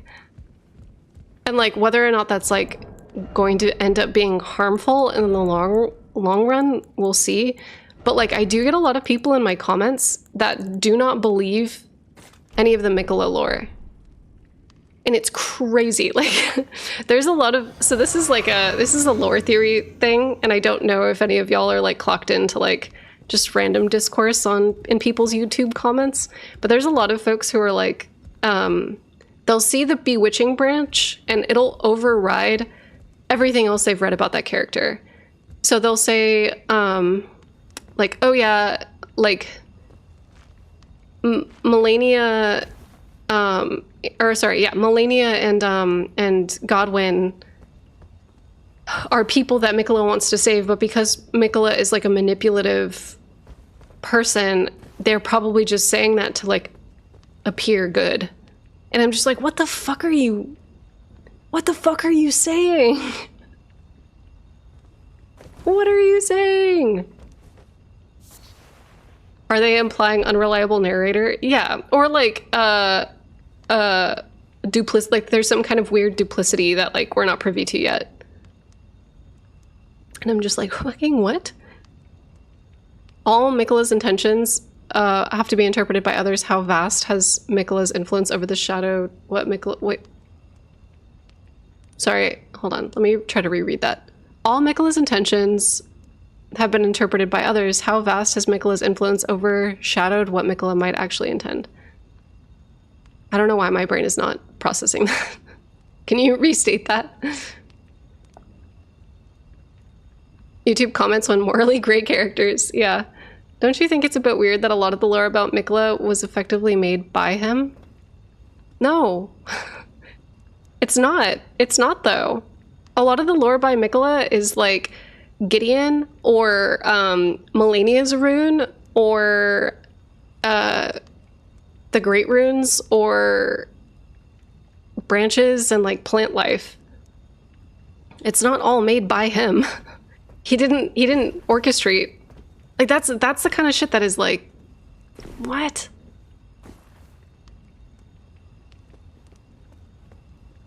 Very Cabbage. Quailog, are you still suspicious about Miquella's obsession with purity? Yeah, I definitely think that like, so, and this is the thing, hold on. Sorry, I have to put down my controller about this because this is like complicated. So I think that Miquella's obsession with purity comes from a place that mirrors the Pietist movement, because you had the French and like the Roman Catholics who fucked up a lot of people's traditional history, and so a lot of them were like trying to push back against Catholicism and like a lot of imperial sentiments to try to like get back in touch with like their internal spirituality. And I feel like Miquella is doing something similar in the sense that like Mikola realizes, like, okay, my family is, like, hated by the Golden Order, so, like, I don't want to fuck with the Golden Order. I'm gonna make my own thing. And it looks like it's in response to the Golden Order of, like... So, like, the Golden Order cannot... The tree cannot, like, take those who live in death. The tree cannot take Omenborn. The tree doesn't like Melania. Melania's suffering. There's no cure within the Golden Order. There's just, like, a bunch of shit. Do you know what I mean? And then it seems like Mikola is responding to the Golden Order. Does this make sense? So it seems like that, like...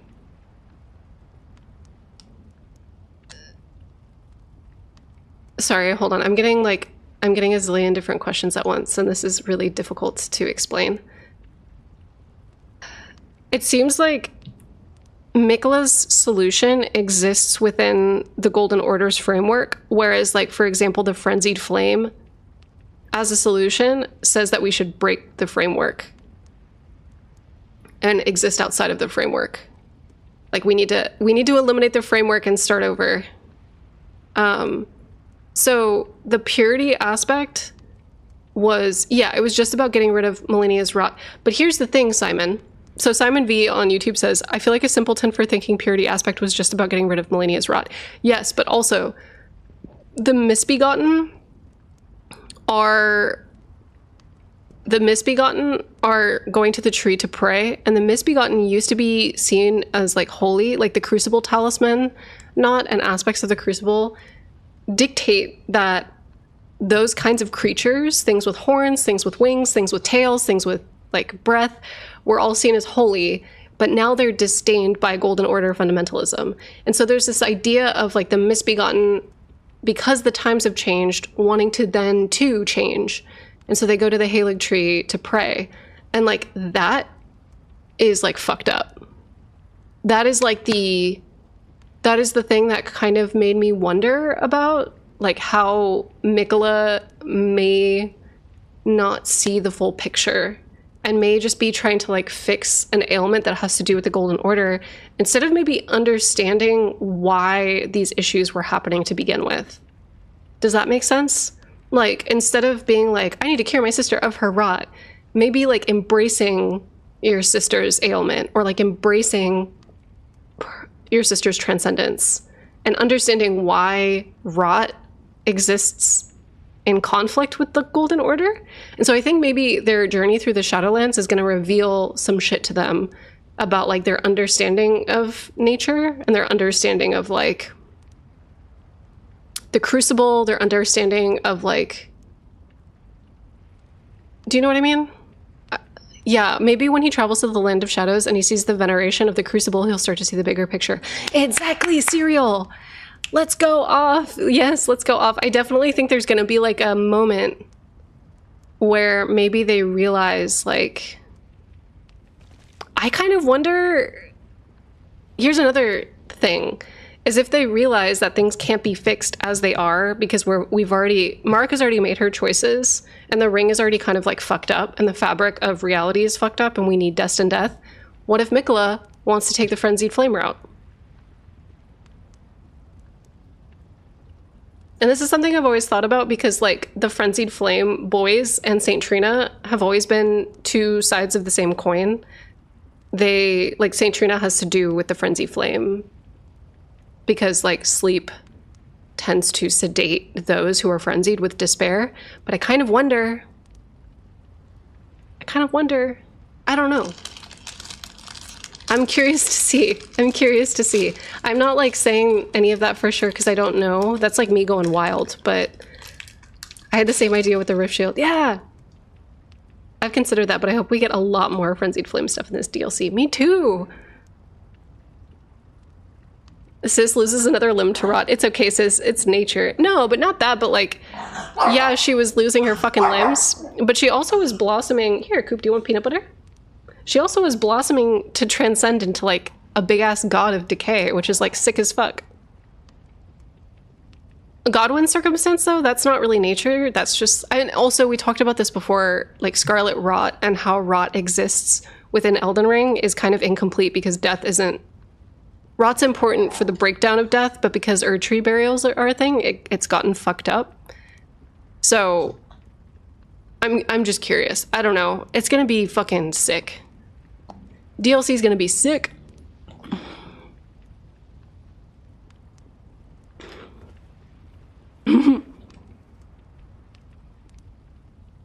Godwin son or Melania daughter.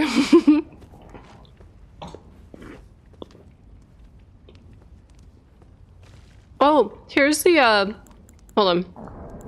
I think Little Church Lore found this out, or somebody. Was it Cosmos? Calyx? Somebody in the community found this out. But the what are these called? Virgin abductors are made out of corpses. Can you guys see that?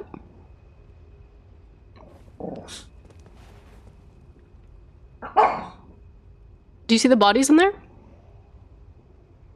That ain't me. Who was it? Who was it? Hold on, let me look it up. I have it on Miro.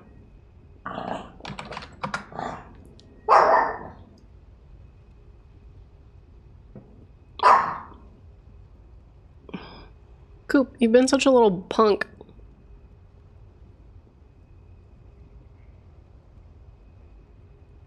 Okay, let me make sure I'm crediting.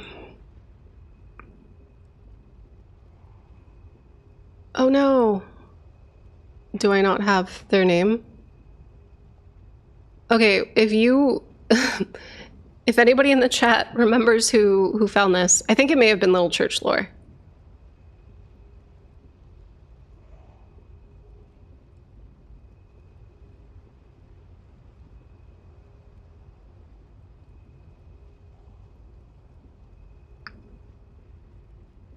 Everything is made out of corpses, even people. Yeah, we're all made of skeletons. Rykard really do be making the most disturbing... Don't call Cooper a punk, he's just using his voice. But he's using his voice to yell at our neighbors. Baby. It's... Baby. Okay. We're safe. We're actually safe. You're safe. Baby. Okay, but those are very small corpses. LMAO, you trying to say hi? He's trying to say, like, step the fuck off, get the fuck away from my house. Cooper, hey. Say it with your chest, Cooper. How many hours you got in this game? My play hours don't reflect actual playtime because I'm a YouTuber and sometimes I will just sit and record. I will just go like this. Hold on, wait. For YouTube footage, I'll go like this. I'll be like, okay, let me get like a shot of like this magma, and then I'll leave it like this for like 6 hours. I'll record maybe like 20 minutes of it, but then while I'm writing the rest of my script, I'll just have this fucking up in the background because I'm really dumb. I don't track playtime. I left this game running for several weeks without realizing it. Holy shit. Also, on top of that, do you have any projects for YouTube? Wait, what do you mean? You mean like videos that I'm working on? But then hours reading a text dump without the game open should count. This is why I have 900 hours in Baldur's Gate 3. Yeah, sometimes you just leave video games on in the background on accident. I mean, the scenery is good, it makes sense. Yeah, videos. Yeah, I have like a couple more videos. So I'm gonna be doing, I just did the butterfly video that came out. But I'm gonna do like a fun video. How's that Melina video coming along? I already published it, Shishomaru. It's the butterfly video.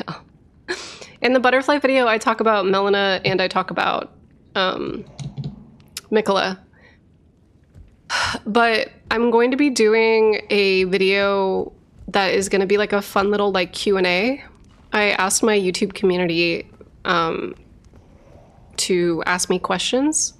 So I'm going to do that. And I'm going to talk about some of the new content that's coming out.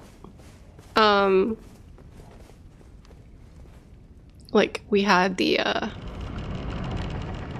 Oh, hi. I have art to send to you. Where do I send it? Follow me on Twitter. Send it to me on Twitter. Twitter is the best way to get a hold of me, by the way. Did you know about the pink butterfly in the Melania versus Radon? No! Can I find it even if, Wait, is it in the, sorry, my brain can't work. Is it in the cinematic trailer? Or is it like during Radon? When do you see it?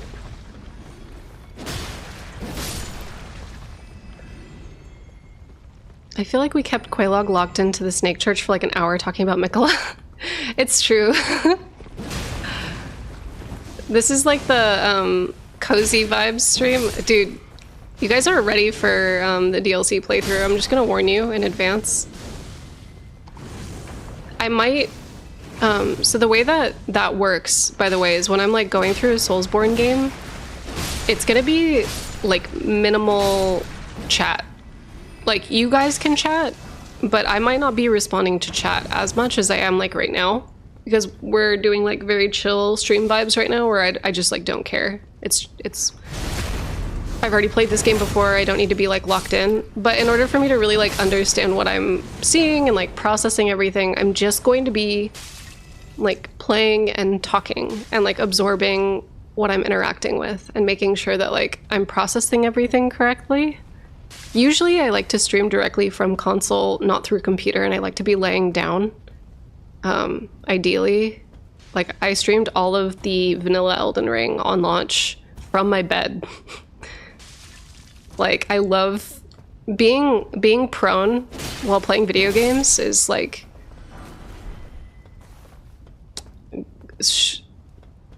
gotta be like one of the best fucking things on the planet. Hold on, let me see if Cosmos said something. Concept art of the intro cinematic. Ooh, that's sick. There's the pink butterflies in the Halo tree. I did not mention them. I only mentioned the crafting items.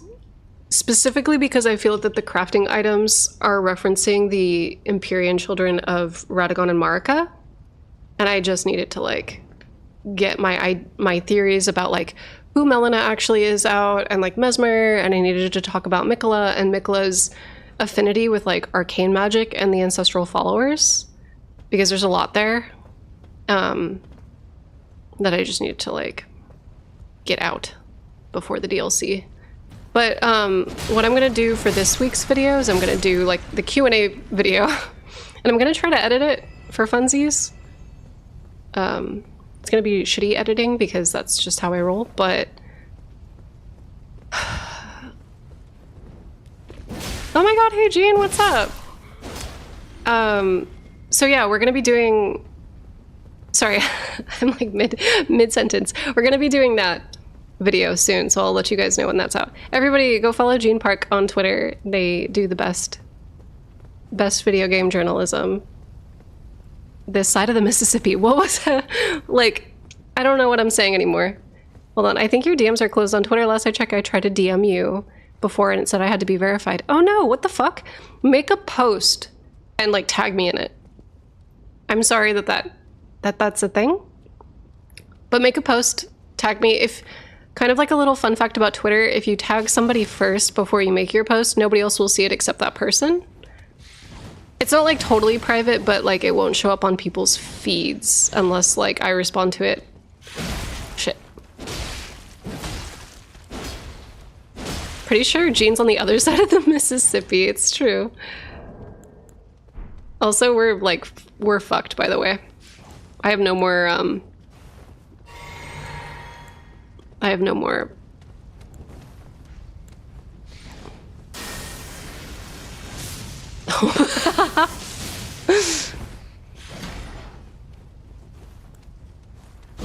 gonna die, it's fine.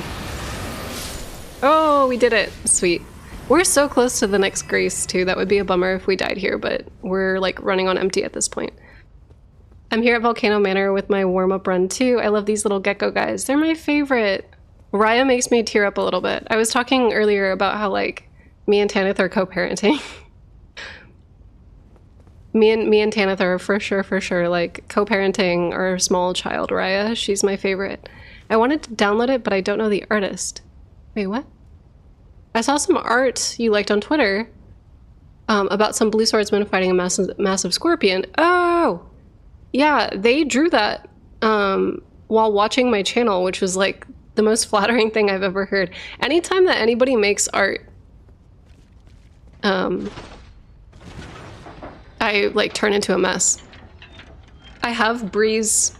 So, like, Bree sent me a Christmas card one year, and it's, like, my prized possession. I have it. I have, like, a plant stand where, like, I'm propagating a bunch of plants, and, like, my little sugar plum fairy dancing with the Rat King is hanging out on there. It's, like, my favorite thing. I need to get the locust that Bree drew me printed out.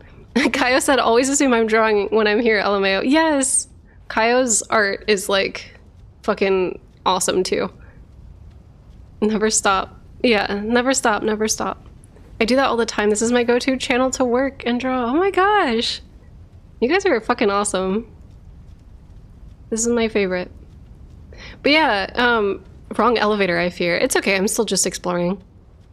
But girl, unlock that bridge at first. Okay.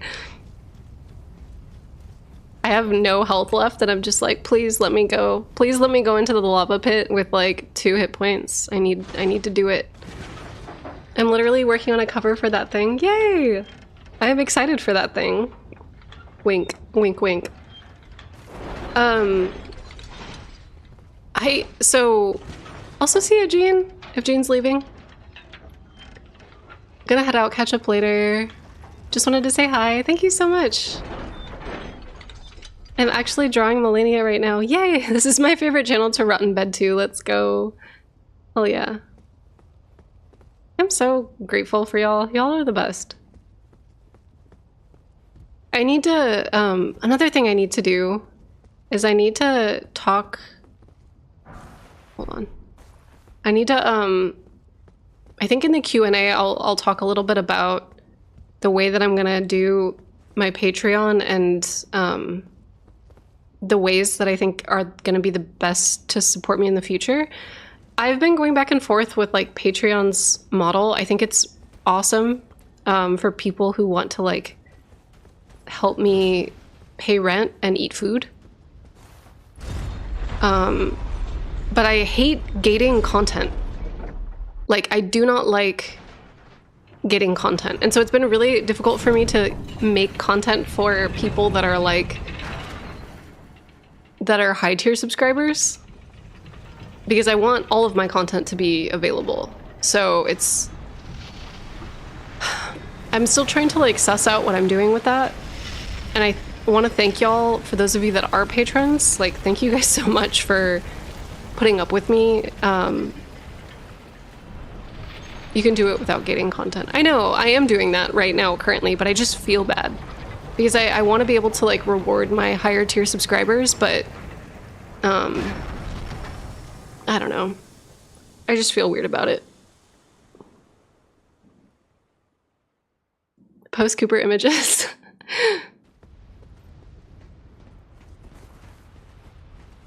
So true.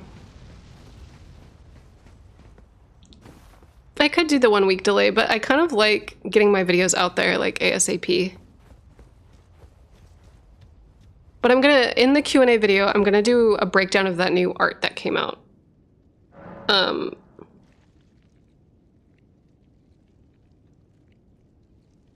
So yeah. Maybe work in progress posts. Yeah, what I currently have available for my patrons is I have my Miro boards. I have my Miro boards available for you guys. So if you guys ever just want to search my brain dumps, those are available. I still have to transfer some of the Miro boards over because I have like a few new ones. If there were a stream option to pay for your food on stream, that'd be much easier to help, for example. Ooh, that's a good idea. Hold on, let me write this down. I'm gonna be writing down a lot of stuff because once again, cannot stress enough how bad the gaming industry is falling apart right now. But because the gaming industry is falling apart, we're getting a mass exodus of people getting into general tech.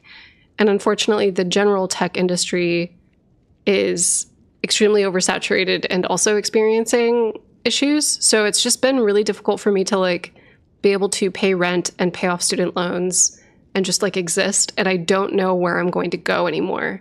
And it's a very scary time for me right now. But at the same time, I'm just trying to stay optimistic and like hope that content creation can keep me afloat until I land something that is going to be able to give me health insurance, and that's going to be able to allow me to save for retirement, and that's going to be able to allow me to like pay off my student loans. What is general tech, like IT? No, just like the tech industry at large. So like project management, programming, like any of that realm is like super fucked where I live right now because a lot of studios have just laid off like tens of thousands of people. So it's very, very competitive, and I've been able to get gigs, but it's all in media production and it's all short-term gigs. So it's just been really like hard. It's just, is this a bad time to get a CS degree? No, so long as you're flexible with like moving different places. But the issue with my situation is that like I live with my partner and like my partner has a kid. We are not in a situation that will allow me to like move somewhere less expensive. If we weren't dating, I would absolutely move back to Nevada or like Arizona or somewhere that is like dirt cheap to live. But unfortunately, and fortunately, like I'm willing to fight for my life. Do you know what I mean? I want to fight for my life. I want to like make sure that I can be with the person that I want to be with and like take care of my kid and like, you know, Nevada's cheap relative to Washington and California. Yeah. Yeah, it's cheap. But yeah, you go what I mean. Oh my, yes, coming from Boston. Yeah, if you're coming from like Boston, New Jersey, New York, you know, Quelaag is literally guts. Yeah. I'm guts, and like all the bad shit that's happening is just capitalism. Sadly, company I work with are already trying to cut devs for AI. Ugh, I'm so sorry. I feel like a lot of us in a lot of different industries right now are fighting for our lives, and it sucks, and I'm so sorry. Yeah, video graphic production forever freelance. Same. It's like 100%. I'm just waiting for when I can just go live in a farm.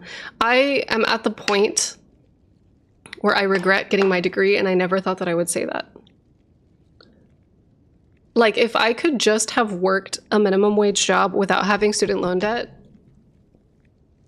like if I would have been able to premeditate and like predict that the industry was going to explode in the way that it did, I would see, I'm a PM, Cosmos, but it's the area that I live in. It's the area that I live in.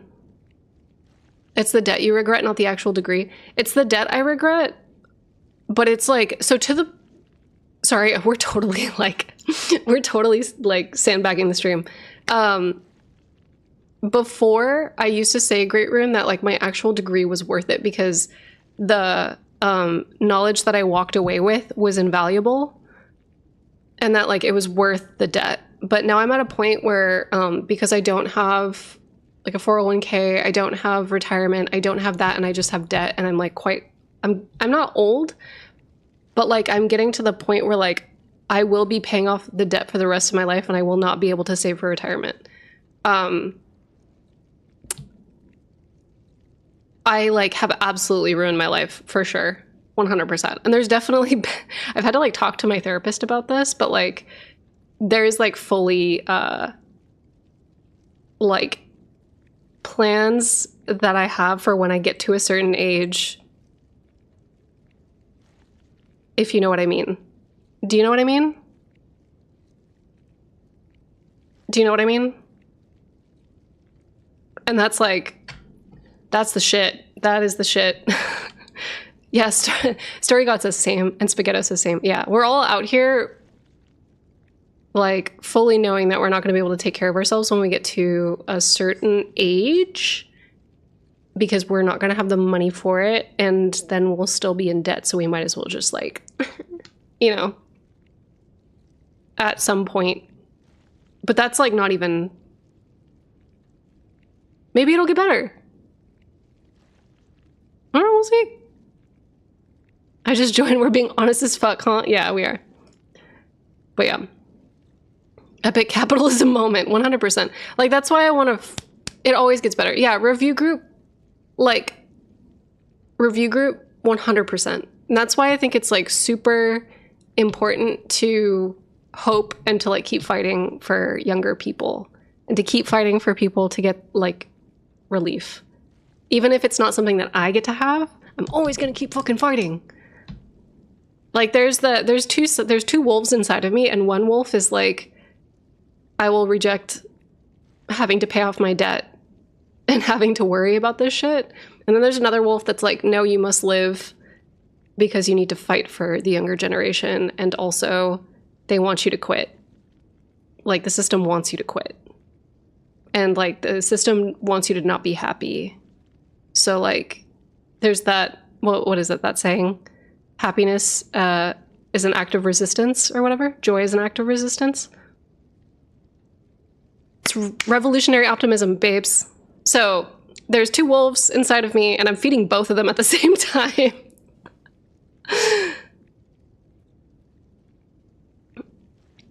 No judgment against people not wanting to have kids. God knows I'm currently in a position where I want any, but that shot's gonna bite out a generation in the ass if we don't do something to improve the situation. That makes us want to build families again. The just make more babies anyway thing isn't enough, 100%. We have to make sure that we fight for, like, the younger generations that are, you know. Haggadah says, weirdly enough, it feels like being gay as hell and too gay to be closeted has prepared me for this moment in history. I get what you're saying, Agatha. Like, there's kind of like that point. Yeah, the fuck you, I'm happy. Fuck you, I'm happy. Like, 100%. Well, I'm not even, like, stressed. I am stressed, but, like, I'm not even stressed.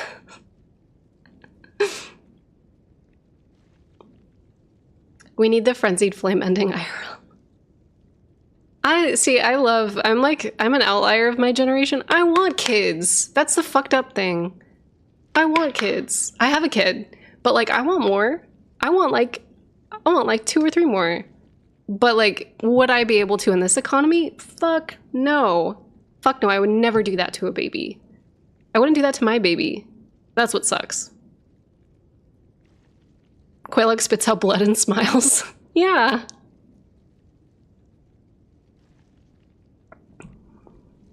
It's not even like, yeah, I want more dogs. That's kind of my workaround, is that, like, I'm not gonna be able to afford a house, I'm not gonna be able to have kids, but we're gonna have more rats.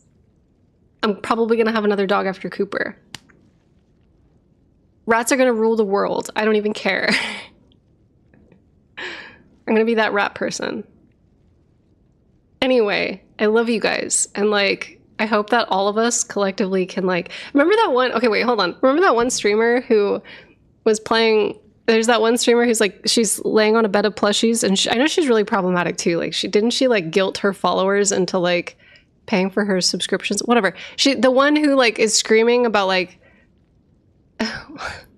she's, like, screaming about being alive or whatever. Do you guys know what I'm talking about? And people, like, yeah, the animals are dying. Yeah. The $5 girl. Yes. Yes. Yeah, bury me, bury me. The animals are dying. The rainforest is burning. Yeah, that's, like, the energy that I'm, do you really need anyone else? It's just you and me. LMAO, you have money. What? Okay, wait, hold on. We have to watch that. I'm gonna get, like, demonetized because I know that they play.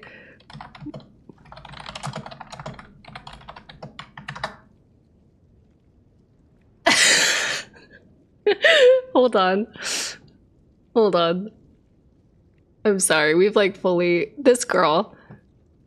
As a Oh, father, we got a fucking ad. Hold on.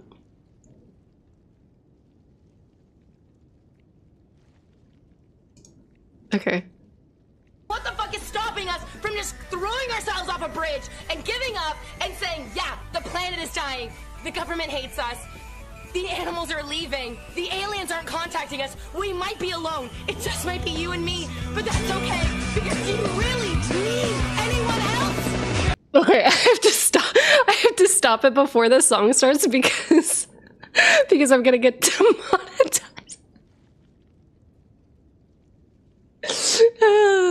Yeah. The animals are leaving. Okay, wait, hold on. And then the rest of the video is this.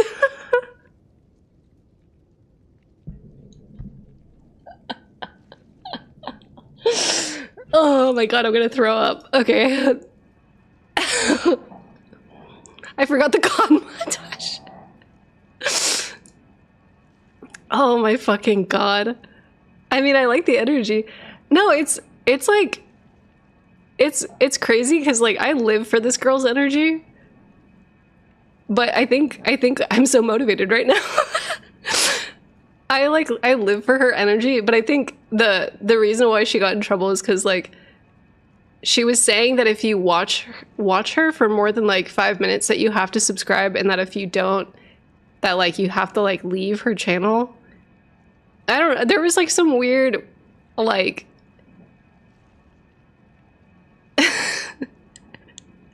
she was just like crazy. What do you call a doomer plus her shirt vibe? There's a name for that specific combination. Yeah, I don't know. She was bullying people for scraps of money. There's another clip of that. Viewership contingency. Yeah. It's that person. It's that person.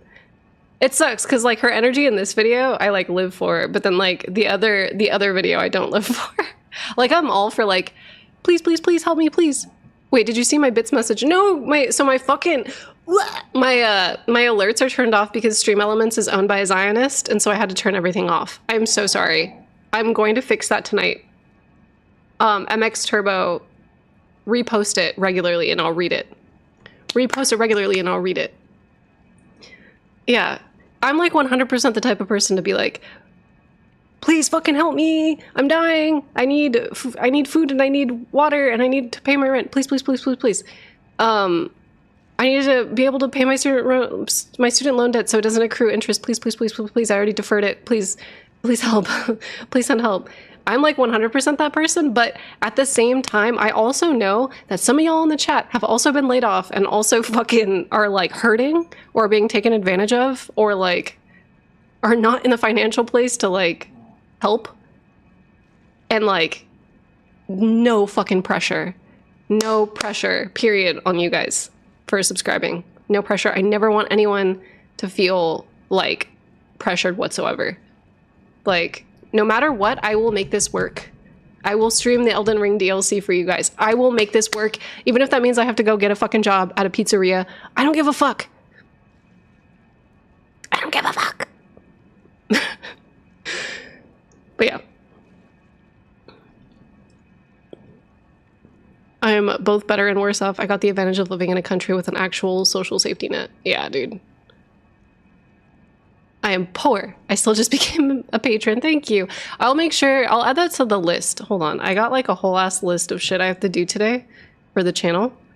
I need to like transfer Miro. Transfer Miro. Hold on. Transfer Miro boards to patrons. Okay, I added that to the list. All right, so today, after today's stream, I'm going to set up my animated scene transitions. So when I transition between all my different screens, it's going to look really cool.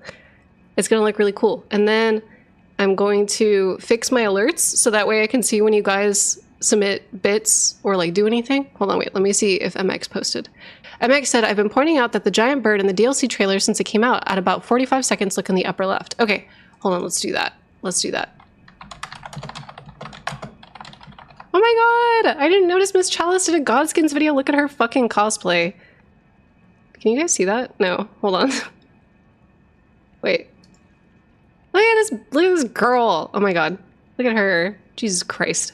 Flawless. Okay, wait.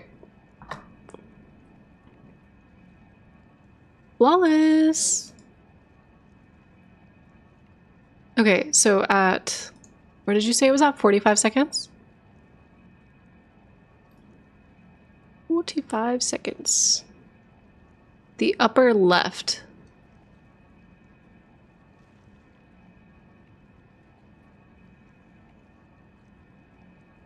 Am I tripping? I see a bird right here. Was that right? Giant bird in the DLC trailer, about 45 seconds, like in the upper left. Was that just like a regular bird? Oh, yes. Oh, okay. There are birds in the game, though. There are like regular birds in the game, though. Like there's like owls and falcons and hawks, right? I don't think it's that big. Is it giant? It's in the branches. Is it in the branches? Is it like... It seems like it was flying around in the boughs of the tree. Hold on, let me zoom in. Enhance. We have to enhance the image.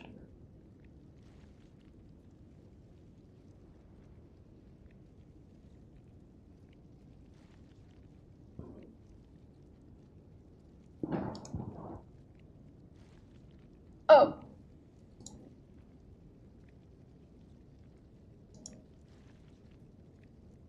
Ooh. You're so right. What the fuck? I just thought it was a bird flying like in front of the tree. I didn't realize it was flying in there. What the fuck? Wow. I wonder if that's like a weird... Wait, it went behind the... Yeah, it's in there. It's in there. It's definitely in there. I'm looking respectfully. Wait, let me go back.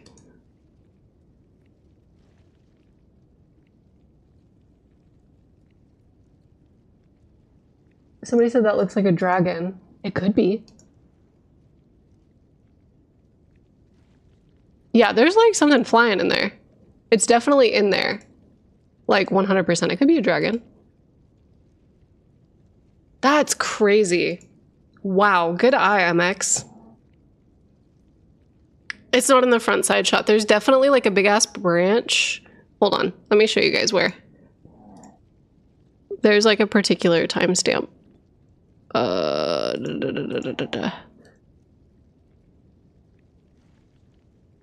Right when it goes past this branch right here, it goes behind it. It doesn't go in front of it. You can't see it, it disappears. And then it disappears again when it gets like closer to the... See? It's behind it. That's behind it, babes. That's behind that branch. Go watch it for yourself on like 2K, whatever the fuck this is. What, 261... Go watch it, go watch it. Go, go, go, go, go. Go, go, go, go, go. I don't want to get too excited. It could be like a weird transparency thing. It could be like a weird transparency thing. But go look. Go check. Who knows? But I need to leave. Hold on, wait, let me finish telling you guys what to look forward to. Okay, we're doing scene transitions. I need to fix my alerts.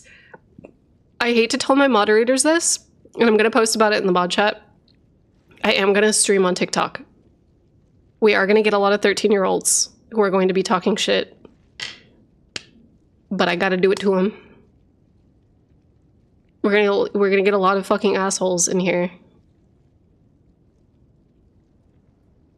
And I'm so sorry.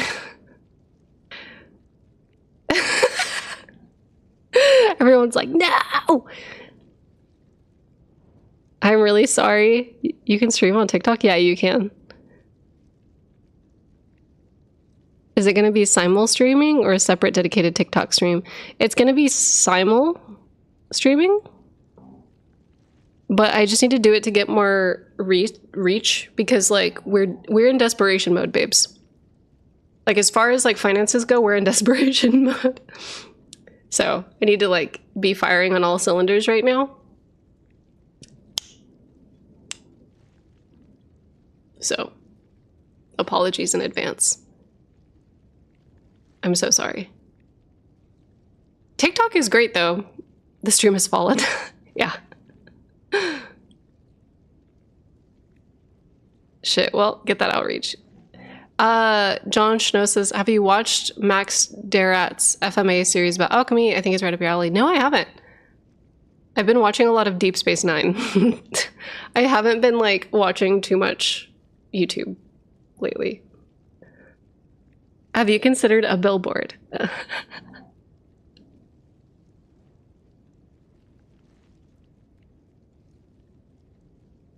Yeah.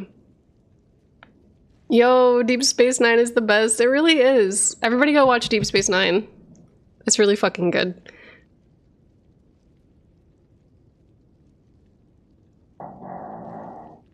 Wait, what is the first recommended video? Why is Drake? Why is Drake? Why is it Drake Mesmer? We. Are you guys seeing that? The champagne poppy. Are you guys seeing this? What?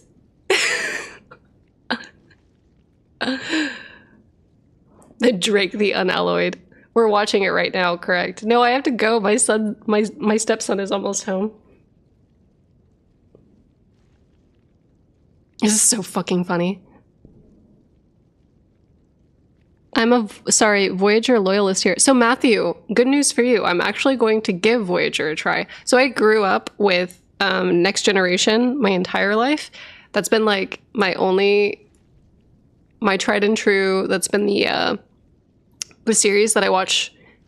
Like I cycle between Twin Peaks, Next Generation, and X-Files. Those are like my three shows that I ping pong between, like my comfort shows, my nighttime shows. But I haven't seen Voyager yet. And when I saw Deep Space Nine, I was very young. So I haven't had a chance to get into it. But I've never seen Voyager. So we're gonna watch Voyager once we finish Deep Space Nine. So I'm excited.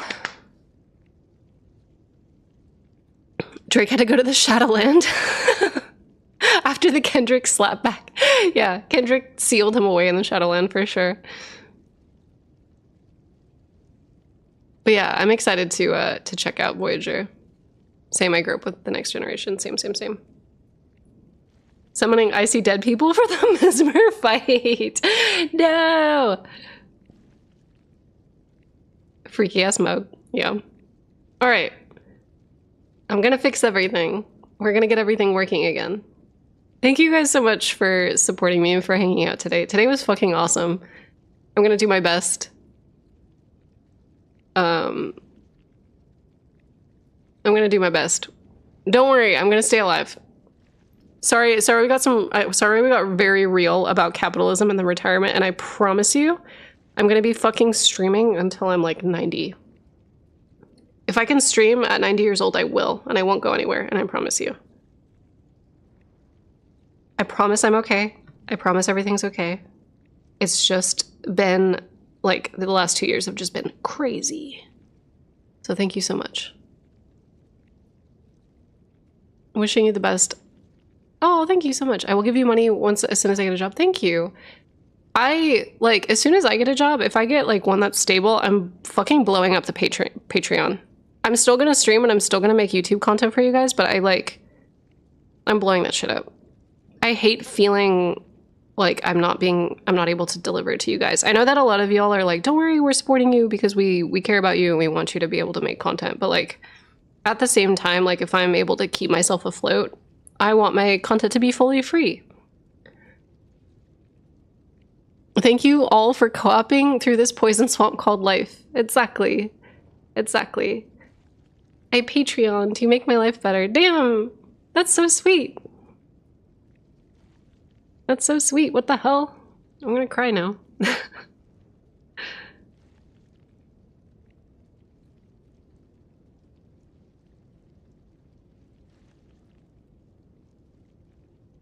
We will do it for free until we can't anymore. Yeah, exactly.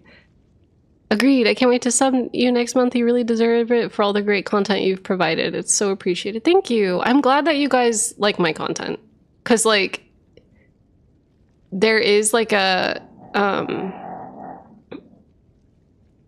I don't know. I think maybe academia has made me like overly critical of myself. I don't have like a doctorate in history or anything like that, and I want to make sure that like when I talk about that stuff that it's reflected correctly, but I'm like out here mispronouncing shit and like it's a whole mess. So I am still going to like try to do my best to be as like on it and with it as I possibly can to give you guys more unhinged content.